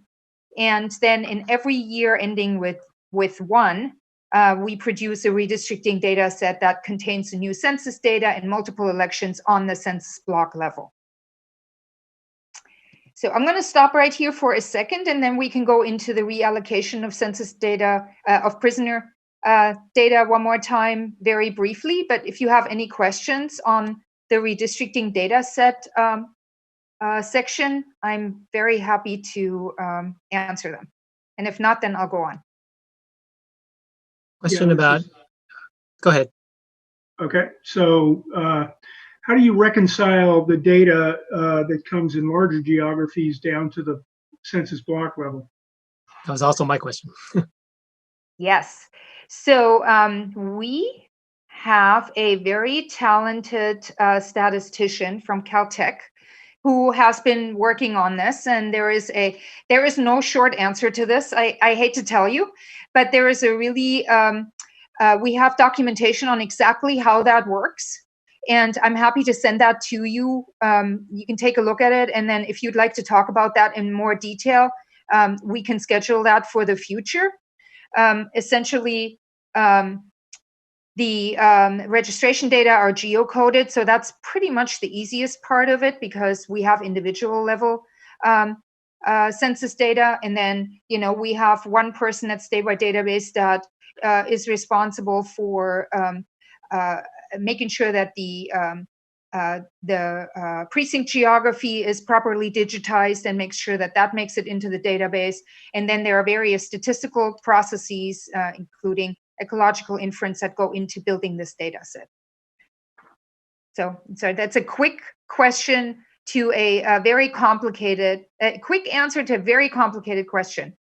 And I hope that will be okay for today, but I'm very happy to send the documentation over. Okay, that'd be great. Thank you. Okay. Any other questions? If not, then I will move on. I'll just chime in to say that you all do an amazing job of preparing the data. And yes, like trying to figure out CVAP at the precinct level is like the bane of my existence. But thank you for all of the amazing work that you and your team do at the statewide database. Incredible. Thank you for using this data set. This is how the data set gets better, feedback from people that use the data set. So thank you. Yes, absolutely. So very quickly back to our reallocation of prisoners data set. There were two major bills that governed that particular move to implementing this for California. They were AB 420, the Davis bill, and then the cleanup bill, which is the Weber bill, AB 2172, and that is where I got my wires crossed because that bill actually changed the language took the adult out and changed that to facilities under the control of CDCR. Those bills require the California Department of Corrections and Rehabilitation to provide a data set to the Citizens Redistricting Commission and the legislature between April 1, 2020 and July 1, 2020 regarding the last known place of residence of each inmate in a facility under the control of the CDCR on April 1, 2020. And of course, what you're seeing there is between April 1, 2020, we wanted to make sure that the data we get coincide with census day. Because just like many data sets, for example, registration data, these are data sets that are always in flux because people register, people move, and so there's every hour or so something will change, and that's the same for CDCR. People are being moved, people are coming into the facilities, they're going out of the facilities. We wanted to just make sure that we get a data set that is pulled on the same day and is accurate as of the same day as the census date. It requires CDCR to provide information about the race and ethnicity as identified by the inmate, and any information about the race of the inmate to the extent such information is maintained. And it then requires the legislature, in coordination with the CRC, to ensure that the information provided by CDCR is included in the computerized database that is used for redistricting. And it requests the CRC to deem each incarcerated person as residing at his or her most recent residential address rather than at the institution of his or her incarceration. So, of course, we've gone through this in bits and pieces over the last few days. And that is essentially what these bills and what the election code section does. I should tell you that we did receive the data set from CDCR. We collaborated with them on file formats and so forth. And as you can tell by the fact that there was AB 2172, it was pretty complicated to make sure that the language was proper and that the dates would work. And the original bill had talked about the offender management system, and that is not in operation anymore. So there was definitely some cleanup necessary. And we are now working on this. So we're working on data cleaning and so forth. Are there any questions about this? I have a question. So I took a look at Elections Code 21003 over lunch and noticed something. So first of all, this does not include county jails. It's only state institutions. So like here in Alameda County, we have Santa Rita, which is like 3,000 or 4,000 prisoners, but those would be deemed to live at Santa Rita then, I guess, right? Right. That Okay. is correct. Yeah. That is correct. And actually, if you recall a few years ago, there were some cases, there were some court cases where the state had to release people because the facilities under control of CDCR were overcrowded. So essentially, the numbers in the CDCR facilities went down, and the county facilities actually went up. So yes, Wow. Okay. yes, definitely, it's not covered by this bill. Okay, then one other provision that is pretty clear, but I just want to get my head around it. So if a prisoner's last known address is not known or is in a federal facility, they are not to be counted in the location of the prison, but just assigned to the general California population. So the effect is that in the end, for inmates in state prisons, nobody's going to be counted in the block group where that prison is located, unless they happen to last known address happens to be right outside that prison. I think that would be correct. Yeah. Wow. Okay. Yeah, and here's the detail that you are just referring to. I just added. Well, there it is. Yeah. So, sorry, I forgot that was there. Apologies. So, yes, No so worries. if the inmate's last known place of residence is outside California, or it cannot be determined, or the inmate is in federal custody in a facility within CA, California, then they are deemed to reside at an unknown geographical location in the state and then we're supposed to exclude the inmate from the population count for any, district, ward, or precinct. Yes. And again, race and ethnicity data should be adjusted in districts, wards, and precincts that contain prisons to reflect the reductions in the local population, and to the extent practicable, those deemed to reside at an unknown geographic location. So there's going to be some random assignment on some people that we can't allocate. If the address is not specific enough to assign to a census block, then we're supposed to allocate to a randomly determined census block, or locate within the smallest geographical area that can be identified. So for example, think about it that way. If we have an address that is only specific enough to use a previous example to allocate to say a city, then we will randomly allocate within that city. If it's a county, then we'll randomly allocate to the county. If it's a zip code, randomly within the zip code. So we'll try what we can to be as specific as possible, obviously, to work with this data set. And that's the statewide database doing that random assignment. That's correct. Yeah, we're doing the whole thing. Yes. Mm-hmm. Yes. This is Commissioner Akutagawa. So if I'm hearing this correctly, anybody in a federal prison are they counted anywhere at all? Okay, so federal prisons are actually not under the control of the CDCR. So this bill is really about facilities that are under the control of the CDCR. But there are potentially some federal prisoners that are in facilities under the control of the CDCR. So that is why the federal prisoners even got in there. It does not cover federal prisoners that are residing in federal facilities. And I had a conversation with a colleague over the weekend on this. And I think the reason for that is that the California just we can't require for the federal government to give us data.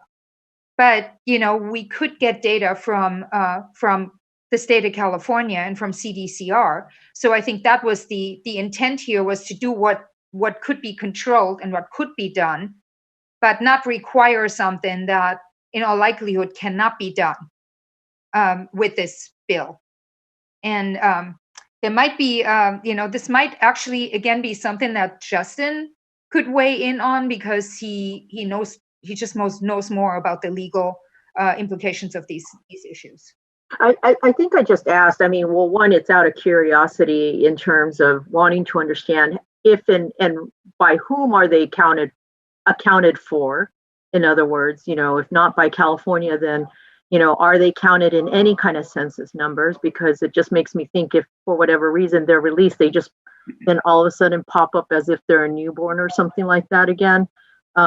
So I guess that was just one kind of thought that I had. But the other one is, these federal prisons still exist in some location in California that do require some level of services within, or I would think by the state of California, just by the fact that they're physically located in California. And I just wanted to understand, how do they get accounted for? And I know that this is what we're doing is for the purposes of representation and voting, but it's still, it still seems like the work that we're doing is to ensure that anybody who is physically in the state of California has some type of adequate representation, whether or not they can actually vote or not. So I guess that's partly the kind of the reason why I'm asking these questions.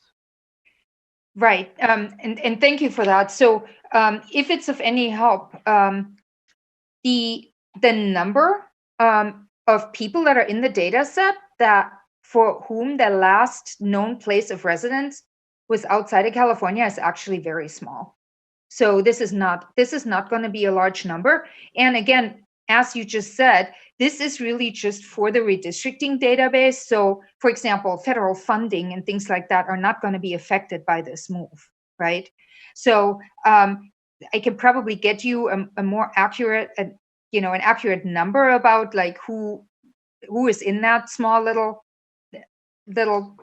pocket where we just don't have a last known place of residence that's inside of California. But I do remember from looking at it that it's a very small number. So I just don't think that there's going to be a big effect. Sure. Thank you very much. Thank you. Okay, Commissioner Yee. Yeah, so Commissioner Yee again. So just to see if I get right. So yes, there everyone is absolutely captured in the U.S. Census, including federal prisoners. Californians who are in federal prisons in California right now will get assigned randomly to some geography. Is that not correct? Along with folks who do not have a good last known address. We're actually not touching the federal facilities because we don't have any information. So they stay where they are. So we're not touching them. They are going to be counted and they're going to be where they are because we don't get any information about them. Right. So then the language at the slide we're looking at right now,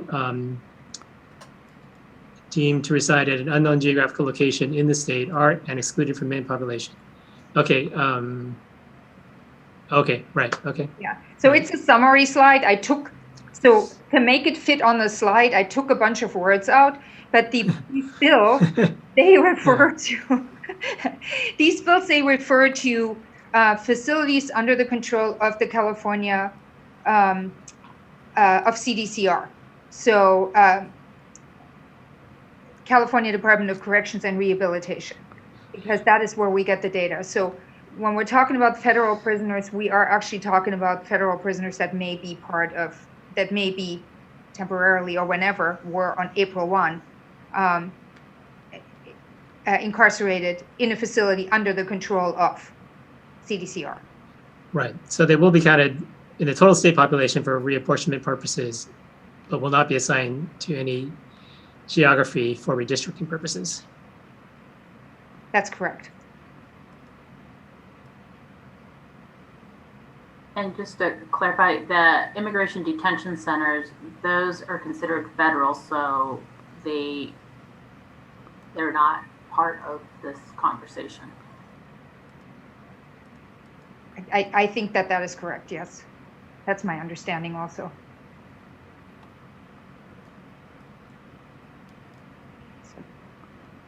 So thank you for this. Somehow I just changed the slide without me even touching it. So this PowerPoint must want to move on.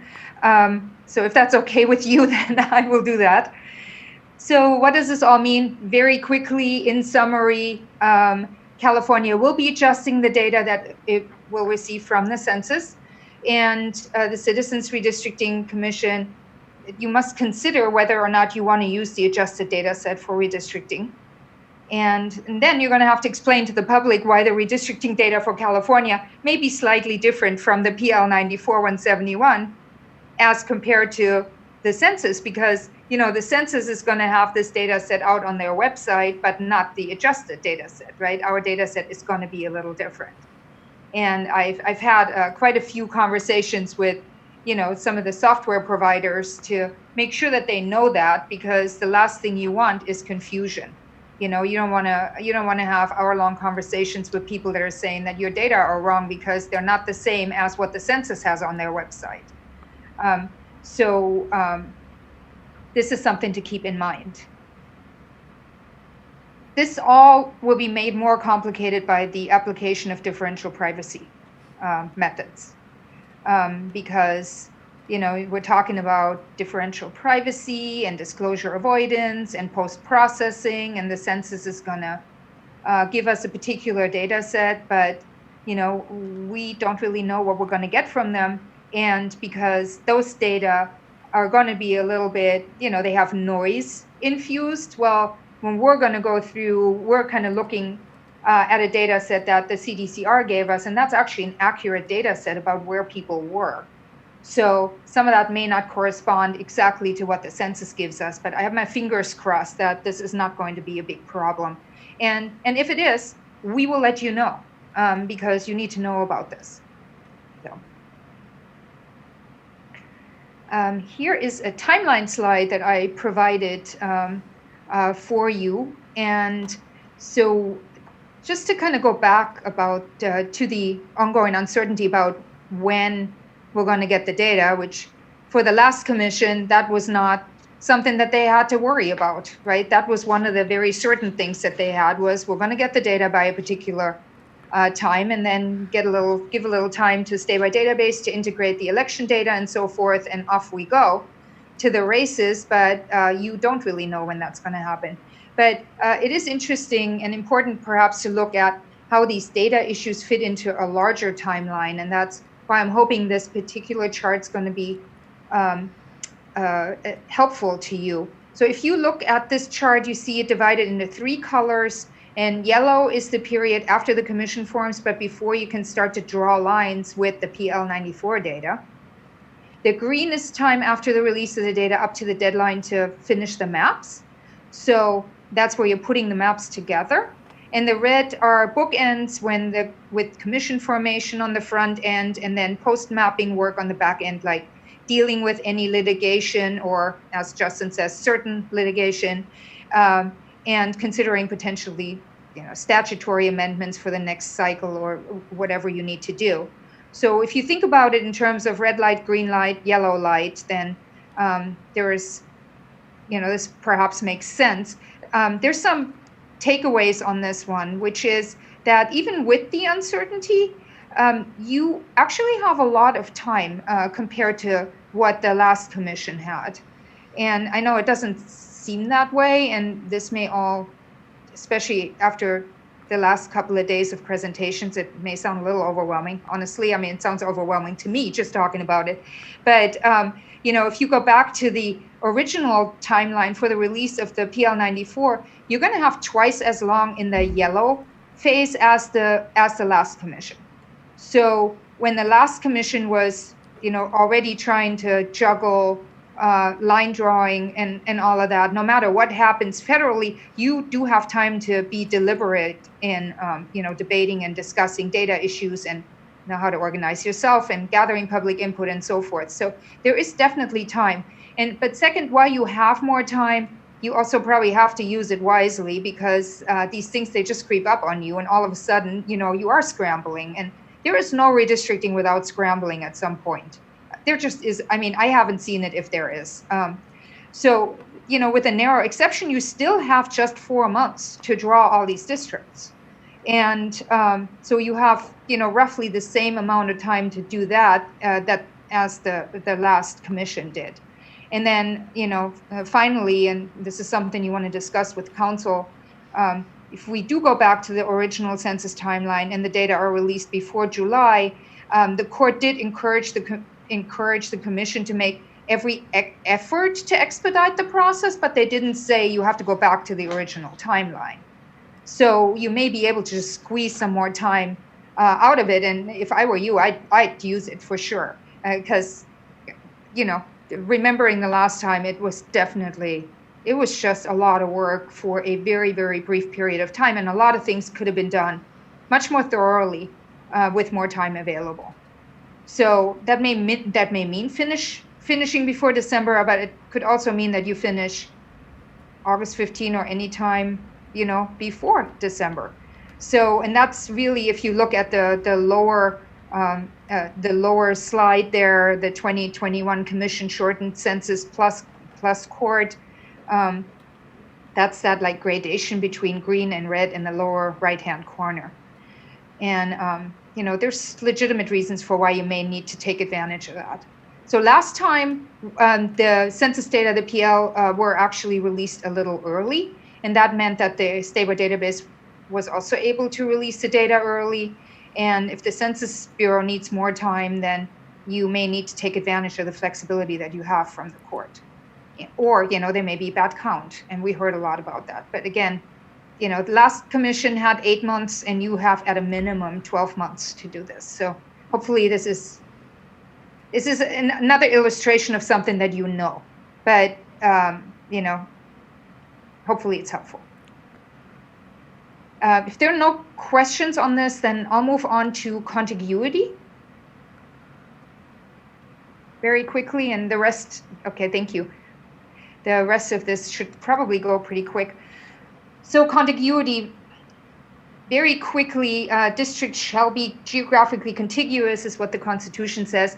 And the definition is, it's a district in which all parts are connected to each other. In other words, a district in which one may travel from any one location to any other location without crossing the district boundary. And I know that Justin has talked about this before, and so this is probably pretty clear to you. Census geography is what we use to meet this criterion. And I'm still giving you a slide, and this was the slide where Jamie in her presentation yesterday was kind of laughing about how everybody uses the same slide on contiguity. So here it is again. Here is a contiguity slide. This is actually considered to be a contiguous district. You know, the Channel Islands, Catalina Island, it's just too small. You can't just create their own district for them. They have to be attached somewhere. And you're not crossing a district boundary to add this particular island to the district there. And this is a slide of for bridge contiguity. So this is down in the Southland. There is the Coronado Bridge, of course, so those of you that are familiar with San Diego. And that is also connecting this particular district to Coronado. And then here we are up in the Northland. This is the Bay Bridge. And this is, of course, really funny looking geography. And that just also tells you something about census geography, because the census assigns everything to geography. There's no holes in there. So sometimes you have areas that are water or and so forth, you know, and they also get their census geography. So here you see the Bay Bridge that is connecting Treasure Island and Yerba Buena Island to San Francisco. If there are no questions on that, then I will move on to criterion 4, to communities of interest. So to remind you, data on county and city boundaries are part of the statewide database, but data on communities of interest are not. That's not something that we collect. Neighborhood data and neighborhood boundaries are also not part of the statewide database. They are not generally readily available and need to be collected somehow. So again, sometimes you rely on public testimony in general, and there may also be data and geography submitted by the public or by cities. I know that you have heard about collecting or getting neighborhood boundaries, for example, from San Francisco or from Los Angeles, and I have a little bit of a slide on that. I have had the unfortunate, I have found myself in the unfortunate situation of getting some very loud feedback to using a administrative neighborhood data set a long time ago that people just did not agree with. And, you know, it was a suggestion, and that suggestion was very quickly dismissed.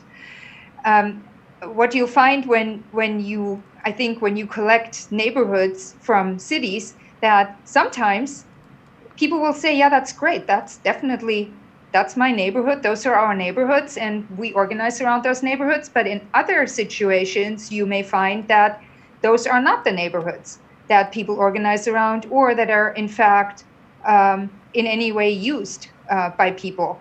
There are many different organizations or groups or big data, collaborations that are now crowdsourcing neighborhoods. And I would say that just because they're crowdsourced doesn't necessarily mean that they're accurate, because you have to look at who is part of the crowdsourcing.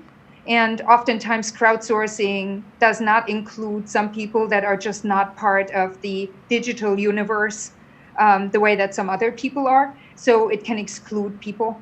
And those are all things to kind of weigh when you're looking at neighborhoods. And then communities of interest, this is pretty much the same thing. They're just not readily available and need to be collected in some way. Oftentimes, people rely on public testimony, and that's in fact what the last commission did. And that was well received. And then data and geography also submitted by the public to go along with, this is my community of interest and here's where the boundaries are. And sometimes you can get some information from local officials or from other data sources also.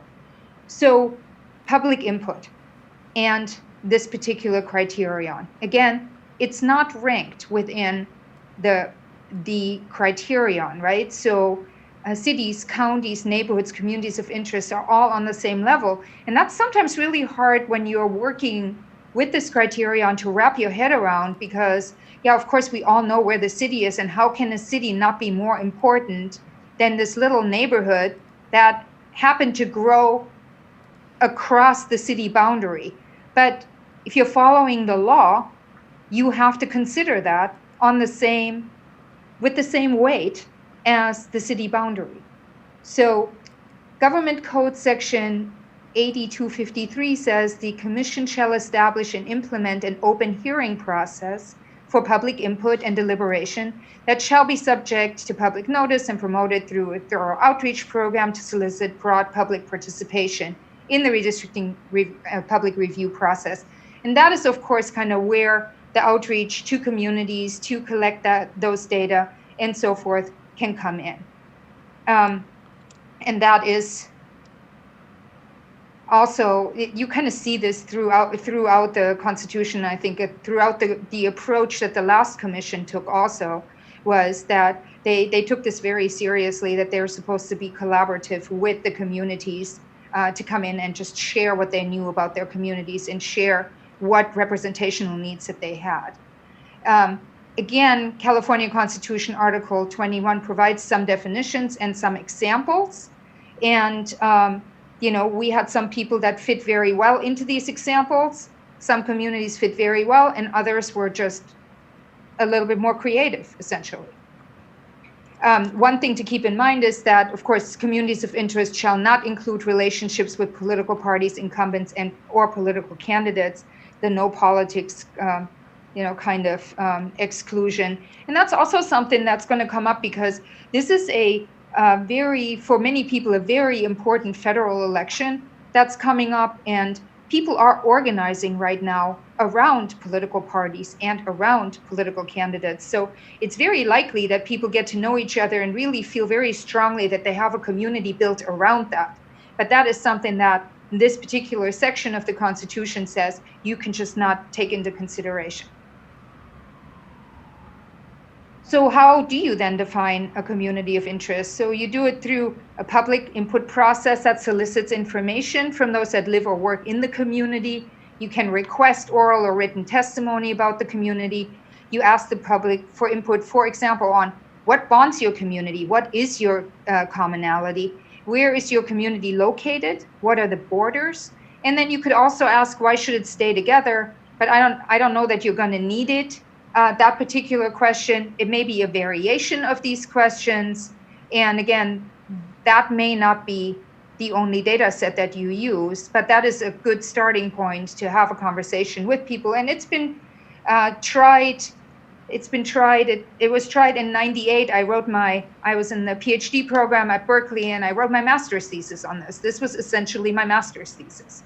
So what the previous presentation on Thursday referred to as, the New York, the LA Times project of actually going to neighborhoods and having them define themselves. That is what I did in the city of Oakland. And I had people identify their communities of interest in their neighborhoods and whatnot. And I've used that, and many people in many redistrictings have used that methodology or a variation of that methodology to build districts, and it's worked pretty well. So perhaps something like that will work for you. It's something to consider. One thing that we know about communities of interest is that they may or may not be supported by quantitative data, such as Census or American Community Survey data. And they don't necessarily need to be, because if you go back to the Constitution, it doesn't say you have to have administrative data to make your point about your community. For example, if I live in a historic area and I organize with my neighbors around this historic area, and we have all these houses that were built before 1900, and we're eligible for inclusion in the National Register of Historic Places and so forth, that is not something that I'm going to be able to document with American Community Survey data. That's just something that's not in there. And there are many other communities, some of which that we've heard from and others that we will be surprised about, that will not be able to come in with quantitative data, and that doesn't make them less a community of interest. And I think that's what Justin was trying to say or what he did say when he said sometimes what's easy is not necessarily the best path forward, or it's not necessarily right. So that's what I'm trying to convey with this slide. You will also get conflicting information about communities of interest. They can vary in size and range from small to large. People don't agree on exactly where the neighborhood boundary is. They can have a current interest, or maybe they have a goal that binds them. So for example, everybody's working toward getting this particular park built. Or they are already working on this community center that they got built, and everybody's organizing around that community center. Again, a reminder, neighborhoods and communities of interest are part of the same criterion, and they're not ranked. So again, it's the same weight as cities and counties, and the law really does not limit the kinds of interests that may bind the community, with this one exception of political parties, candidates, or incumbents. This is all something that I've mentioned already. Some examples for economic interest could be, again, current situation could be common employment, or economic opportunities like, we're all working for this particular manufacturer in this area, we're organizing around that. Or goals, we're expanding opportunities, we're trying to get this particular business to move in here. It could be development, bringing in jobs, things like that. In social interest, you'll most certainly hear about schools, culture, shared culture, transportation. You'll hear about a shared history. There are all kinds of things that go in here. Transportation, as Commissioner Kennedy brought up earlier, people may organize around, say, a Greyhound station. This happened in Oakland. There was a Greyhound station that was supposed to be relocated, and there was very swift organization around that, and people would have definitely told you that they were a community of interest around that particular area. And parks is also something that is often mentioned within social interests, and could be regular park, or everybody's waiting for me to say it because I'm the best known dog nut probably in the redistricting world. It's organizing around a dog park. That can really polarize people one way or the other. We want it or we don't want it. So, and then there's goals, improving recreational opportunities or public safety. I'll give you a few more examples and then I'll stop, and perhaps we can talk about it if you have some questions. In the last redistricting, some of the communities that spoke up were, for example, foothill counties and they were counties. So imagine that. I'm going from a small city park where people may be organizing to a whole county that may come in and say, we have multiple counties and we are a community of interest. And why? Because we share the same watershed. And this is a really, really important issue for us. You have communities, as I mentioned, organizing around historic neighborhood, cities with a shared transportation corridor. This was something that happened down in LA County, for example, where there was a lot of transportation, truck traffic on a particular transportation corridor, and that went into environmental concerns. There are cities with a commonality of economic interests. So we had cities coming in saying, we need to be staying together because of whatever, it could be Silicon Valley cities or something like that. We had areas with a high non-English speaking cultural communities a community that wanted to stay together. There were very organized neighborhoods with active groups, and then there were communities organizing around economic development and coastal communities working to fight offshore drilling, for example. So it really it was a very wide range. And again, some of these, you may find some, big data sources, administrative data sources, federal data sources, census data to support, and others just not. This is a good one if you want to talk about, big data and the various data sets that you can find online. So this is Koreatown. So where is Koreatown? And I bet you everybody from these data sources you talk to, they feel pretty strongly about that is where Koreatown is. And none of this tells you where Koreatown actually is, whether they're right, whether they're wrong. This just tells you that there are a lot of people that have a lot of different opinions about where Koreatown is. So this includes, by the way, if you can't see the small writing, the Wilshire Center Koreatown Neighborhood Council boundaries, the LA Times Mapping LA project boundaries, the City of Los Angeles and Google Maps boundaries, and the LA Wilshire Community Plan boundaries. So, it is pretty interesting stuff. So with Ms. that, McDonald. Yeah. Ms. McDonald, we have a required break at 2:50. This might be a good time to do that, if you'd like. Okay. Maybe 2:50. Council, am I off on the time? I should 2:50. You came back at 1:35, Yes. so it'd be 3:05. But it's fine to take it now. Oh, yeah, no, let's go ahead and we probably will, maybe we'll get through the other part. Okay. If there are perhaps any questions on on this section of communities of interest, the rest of the slides are going to be pretty quick.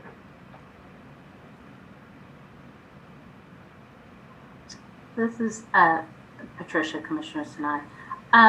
Yesterday, it felt like we were being told, and I think you're saying the same thing, but I just want to make sure, to let ourselves be flexible on criterion number four, because cities, counties, communities of interest, neighborhoods are all weighed equal, and so not to make any agreements among ourselves that one is more important than the other, because in different places it may feel different, or we may get enough information to make decisions, sometimes based on the city and sometimes based on communities of interest. Is that what you're saying as well, is to maintain that flexibility? Absolutely. And I think that is exactly what I'm trying to say, though I am sure that Justin said it better than I did. And I think also it might be good to keep in mind that you want to avoid an implicit bias when you're looking at communities of interest. Like, for example, if you're using some scoring system, which had been suggested, it could create an incentive to preserve, for example, lots of small, lower priority communities, even if that then means splitting a bigger and more critical community in a particular way. That damages their ability to get fair representation. So if you're focusing on data-defined communities early on, the question is, does that create a permanent bias favoring those communities over the ones that are defined by the communities themselves? And so there are a lot of issues in here. Yeah, you want to you want to be aware of a potential implicit bias. You want to keep your flexibility, and you want to just, work with the districts as they appear before you. And in some areas, like I showed, you may be looking at putting counties together, like those foothill counties that wanted to be preserved because of the shared watershed.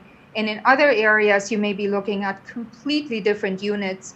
So keeping an open mind, being flexible, don't box yourself in, don't use like a scoring system or something like that too early, just keep an open mind on it and just see what comes in the door, and most definitely listen to communities, because they live there, and so they're going to know what they need. So that's a pretty important thing, I think, to just keep an open mind. So thank you for that.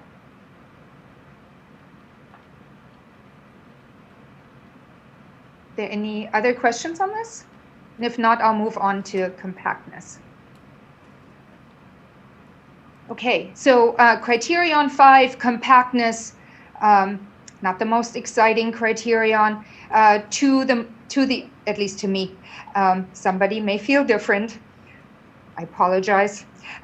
So to the extent practicable and where this does not conflict with the criteria above, districts shall be drawn to encourage geographical compactness such that nearby areas of population are not bypassed for more distant population. Please remember, and Justin went through this in great detail, all these software packages, they have a lot of really fancy compactness measures in them. And it's so easy for somebody to just say, measure compactness, click that button, and there you go. And none of that is going to tell you if under California law, your district is actually going to be compact, because we are a little different than most people, and we know that, and we're proud of it. So, geographical compactness in California is defined by not bypassing nearby areas of population for more distant population. And for this, you use census geography and your population measure, of course. So what is it? It's a geographic criterion. You're using your census geography. Again, we'll have it in February, the new geography. It's not going to be tremendously different from the last geography. So, but there will be some changes, which is, and it will be the geography on which the PL94 will be released. So, but until then, you can use the old geography if you're starting earlier to do any of your work. Why do we have compactness? It's assumed to guard against all types of gerrymandering. Drastic departures from compactness are a signal that something may be amiss. And, that comes from judges. And again, Justin went through this. I don't think I need to elaborate on it anymore. There are literally hundreds of measures that have been developed. It's great fun for statisticians to do this in particular, as you run up to the census, and there's certainly lots of papers that get published on it. And courts have also used the eyeball approach. So again, it can be difficult to create a compact district, and they may be trade-offs with the other criteria. So for example, cities may not be compact, but they are part of a higher ranked criterion. So remember, compactness is criterion number 5. So just because it's not compact doesn't mean you get to say, well, this community can't keep you together, people, because you are not compact. That just does not work. And just from looking at it, can be very difficult to ascertain whether a district is non-compact without, having more information. Nesting goes into this also. So nesting 2 compact assembly districts may actually not make a compact Senate district, or a non-compact one for that matter. So this is a slide that somebody else has used. I always use my Bakersfield slide because I just love those city boundaries. Not only are they non-contiguous, but they also just look really fun. And again, if you had to keep that together, then your district would look accordingly, and you will be explaining for the next 10 years why your district looks like this. So that is sometimes what we consider when we say eyeball approach. But of course, it's a higher ranked criterion, so you don't really have a lot of flexibility.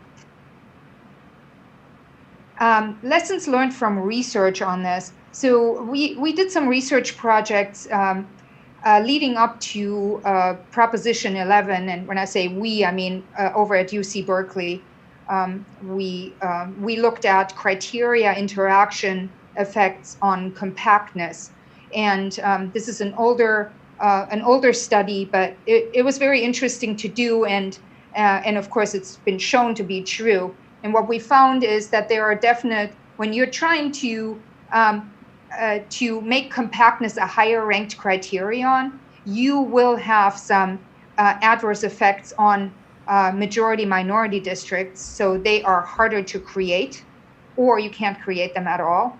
It's going to make it more difficult to preserve city and county boundaries. Again, I just showed you Bakersfield. So if you elevate compactness, which of course you're not supposed to do because it is below all of these criteria, then you would have a hard time keeping city and county boundaries together. And it would also make it more difficult to respect communities of interest because they just don't grow in a compact way. It just doesn't work that way. So that gets me to nesting. Let me just make sure we're still good on time. It is 2:58. Can we, I'm sorry, I forgot when the break is going to be. 3:05. 3:05, okay, well, maybe we can do this. This is great. So this gets me to criterion 6, nesting to the extent practicable, and where it does not conflict with the criteria above, each Senate district shall be comprised, and so forth. So you use the newly created districts for this. I talked about it earlier, and Justin, of course, talked about it. There's nothing easy about nesting. There really isn't. It is a difficult problem to accomplish, and it sounds so wonderful, right? And I'll tell you, a lot of consultants really like this because you get a good assembly district. Gosh, you are done with your Senate district in a flash.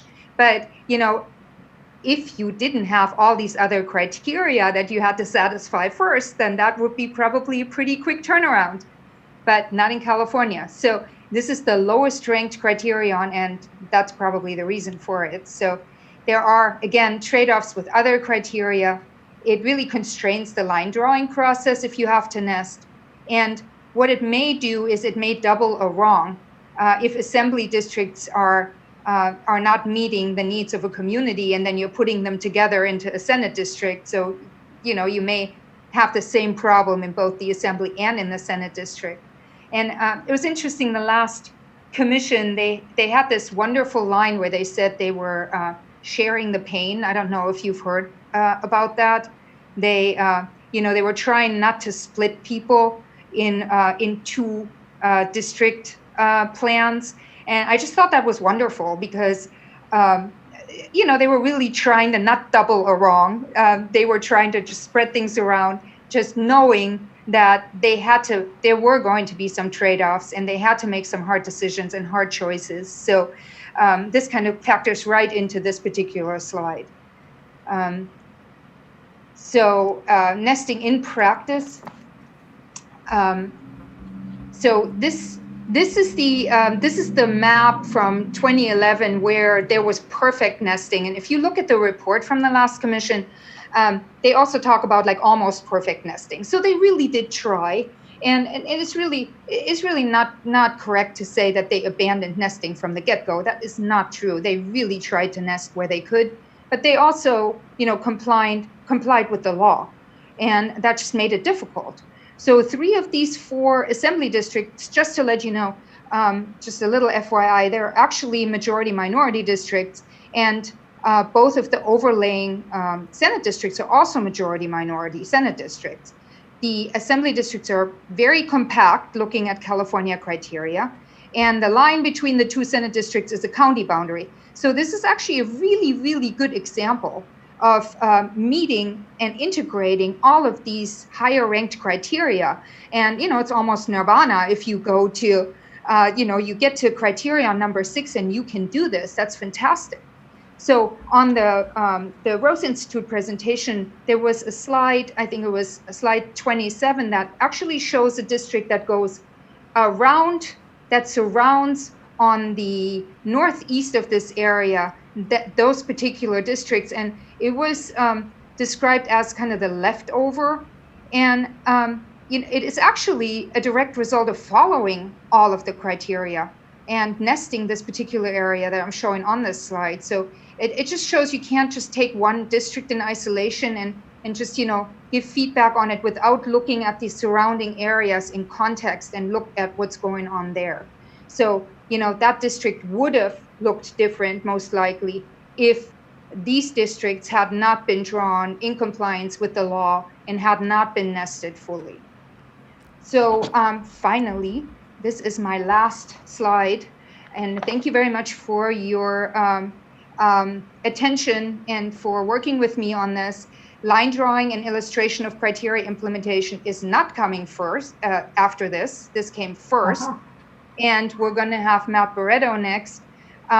So I wanted to add one more thing before I leave, and that is about live line drawing. And this is also something that a couple of you have brought up. So something about live line drawing is really that it increases transparency. And a lot of the questions about, why is this line here or why is it there, is not a question that anybody needs to ask later or that you need to puzzle about, because you know that the line went there because you put it there, and you put it there live, and anybody who was watching could see why it went there. So it removes the perception that this is being done in a smoke-filled room where nobody knows how it went there.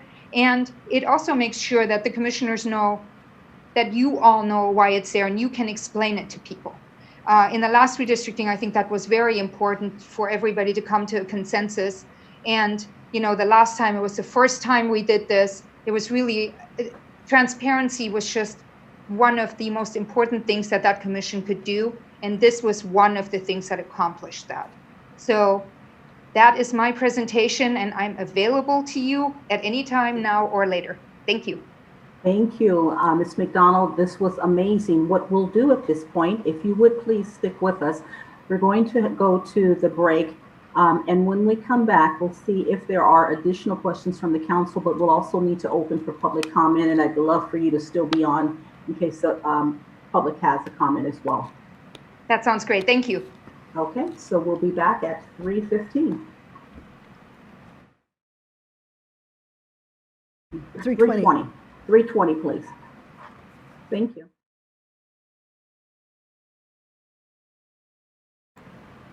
Thank you and welcome back.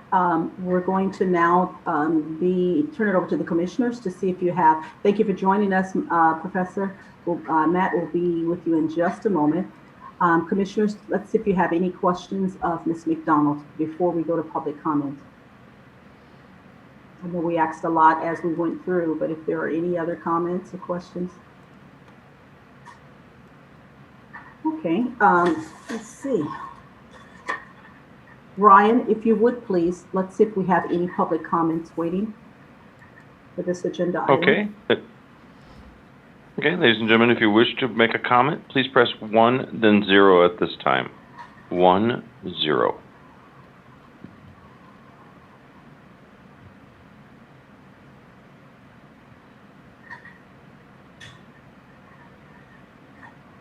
And allowing a few moments here, we do not have anyone in queue at this time. Okay. Well, thank you so much. Ms. McDonald, we certainly appreciate the thoroughness of your presentation and answering all of our questions. We thank you and applaud you. So thank you so much. And at this point, I'd like to welcome Matt Barreto. Yes, commissioners,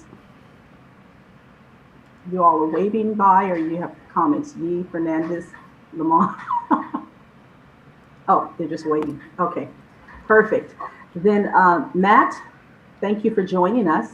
We'd love for you to talk to us, or at least begin to talk with us about the Voting Rights Act. You got it. Thanks. Thanks for inviting me. I'm going to turn my screen share on, I think. See if this works.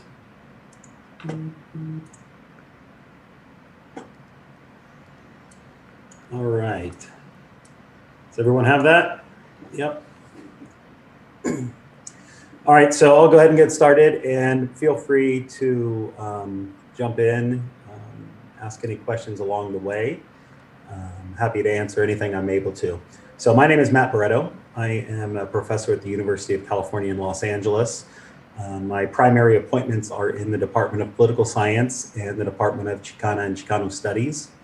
I'm also the faculty director of a center in the UCLA Luskin School of Public Affairs. That's called the UCLA Voting Rights Project.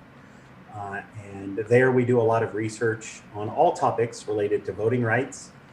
We have been researching everything involved in vote by mail this cycle, as that has become a hot topic. We otherwise research things like vote dilution, which you're going to hear about today, and districting. So we have a large and exciting team of lawyers, PhD students, law students, public policy students, et cetera, who work with us in our center. And I'll tell you a little bit about some of that work later as it relates to understanding and interpreting the Voting Rights Act. I was fortunate enough to work with the commission in 2011, as Karin was, who you just heard from. And I did an analysis of the Voting Rights Act in 2011 with the commission. Since then, I have worked on a number of Voting Rights Act cases, both for jurisdictions, the states or counties. I've also worked with plaintiffs groups. And the question we're always trying to answer is whether or not a districting plan is creating fair and equitable representation. I'd be happy to talk about any of the other redistricting lawsuits or legal challenges that I've been involved in. As I said, I have worked for both government and defense and plaintiff side in those across the years.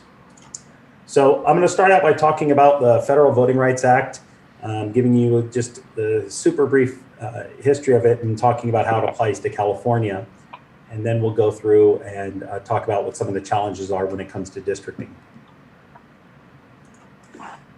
So it had been the case that Section 5 of the Voting Rights Act required states or subdivisions with a history of or ongoing discrimination to pre-clear their plans or any changes at all related to voting. And in 1968, Monterey and Yuba counties were added to this list in California. And in 1972, Kings County in California was added. However, the Supreme Court struck down the coverage formula, which was called Section 4B in 2013. And so Section 5 is something that we won't have to deal with this year in California. And in 2011, we did and had to submit pre-clearance plans as they related to those counties. But that federal monitoring, that pre-clearance is no longer in effect as Section 4B has not been resolved.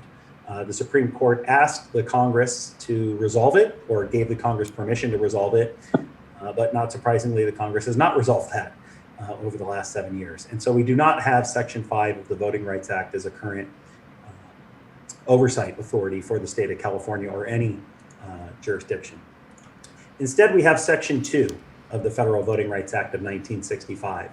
And Section 2, as it outlines in Section 2A, prohibits the discrimination in any voting standard, practice, or procedure that results in the denial or abridgment of the right of any citizen to vote on account of their race, color, or membership of the minority language group.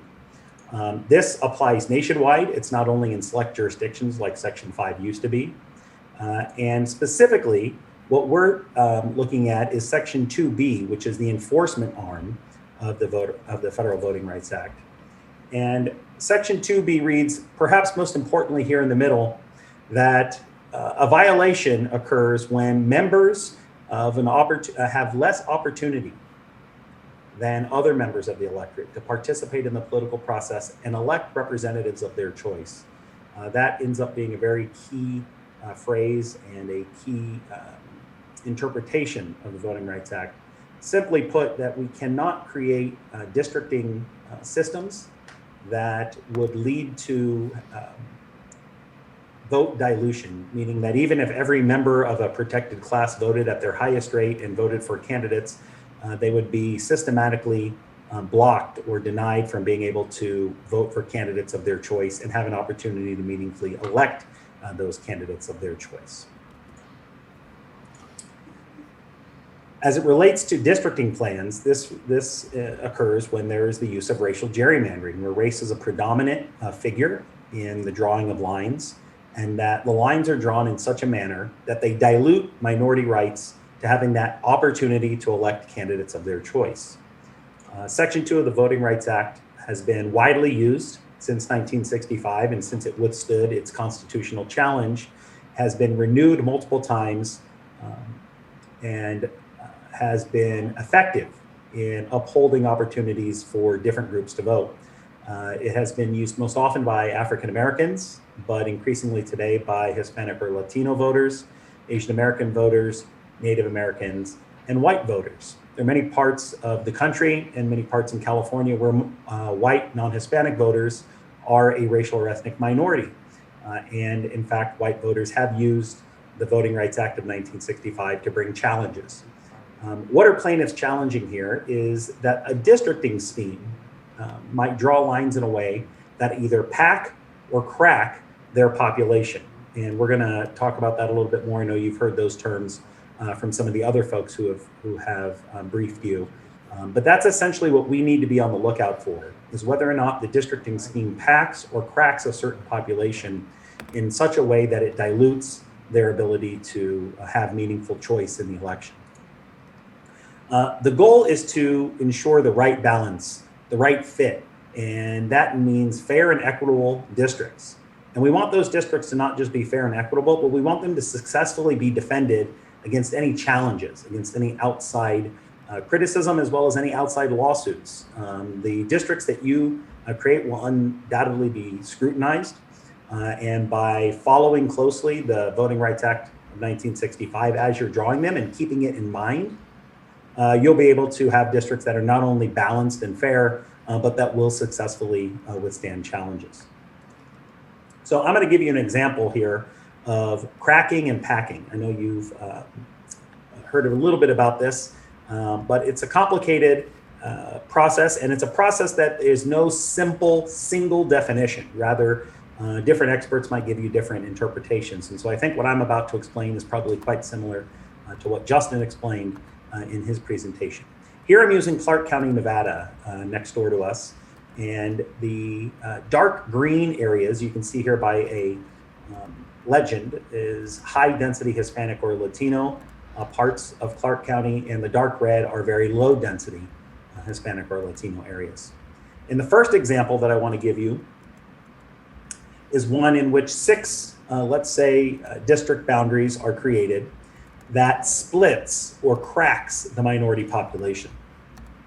Here, the Latino population appears to be split into multiple districts and perhaps never being able to see their candidate win.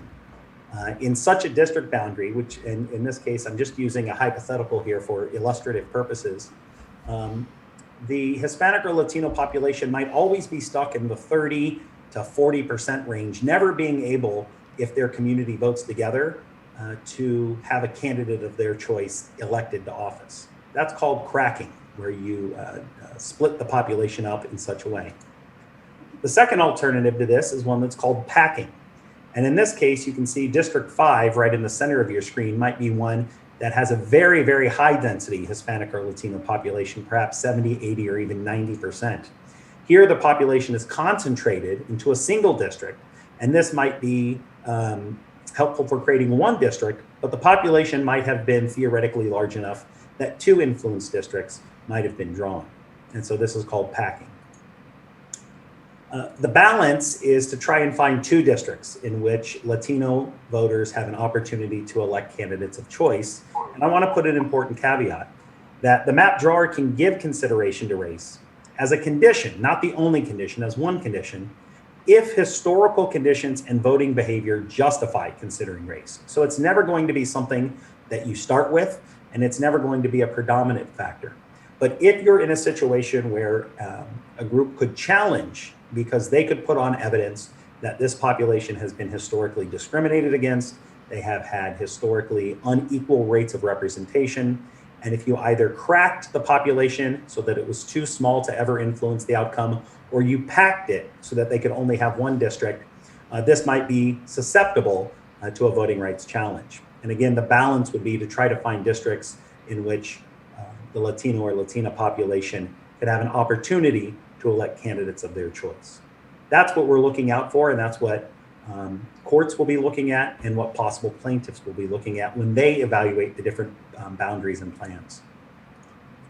So what are the considerations on drawing the lines? I know you just heard a lot about this from Karin, so I'm not going to stay on this point for too long. Of course, you have to comply with federal and state laws. That includes the Federal Voting Rights Act, but any other federal or state laws that are related to how lines need to be drawn nationally or in the state of California. Compactness, which you just heard about. Contiguity, which you just heard about, making sure the districts hold together. Competitiveness is another issue that different courts have given weight to, and in 2011 was one of the issues that commissioners considered in creating districts. Preservation of political subdivisions. Karin talked about that as well. We don't typically like to see districts drawn that split up or crack not just minority communities, but counties, cities, or other political subdivisions. Preservation of communities of interest. How do we draw districts that keep communities together? And deference to the core of prior districts. What that means as we think about drawing the districts this year in 2021, we don't ever want to go in just as a blank state and start from scratch. We want to look at the districts as they exist now and figure out what is the right way to work with the core of those districts, but to improve them to achieve population balance. And oftentimes, courts have looked to issues where two incumbents, perhaps of the same political party, are put into the same district, and a new district is drawn with no incumbent, and courts have looked down upon that. Another important consideration, of course, is the size of the district. And I know both Justin and Karin talked about this a little bit, but it's an important consideration before we get directly into the Federal Voting Rights Act of 1965 and some of the important court decisions that have come along the way.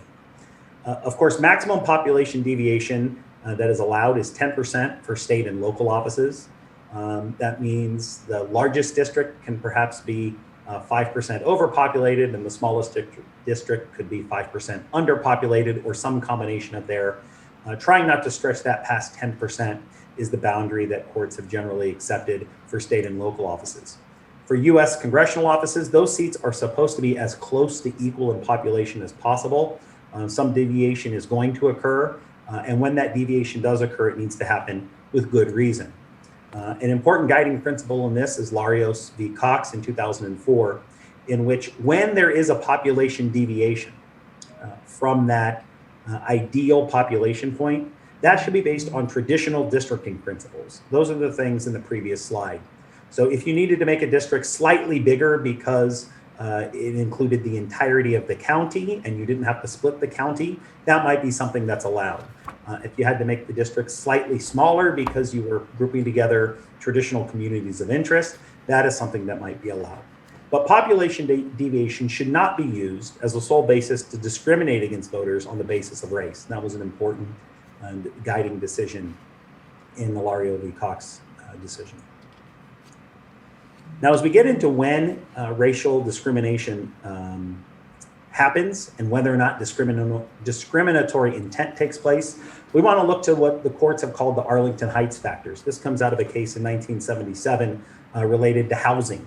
But this is one of the first things that any plaintiffs are going to have to look at when they're trying to determine whether or not the action that this body has taken was taken with discriminatory intent. And in that case, which came out of Chicago, the court outlined some principles, or what are now referred to as the Arlington Heights factors, and these have become very important and often cited in voting rights cases. The first is the impact of the official action, whether that official action bears more heavily on one race than another. So we can look at the impact. Impact alone is important but not determinative, the court held. The historical background of the decision. If it reveals a series of actions that have been taken for invidious purposes. So is there a history of continuing excluding or cracking a certain population over and over again? Is the specific sequence of events leading up to that decision? What challenged that? Why was that involved? What were all the minutes and notes and emails, perhaps in this case, that were happening? And did anything depart from the normal procedure? Was there a new rule that was instituted? to allow one group to have more influence or another. This item number 4 is one that's had historically commonly been cited in voting rights cases when a legislature, city council, or county commission might have invented a new rule, something out of the ordinary that wasn't keeping with norm in order to exclude a certain population from having access to the vote or by diluting their district. And so these sorts of factors are often looked at. The final is the administrative history. So of course, all of these meetings are public, all of the exchanges are public. And in this case, California is far ahead of the curve because of the transparency that is involved. There's very unlikely to be any sort of paper trail of some sort of discriminatory factor, but these are things that the courts established in Arlington Heights. The next thing, before we get directly into the analysis that we're going to have to do to understand the Voting Rights Act and whether and how it applies, is a quick consideration of when we can use race. And that came from the Shaw versus Reno case in 1993. And they outlined some principles for when race can be considered in redistricting. First of all, redistricting based on race must be held to a standard of strict scrutiny under the Equal Protection Clause. And so it qualifies for this type of analysis, and that is what the court will be expecting.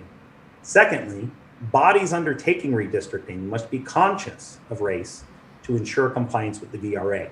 So on the one hand, you should not expect to get away with drawing boundaries that are entirely based on race. The court would say that's probably not allowed, that we're going to evaluate this under strict scrutiny. At the same time, this body is undertaking redistricting and needs to be aware of, and it needs to be cognizant that it does have to abide by and be in compliance with the Voting Rights Act. And so from that perspective, because the Voting Rights Act is primarily talking about racial and ethnic minorities and whether or not they're being excluded or included in voting, you do have to be aware of this, and you have to at least be conscious of it as you're making those decisions. This brings us to the famous Jingles test. This is the test that we'll spend a little bit of time talking about, and one in which the courts will weigh in when they're evaluating whether or not there's a violation of the Voting Rights Act. This came out of a landmark Supreme Court case in 1986 called Thornburg versus Jingles, in which the court set up a 3-pronged test to assess minority vote dilution. So people such as myself, voting rights expert, political scientists who do data analysis, we spend a lot of our time evaluating these 3 prongs. The first is the size of the minority group. Is the minority group in question of sufficiently large and geographically compact in order for a district to be drawn? If the group is not large enough, if the group is only 2% of the population, even if they can prove up some of the other standards in a voting rights case, they're not going to be able to get over that first hurdle of being able to have enough of a group population in one district in order to potentially influence the outcomes of the election. So that's first. Second is minority voters. Are they cohesive? Do they vote together? Basically, what the court is asking us to say is, if minority voters are going to bring a lawsuit, is there such a thing as minority interests? Do those voters vote together and try to get certain candidates elected? And if they do the majority voters, do the other voters vote in such a way that usually defeats their interests? So we need to assess how and why different groups are voting in order to prove up whether or not there is or is not liability or a challenge based on the Federal Voting Rights Act. The last thing to keep in mind is an important case from 1994, Johnson versus DeGrande, in which the court weighed in on the idea of proportionality and basically said there is no guaranteed right, and other courts have said this outside of DeGrande, there is no guaranteed right to proportional representation. And so you can't make the argument that if your group is exactly 62%, you should have 62% of the cases of the seats in any sort of jurisdiction. That lack of proportionality is not something that by itself is enough to bring forward a voting rights challenge. In addition to those 3 factors, the size of the minority population, is the minority population cohesive? Do they vote together? Or is the majority population blocking? The court has also included a list of things called the totality of circumstances.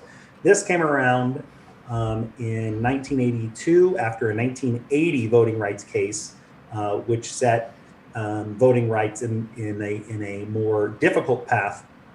In 1982, the Senate issued a report and a review and came up with new standards that they called the totality of circumstances. These are other things that we will consider and you will want to think about if, in fact, you're worried and wondering about a voting rights challenge. So I'm just going to run through these quickly. There are 8 of them, I believe, and then I'll just pick out a couple to talk about. The extent of any history of official discrimination, the extent to which discriminatory voting practices or procedures have been put in place. Is there a candidate slating process where minorities have been denied access?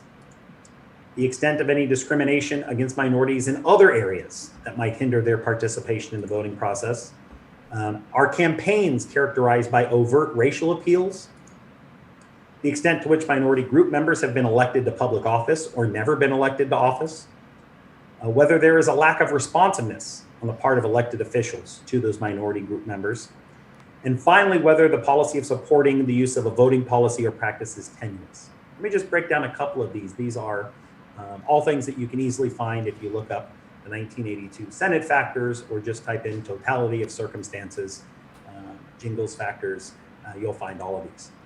So one of the things I want to spend a little more time on is just the extent of any history of official discrimination with respect to minorities' right to vote.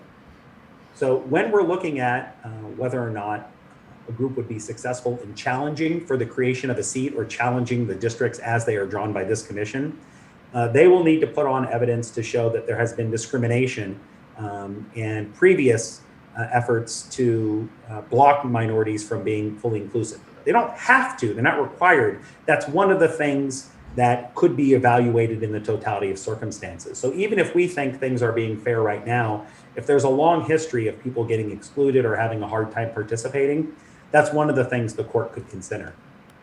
Another thing is the extent to which there is unequal access or unequal representation in other facets of life. So if we find out that the public school system is doing a very poor job of educating minority students, if we find out that minorities are not eligible for good paying jobs in a community, any other evidence that comes from the census, other lawsuits that have been filed, or any other data that gets compiled, that might go to show the totality of circumstances that this community is facing. And that sort of evidence is often put on. And the last one that I'll highlight is whether or not there's been a lack of responsiveness on the part of elected officials. So as groups are making voting rights challenges, they often will be able to point out with pretty effective evidence that they need to have an opportunity to elect a candidate of choice because their group has been shut out or put on the sideline of the political process.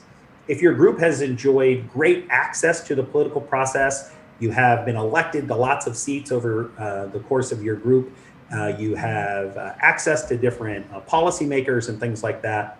If there's not that lack of responsiveness, it's harder to make the argument that your group needs a seat. And so these are just some of the factors. Again, these aren't required, but these are other things that the court will look at to understand the totality of circumstances when thinking about a voting rights challenge. So let me go now. I'm going to spend a little bit of time going through the 3 Jingles factors. These are the things that we want to be familiar with as we think about drawing the districts and thinking in the back of our mind about potential challenges to the districts that you all are going to draw.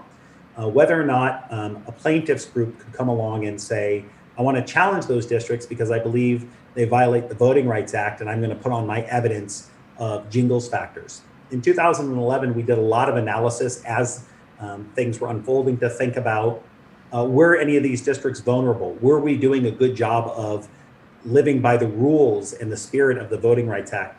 And so there was a lot of analysis that unfolded along the way to make sure that as the districts were going forward, they would be able to be successful and withstand any challenges. So the first factor in the Jingles tests is just the group size. So how do we measure the group size? And I know Karin talked a lot about the census. That's going to certainly be one of the options that you'll be able to use is the decennial census as it comes out. And I know there's going to be a lot of question marks about that. And so it is also possible that you might have access to either 1-year or 5-year census ACS data in order to try to understand group size. In addition to that, you might consider when you're trying to determine, is this group of large enough size in order to compete for a district, you might also consider looking at the voter file itself. One of the questions that we might have is whether or not such a potential district could perform. Would there be enough actual voters, not just population, but would there be enough actual voters to vote in a meaningful way to elect candidates of choice? And so there, in addition to looking at population data from the census, you might look at voter file data. And commonly in the state of California, Spanish or Asian surname analysis is done. But I'm going to also spend some time talking to you about a new advancement that's called BISG, Bayesian Improved Surname Geocoding, that combines both surname analysis with census data. So that's just sort of a checkpoint. Is the group of geographic compactness and large enough size in order to create a district? If the answer is yes, you still have to meet Jingles factors 2 and 3. And this has to do with how people vote. Are minority voters politically cohesive? Do they vote together? Do majority voters, the other folks in that district, do they vote in such a way that they always block your option from ever being able to get elected? This requires an analysis of voting patterns by race and ethnicity. So this is a central part of understanding compliance with the Voting Rights Act. This is a central part of bringing a challenge. If you're working with a plaintiffs group and you want to challenge districts that are being drawn, you will be doing an analysis of voting patterns by race and ethnicity. The questions that the court will ask us to answer is there evidence of what's called racially polarized voting? Some of you have already heard of this term. Others, it's new, but it's going to be a very common term as it relates to the Voting Rights Act. And it's one that you will have to be able to answer as you create districts or as you decide, do we need to create a district here? Does this make sense? Should we create a district over here? We're going to want to know, is there evidence of racially polarized voting? What does that mean? What is racially polarized voting? Racially polarized voting exists when voters of different racial or ethnic groups exhibit very different candidate preferences in an election. It just means simply that voters of different groups are voting in polar opposite directions, hence the word polarization, rather than voting together in coalition or voting in a very mixed or non-patterned way. Racially polarized voting does not necessarily mean that voters are racist. It only measures the outcomes of their voting patterns, who they prefer, who they tend to vote for. It just looks at determining whether patterns exist. Is there clear and consistent evidence that voters of different racial and ethnic groups vote for different candidates? The bottom line that you'll be asking is, are minority voters voting in one way and are majority voters voting in another way? And we can place in any racial or ethnic group into the minority or majority status. It just depends on their size in the population. But because majority voters are more numeric in their district, they're larger in size, they're able to control the outcome of elections in such a way that even if every single minority voter turned out and voted with 100% unity, they would not be able to overcome this block. There's a very strong block.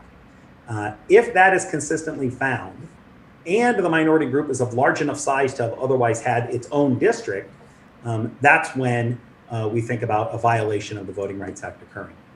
It's important to remember, when you think about this, that this analysis that we're doing is about the individual voters in the jurisdiction.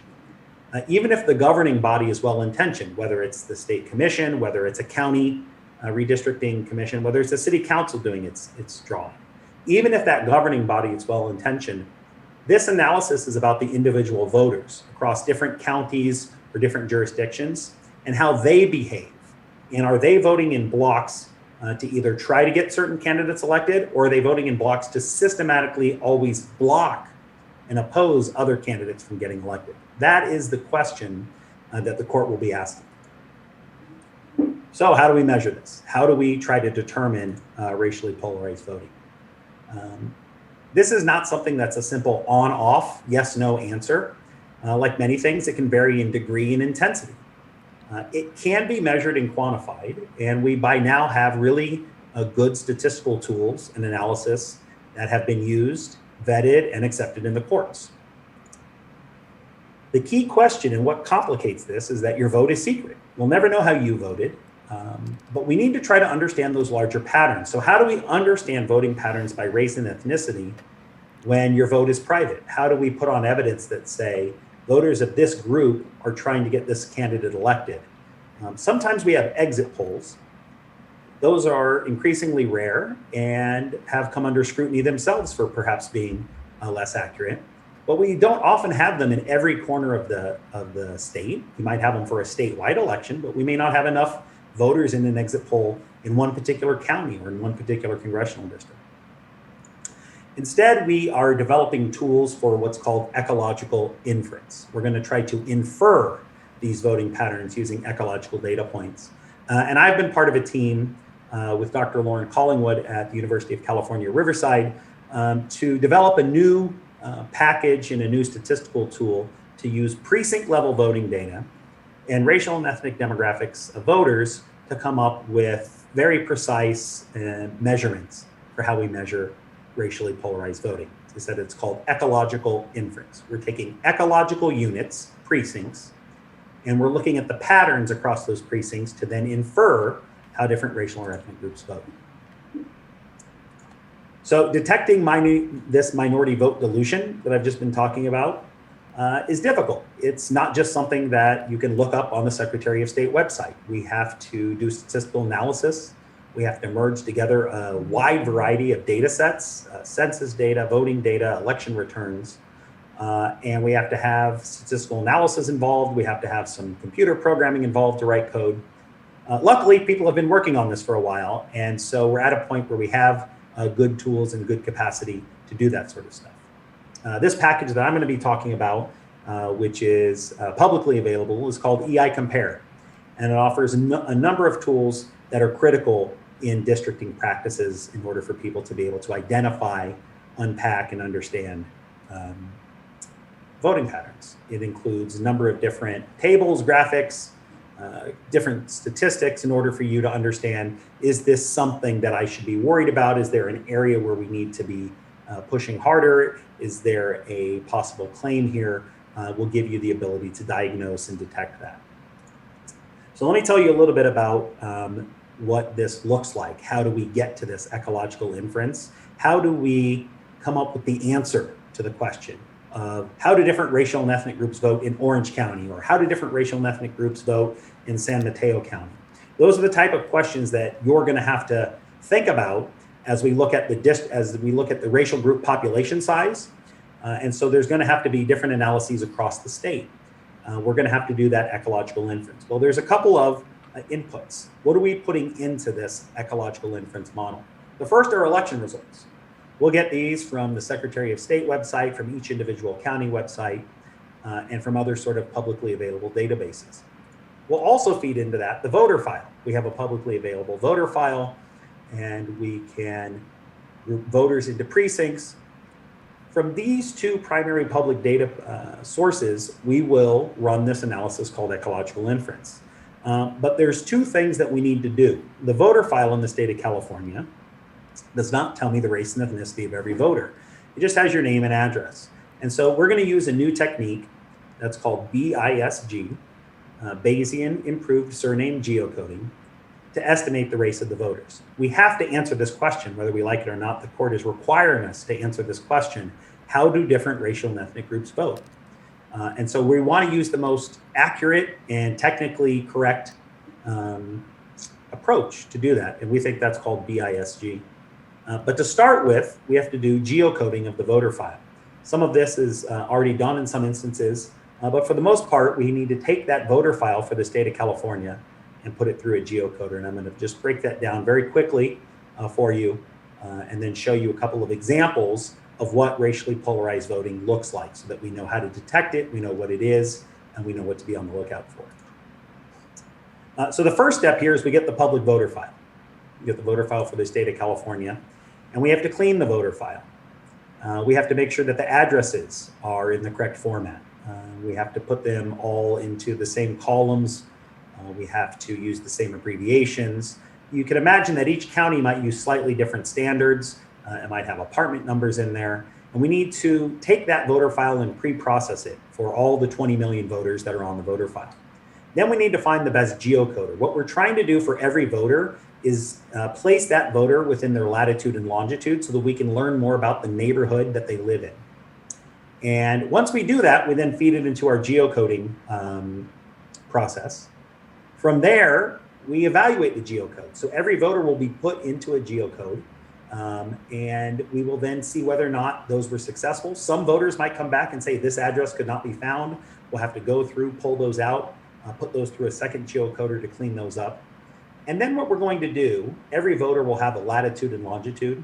We're going to then join you, your voter, to your census block that you live in, so that we can learn something else about you using census data. From there, once we have those two pieces of information, the voter file has been geocoded, we can do our BISG estimate of the race. And once we do the BISG estimate of the race, we then take that data. Some of this is already being done, not using the BISG principle, but some of this has already been done, taking that public data file for the state of California, collapsing it down to precincts, to each individual precinct. We can then finally merge that data and we can get back to our ecological inference, okay? So this entire process is all contained in this software package that Dr. Collingwood and I have written called EI Compare. We've been working on it for about 5 years, and it does a lot of stuff in the back end that helps us understand and detect minority vote dilution. So let's start out by where the data comes from. It all comes from public databases. The first is the election results, as I mentioned.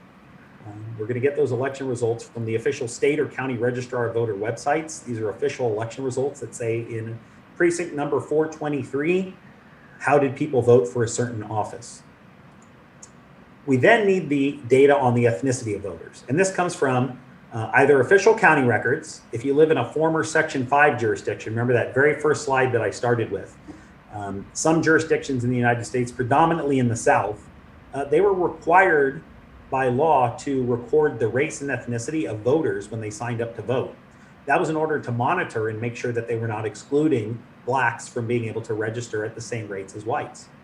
Those states have largely kept that in practice, and so if you're in one of those southern states, you can get the race or ethnicity of every individual registered voter. In non-Section 5 states like California, we need to use some other technique. The court doesn't give us a break and say, well, you don't have to prove racially polarized voting. You still have to do that, but we have to use other techniques in places like California, such as census data, surname lists, or now BISG. We're going to start out by looking at the what's called endogenous elections. Those are the elections being challenged by the lawsuit. These would be congressional elections, state assembly elections, state senate elections.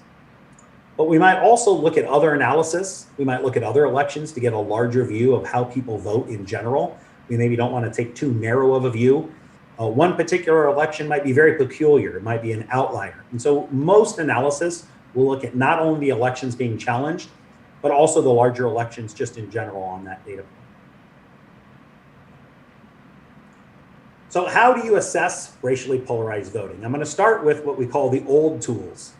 This is a map of New York City, and it shows the 2017 mayor's election. Your panel on the left is the vote results. Each individual voting precinct across New York City, how they voted. It's shaded by intensity of super, super dark blue are places where de Blasio got over 70 or 80 or 90%. Light blue, he may have only gotten 50 or 60, down to the places that are very, very high density red, where Maliotakis got 80 or 90%. So you can immediately look at it.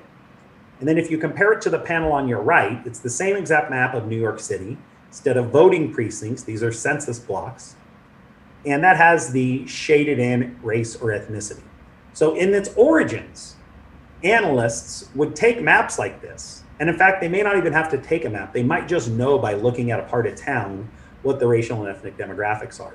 But essentially what the court is asking us to do is to say, is the vote for this candidate extremely strong amongst minority populations, but other populations are voting in the exact opposite way? And as you can see in this data set for the state of New, or for the city of New York, we don't necessarily need a fully complex statistical analysis. We can very easily just look at it and we can see a correlation between places that are very high density minority and the highest vote totals for de Blasio in that 2017 mayor's election. That's what the court is asking us to do. Are people voting in different ways? And does the way they vote, does it systematically block the minority group, who might be a numeric minority, from ever being able to get their candidate elected? They're trying to get their candidate elected, but they're always outnumbered and they can never win the election. So how do we measure that? And let me just walk you through a quick discussion. You're going to end up seeing a lot of charts like this. You can come back and look at this presentation later when you're down the road and you're getting into analysis of racially polarized voting. You're going to get charts like this that measure precincts, all these precincts in California. It might just be for one county. You might only be looking at Fresno County or Orange County, or you might be looking at an entire region. You might be looking at the entire San Joaquin Valley. On one axis over here, the y-axis, that's going to always measure the percent of the vote the candidate got. And on your second axis, the x-axis on the bottom, that's going to always be your measure of the race or ethnicity of the people inside that precinct. So for any individual precinct, we know two pieces of information. We know that this precinct in this example was about 15% Latino, if you draw a line straight down.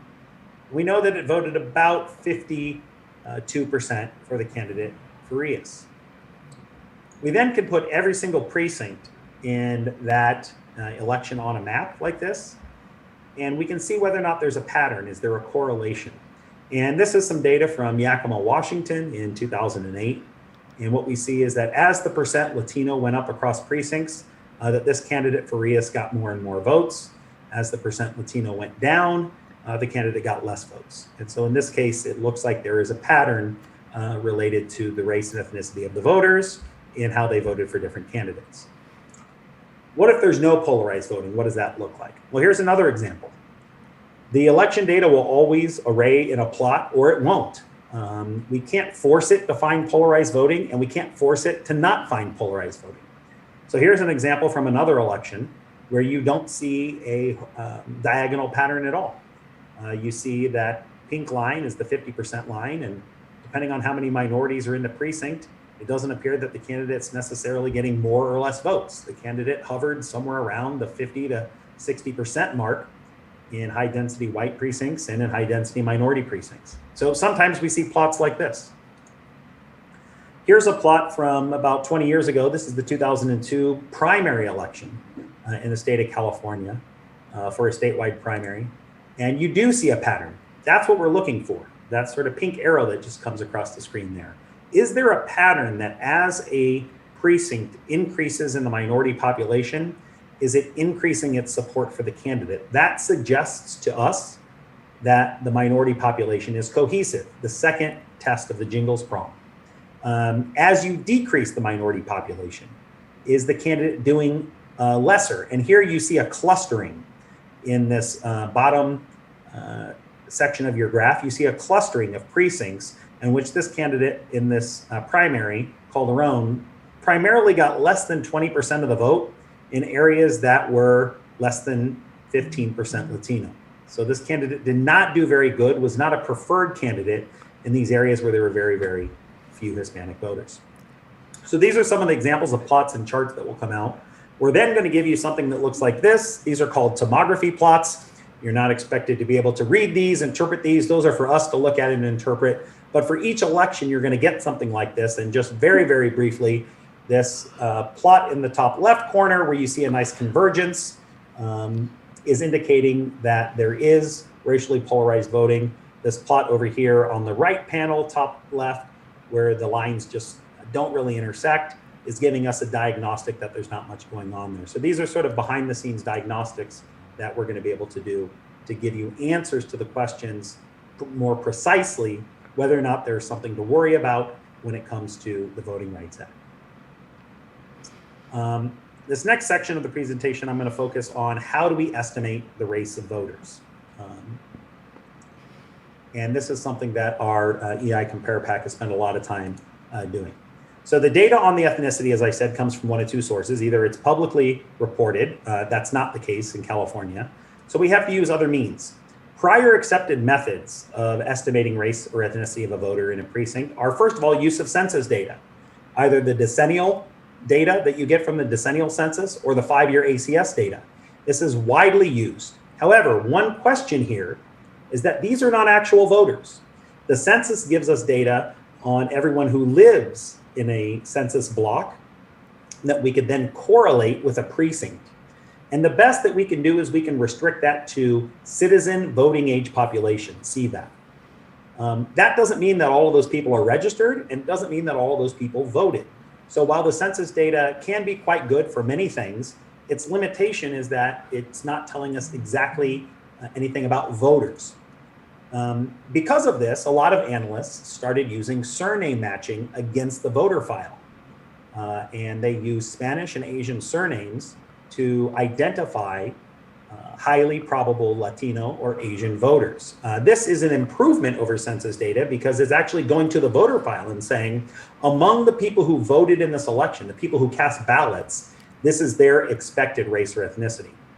So BISG, Bayesian Improved Surname Geocoding, is also an accepted practice by the courts, and it uses the best of both of these worlds. It uses surname and it uses geocoding. The geocoding refers to the census data. So it's going to use both of those things off of the voter file. So the starting point of BISG, which makes it quite accurate, is that it is only analyzing voters. And so if you're worried about whether or not voter turnout was high or low, as long as you start with the voter file, you're going to have an advantage there in that the people who are not voters are not introducing noise into your estimates. And as I have there in a citation, this was used, was just accepted by two courts, most recently in NAACP versus East Ramapo in New York State. So let me just give you a quick example of how this works, as I think you'll find it quite interesting, and it's based on a lot of really good data and theory that comes out of public health. In fact, this first article from Mark Elliott is a public health researcher at Rand Corporation. It was then later replicated and validated by Kosuke Imai, who is a political scientist, and it has been then applied to voting data. Essentially, this is what we have. We have a group of voters, and the first thing that takes place is that their last name is scored on the census surname list. So you might have a voter here, Jackson, and this is the case. Jackson has a 39% probability of being a white surname, 53% probability of being a black surname, and a 3% probability of being a Latino surname. That doesn't give us entirely useful information. This person could be high potential of being black, but also a very reasonable potential of being white. The geocoding comes in and saying, let's place that individual voter Jackson in the block where they live, and let's let the block also tell us something about the probability of their race or ethnicity. So if this particular Jackson lived in this city block, which was 85% black, we would then have much more confidence that this person was probably black. However, if they lived in this city block, perhaps 2 blocks away, and this city block, according to census data, was 90% white, we could adjust our estimate and we could tell the analysis that this person is a higher probability of being white. And so we're using both their surname as per census analysis of surnames, which the census has available for us every year, and then the census data on the neighborhood in which you live. I'm going to give you an example from the project that I am working on with Dr. Collingwood and a summer program that we led just this summer. Our project was selected as won a fellowship to work with a team of data scientists and PhD students to try to further improve. So this voter named Jackson is a real voter. They live at 105 Leaf Lane. And the first thing that we did was we geocoded them, as I explained earlier. And we found out that this person was right here, where the arrow is showing you, and this was their latitude, 45 degrees by 75 degrees. What is the race or ethnicity of this voter Jackson? So let's investigate a little bit further. We then take this person, and we know that from the surname list, as I just described to you, they have a 39% probability of being white, 53 probability of being black. But when we look at that, we took their latitude and longitude. They live in census block 1001. And census block 1001 is 20% white and 80% black. And so that allows us to use BISG to do a statistical analysis, to do a Bayesian analysis, and to come out and say that this person has a probability of being a 72% probability of being black and a 25% probability of being white. we're never trying to identify, and when we score the voter file, we're not identifying individual voters and pulling this person out and saying, how did this person vote? They must be white, Black, Hispanic. Rather, we're just trying to get counts in precincts. So we're going to always aggregate this data down to precincts and discard the individual level data. The individual level data is just to give us clues as to what that precinct neighborhood looks like. Is this effective? This is a technique that's been around since about 2008, used extensively in the health sciences to understand disease and medical conditions as they relate to race and ethnicity. And in a publication looking at using the Census Bureau's list, these authors found way back in 2009 that BISG is 19% more efficient, that it has a 41% increase over surname analysis and 108% increase over address methods alone. They then reported what's called concordance statistics, meaning that the extent to which these match the self-reported statistics when someone actually self-reported their race versus we had to estimate it. And you can see there at the end, it was 95% for Hispanics, 94 for Asian Pacific Islander, and 93 for Black and white. This article, a second independent article, I believe this is by Alan Fremont, went on to say that it can give us very accurate estimates when self-reported data are lacking. And again, this article by Fremont found that the concordance was between 90 and 96%. We gave this task to our students this summer in our fellowship program, and we asked them to look at a state, Georgia, where self-reported race is on the voter file. People report their race and ethnicity as required because it was a Section 5 voting rights case. And we then looked at it for whites and Blacks. These are the two groups that perhaps are less well known to work from just surname analysis. And in fact, we don't analyze these groups on surname analysis alone because of surnames such as Jackson, which are not overwhelmingly white or overwhelmingly Black. But you can see that when we take into account the surname with your census block, the neighborhood in which you live, both of those pieces of information together. And what you have here on the x-axis is the actual percent white in each county in Georgia. What you have on the y-axis is our prediction using BISG, and we ran two different models. That gray line in the middle is the actual correct result of what did people in each county write down as their race or ethnicity. And what you can see is that both of the models that we applied here using BISG were extremely accurate for predicting at the county level the number of white voters and Black voters. We were not looking at the self-reports. We used the BISG method. And on the panel on the right, you see the same thing for Black voters. Because Latino and Asian surnames are even more commonly occurring or exclusive to their group, BISG tends to work even better within these populations. The final thing that we're going to do is then try to get you some vote estimates. We're going to tell you the answer to the question, how did different racial and ethnic groups voted? That's what, at the end of the day, we're going to have to put on that evidence to the court. And once we have all the precinct level data in, we have all the election results, we've now estimated the surname of the voters, we then run what's called the ecological inference regression. We're going to tell you answers. These are going to produce for you vote choice estimates by race and ethnicity that will include confidence intervals. So here's just an example of some of what some of the outputs will look like that you might be seeing if you're asking for whether or not there's racial or ethnic polarized voting. You might be seeing a plot like this for white voters, their estimated vote for candidate A versus candidate B, and then another plot next to it for minority voters. Both of these are real elections with real election data run through our package. And what you can see is that white voters, the panel on your left, they preferred candidate A. The estimate is that they voted at 81.7% for candidate A in a very, very tight, you don't see much of a bell curve there, a very, very tight estimate, which means that it's probably quite precise. Only 18% for candidate B. However, minority voters, they had the opposite experience. They voted 73.9% for candidate B and only 18% for candidate A. So for each election you analyze, you're going to get this sort of information and readout. to the extent that those estimates cross the 50% level, or to the extent that those estimates cross each other, that's telling you that perhaps there wasn't polarized voting. Perhaps the voting is not as disparate as we think it might be. And so these tools will help us understand and present to the court whether or not there's a need for these districts. Just 1 or 2 points left here. The final thing that we introduce, and you saw a little bit of this in the last slide, is a better understanding of confidence intervals. When experts give you an estimate and say, as in the last slide, that 81.7% or 73.9% voted in this direction, remember that these are estimates.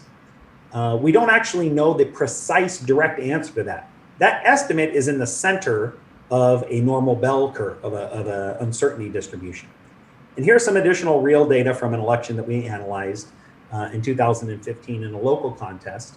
And we were interested in understanding how Latinos voted.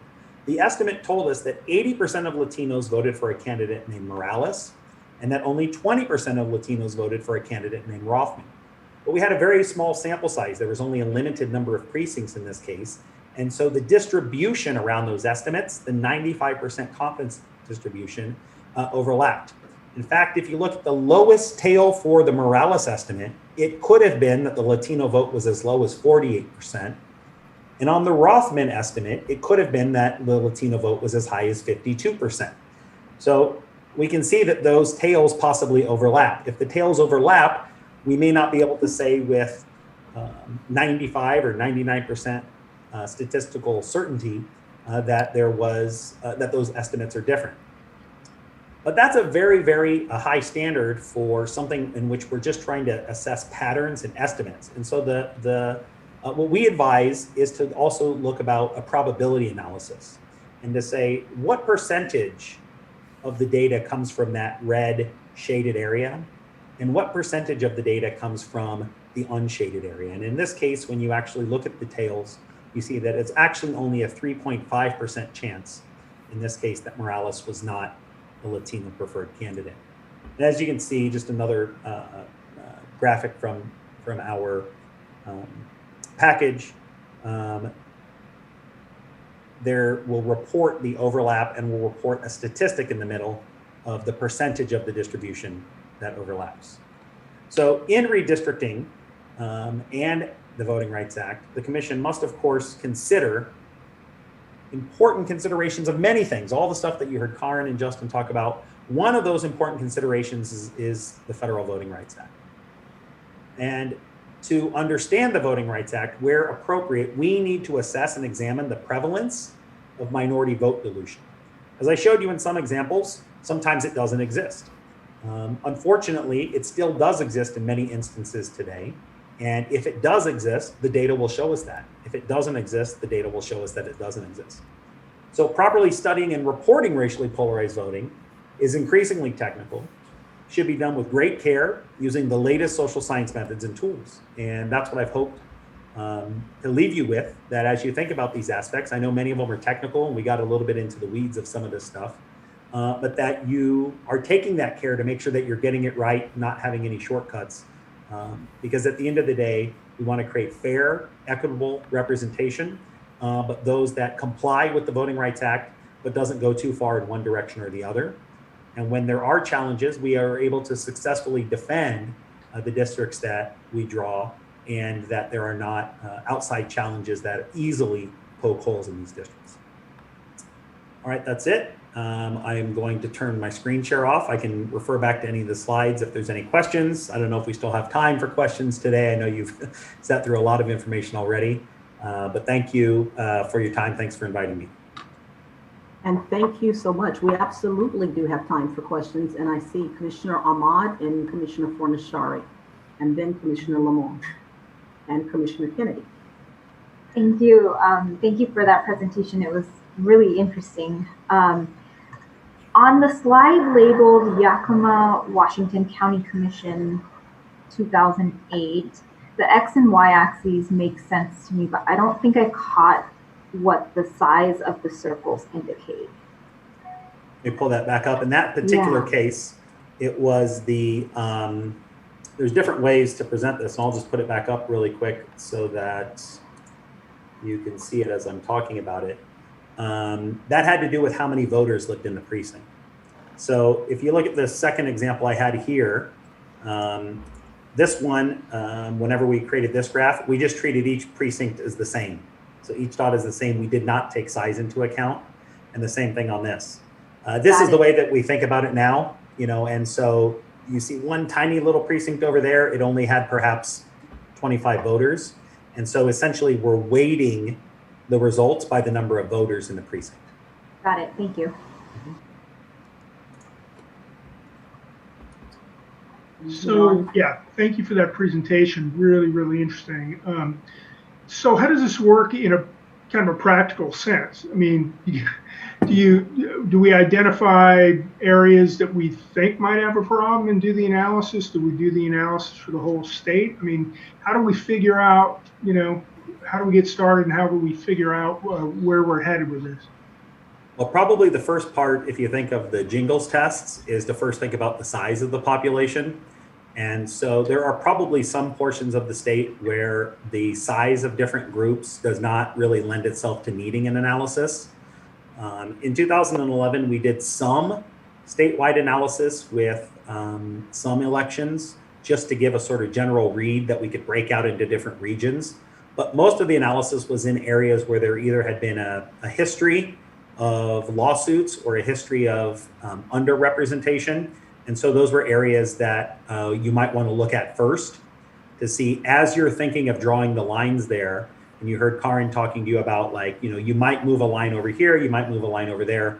You just want to be aware, as the court said in Larios v. Cox, you just want to be aware that if you move that line, you might remember that Clark County map I showed you. You might go, uh-oh, we moved that line, and now we've split this population in half. That might be okay. You might be totally fine doing that if there's not a history of underrepresentation and polarized voting and stuff like that. So as you get into those discussions, that's where you might say, like, hey, let's do a quick analysis and see if this moving this line one way or another might leave us susceptible.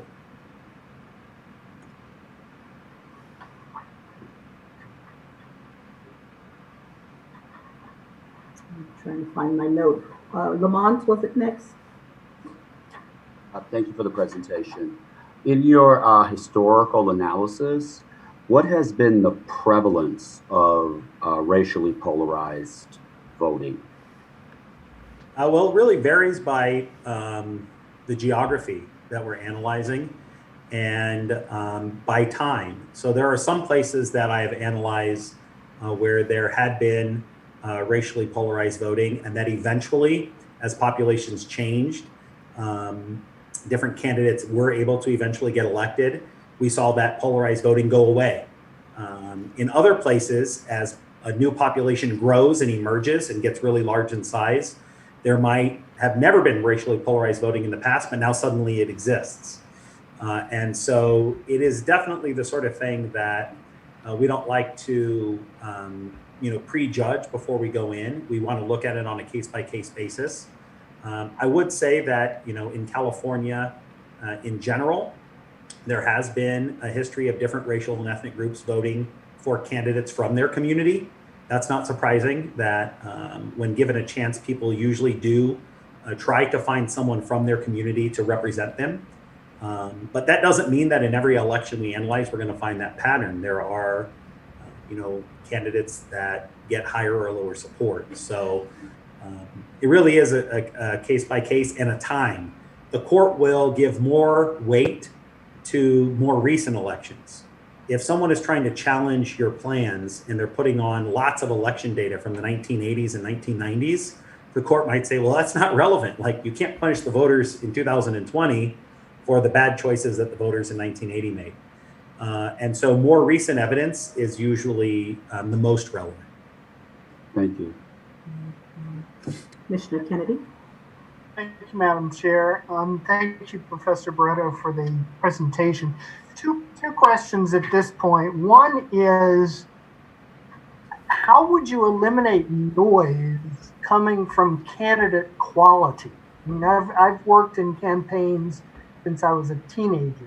And there is something there is candidate quality, and it just seems like that could create a lot of noise in this type of analysis. And the second question is, I just would like to ask you for a little bit more detail on factor 8 under the totality of factors. Sure. Let me take the first one, candidate quality. So that is definitely something that the courts have talked about and looked at and said that you should not base your analysis, whether you think it helps you or hurts you, on just one election. I'm not aware of any analysis that has been successful in either defending themselves or for plaintiffs using just one election and saying, that this one election proves anything up. And that is because every candidate does have their own unique attributes. If you have really, really low quality candidates, the data will probably tell you that, and the majority or the minority group probably won't vote for them. So usually when there are, sometimes we see candidates that I call as a political scientist like perennial candidates, like there's this man or woman who runs every year no matter what, and they have a $4,000 budget, but they have their yard sign and that's it. That person doesn't usually get more than like 3% of the vote.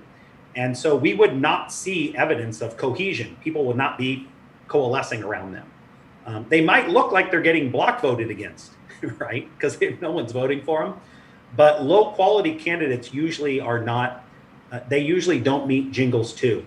In order to meet Jingles 2, the candidate has to be preferred by the minority community. So sometimes what we do is we go precinct by precinct and we say, hey, here's a precinct that's 84% minority.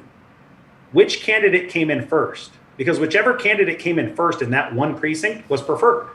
So even if you or I or someone else might be like, man, that candidate is garbage. If the people in that precinct voted them first, that's their preference. So the data, we let the data speak for itself, but usually low quality candidates, I agree with you, of which there are many, don't usually end up getting a lot of support. The last factor on the eighth prong of the totality of circumstances is whether the policy of supporting the use of the voting policy or practice is tenuous. Refers to whether or not there is a new policy that's coming into place which has been challenged or which has previously been overturned or which has now been reinstated, and whether or not that practice itself is tenuous. So oftentimes we would see when city councils change majorities or things like that, they might try to reinstitute something from before, but it might be getting challenged and getting overturned. So whether or not, and again, some of these things on the totality of circumstance slide, which I can just put up really quickly just so you can see them, are things that are more appropriate to city councils and county commissions. Many of these are used to challenge at-large voting systems, where everyone runs for 1 or 2 seats at large. And the ones that I highlighted are the ones that we probably have to think more about in terms of districting schemes. So some of them are far less applicable to what we're doing here. You're not going to be changing any policies necessarily. This is also similar to the Arlington Heights factor I told you about, where if things are out of the norm, if some new rule pops up that no one can explain, that might look fishy. Commissioner Sinai? Oh, and then Commissioner Stefani. And Commissioner Toledo. Sorry for my technical difficulties earlier, and I missed the beginning of your presentation, but I quickly looked at it, and I have a few questions, kind of theoretical questions, I guess, but anyway, let me just ask them. First, I know that for the Voting Rights Act, it's based on race, ethnicity, and language. What about women or LGBTQ?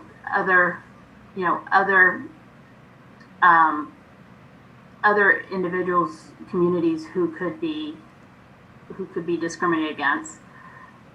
In all your examples, you use white as the majority. And I know in California, a lot of times there's a change of demographics. So it was a black district or a Black community, and a lot of Latino immigrants are moving in. And so do we do the same analysis based on that? And is there ever a time when white is the minority in these conversations? I know that wasn't why, I understand why it was created, so it's kind of a strange question. And then we talk about voters, and we use those who are registered and those who actually vote. But how do we take into account those who aren't even registering to vote because there's just don't think that they have a chance to get their voice heard? We just ignore them in this whole conversation. So hopefully they all make sense. Yeah, thanks. Those are great questions. I'll just take them in reverse order as I wrote them down. The non-voters are taken into account in Jingles 1 in terms of understanding whether or not there's a large enough community to draw a district around. So that is based on starting with perhaps the total population of everyone, including kids and people who aren't registered to vote. As we get to the question of whether or not the district can perform, can it actually do what the Voting Rights Act wants it to do, which is to give people a chance to elect a candidate from their community, that's when you start honing in on either eligible voters, registered voters, or voters. But at the first step, those are taken into account. When we estimate how people vote, which is what the court is going to ask you for, they're going to say, well, how did groups vote? That's where we do want to limit it to just voters. We're trying to correlate the actual votes cast in a precinct with actual voters. That's why I don't like using census data for that step, because the census data includes a lot of non-voters. And I don't want an area that has a very high population of one group, but if they're not in the voting electorate, they could not have possibly voted. So that's the only time we're excluding those folks, is when we're doing that analysis of how people voted. In terms of which racial groups are covered, I talked about this briefly at the beginning. Anyone. Of course, historically, the Voting Rights Act of 1965 was set up primarily because of vote denial and abridgment of African Americans in the South. The Voting Rights Act has been used and can be used, just as the state California Voting Rights Act can be used, for any group which is a numeric minority and feels that the districting scheme that is in place is blocking them from being able to have a chance to elect a candidate of choice. So there was a Section 2 Voting Rights Act lawsuit in Dallas County, Texas, brought by white plaintiffs that challenged the system and said that the districting scheme limited their ability to elect candidates of choice. So anyone can use, the same rules apply. You have to show history of discrimination, unequal services, the totality of circumstances, and if you do that, then your group would be entitled to draw a seat. So we should think about it, especially in a state like California, which is so incredibly diverse and is already at the state level a majority minority state. Any group could potentially use the Voting Rights Act to say, hey, is my group getting represented? And they would have to put on that evidence. So that's something to think about.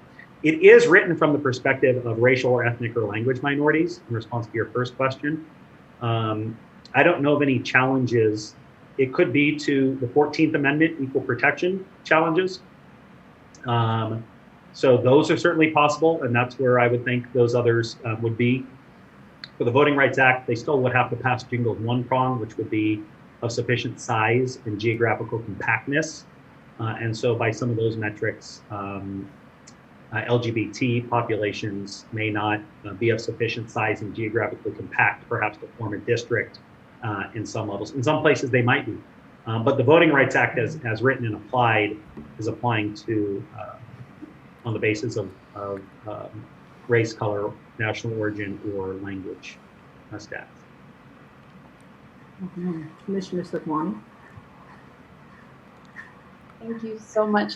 And thank you, Dr. Barreto, for coming in and spending this time with us today. I would just say for my fellow commissioners, Dr. Barreto is definitely the leading scholar on racial polarized voting, so I appreciate you coming in today. My question is actually a bit of a follow-up to Commissioner Sinai's, and that's to hear more about perhaps some of the best practices around the creation of potentially coalition districts. or potentially some, from your experience, if those two end up getting challenged, I'm thinking about areas throughout the state. And California is, of course, particularly unique from other places around the country, in which if we think about, for example, South LA and the historic African-American community and Latinos, if we think about Oakland or San Jose with Asian Americans and Latinos, or even like the San Gabriel Valley and parts of Orange County, I can imagine those kinds of issues coming up when we're thinking about racially polarized voting, when we have multiple communities who can all make, make claims under Section 2. Do you have thoughts about things that we need to be aware of, or best practices or examples that we might draw from? So yeah, that's a great question. California is certainly at the forefront of that, as these communities are quite diverse here in our state and often live in close proximity to one another. The courts have given policymakers and line drawers leeway in creating what's called coalition districts. The same burden is at play though. So we would not draw a coalition district just automatically based on population. We would need to go in and see, are African Americans and Asian Americans voting for similar candidates? Do they have similar political agenda there? If they don't, creating a district isn't going to create any positive outcomes. It might just create a lot of division. So if you're able to do that and demonstrate that, yes, these groups are voting in coalition, and think back to some of the other standards that Karen and others talked about, just communities of interest. Sometimes there might be immigration, there might be class, there might be geographic, or even topographic sort of interest that create a, quote, community of interest that overlay with race and ethnicity. So those coalition districts are certainly feasible. Courts have allowed that, but one of the pieces of evidence, and this is one of the pieces of evidence we had to put on in East Ramapo, that was a coalition district case based on the combined voting strength of Black and Latino voters, was that they were voting together for the same candidate. So not only did we need to show that Black voters supported candidate A, but Latino voters also, and that if we drew a district, it could work for, quote, minority interest because those voters might vote together. So all of the same standards would apply if they get challenged. But from the perspective of the line drawers, the courts have given a lot of leeway to the creation of coalition districts as being allowed. Thank you. Commissioner Toledo? My question's been asked. Thank you. Okay. Commissioner Fornashari, did you raise your hand earlier? I don't know if you were stretching or raising his hand. Okay. Commissioner Anderson? And thank you very much for the presentation. Very impressive. Just on the idea of the validity of data, could you speak a little bit about look at the racially polarized voting and in the BISG, how is the new idea of differential privacy going to affect that, and specifically like the geocoding? I mean, if they switch district people from their actual census blocks, how would you compare, like say that Jackson example? You wouldn't necessarily know. So could you talk about that a little bit, please? So the idea on the privacy is that perhaps at the very fine level, we wouldn't be able to place an individual in the right household. But on the voter file, we do have your address. You have to register to vote at an address to be placed into the proper district. So that we're going to always have. It's publicly available in every single state. So I'm going to be able to find you on the voter file, find out what your address is, and I will be able to geocode you. The question is then, if there has been some noise introduced into the census data. Those are not being introduced at the across block level necessarily. It's just at the finer level. And so we would still be able to have confidence that the geocoded location of that voter Jackson in the example is in this census block because I have that person's address. And that census block as a neighborhood has these demographics.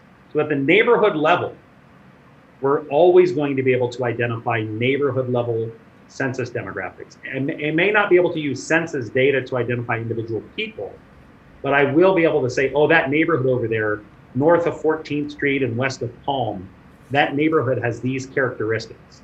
So at the neighborhood level, that data will always be there for us to access. And so we'll be able to take that pin, put it in there and say, okay, this voter Jackson lives in a neighborhood that has these characteristics. So that's not going to be at risk in terms of being able to do the BISG.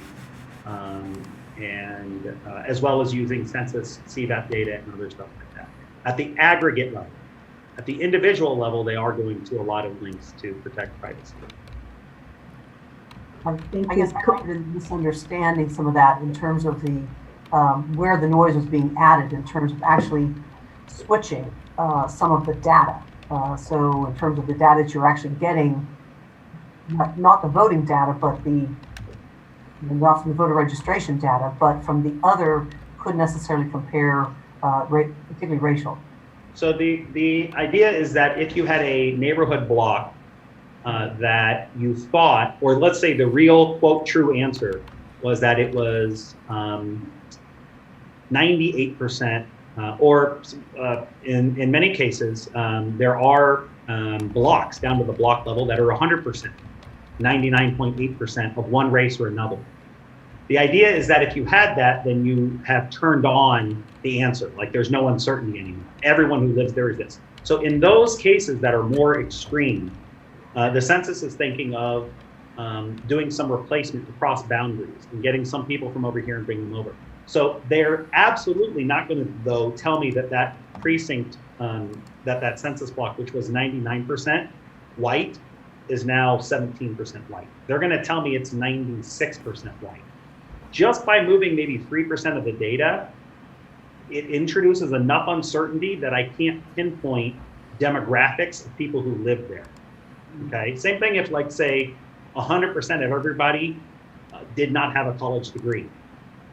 If that was the case, the census would introduce a little bit of noise so that instead of 100% being uncollege educated, it would now be 94%. So the pattern is still going to be the exact same, but just in some of the extreme cases, they are going to introduce some noise so that I can't go to a neighborhood, pull up the census demographics, and suddenly know information about everyone. In the data, in the districts that are more diverse, let's say 75%, 25%, what we're learning is that they're probably not going to introduce any noise into those districts.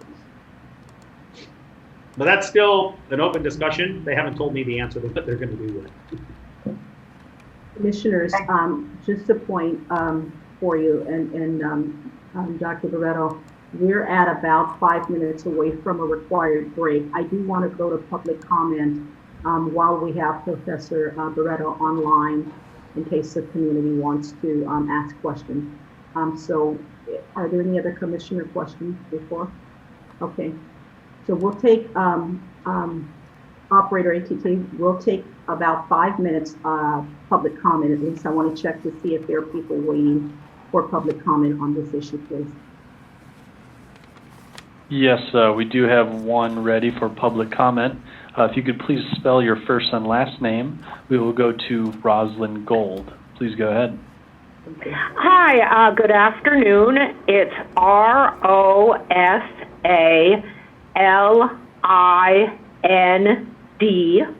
The last name is Gold, GOLD. I'm Chief Public Policy Officer with the National Association of Latino Elected and Appointed Officials. That's the NALEO Educational Fund. I want to once again thank the commissioners and thank Dr. Barreto for his very, very excellent presentation. One of the things we're very blessed with in California is a lot of very good experts on redistricting and different components of redistricting criteria. And I thought it might be useful to maybe just do a little bit of a clarification of one of the points or slides that Dr. Barreto presented with respect to redistricting criteria. When people talk about what are lawful redistricting criteria for California, I think it's important to make a distinction between what are the specific criteria that are laid out in the California Constitution as the criteria this commission must use, and what are some of the traditional criteria that generally are used by states. As you heard from Cotton McDonald and Justin Levitt, you know, we have very special criteria and specific criteria that range from complying with complying with the U.S. Constitution, complying with the Federal Voting Rights Act, making sure that we respect communities of interest and political boundaries, compactness, contiguity, and nesting, okay? And these are laid out in very specific order to let you know what your priorities are with compliance with the Constitution and compliance with the Federal Voting Rights Act as being the top priorities. There is no criteria that requires or even encourages the commission to take competitiveness into account when looking at our districts in the state. And as I believe I'd mentioned earlier, one of the challenges with using competitiveness as a criteria is that it may make it more difficult to comply with the much higher priorities, such as compliance with the Constitution, compliance with the Federal Voting Rights Act, and respecting city political subdivision boundaries and communities of interest. In addition, with respect to whether one in California can lawfully draw lines to avoid putting incumbents in the same district, I think it would be very difficult to find that to be lawful under the California constitutional provisions, in light of the fact that those provisions say that commissioners cannot take the place of residency of incumbents into account when drawing district lines. And there is an argument that there might be circumstances under the Federal Voting Rights Act where you would want to know where incumbents are, but at least to my understanding, that was much more relevance when we still had, Dr. Barreto had talked about the pre-clearance requirement. We don't have that requirement anymore. So, perhaps other folks and your own counsel will weigh in on this. Again, I would just very much suggest that the commissioners be very careful in terms of looking at competitiveness, especially as it might undermine the ability to comply with the constitutionally mandated requirements, and also be very careful about any kind of information about where incumbents reside or what districts that they are in under the new maps. Thank you so much. I really appreciate it. And thank you for calling in. ATT operator, we won't take a next caller because we're at a required time break, but are there others in queue? At this time, there are no further in the queue. Okay. Then with no further in queue, I think rather than break, we'll end the day. Today we'll recess until tomorrow morning. And tomorrow we'll be covering items 13, 14, 15, 18, and 23. 13, 14, 18, 16, 18, and 23. Okay, and so we'll recess until tomorrow morning at 9:30.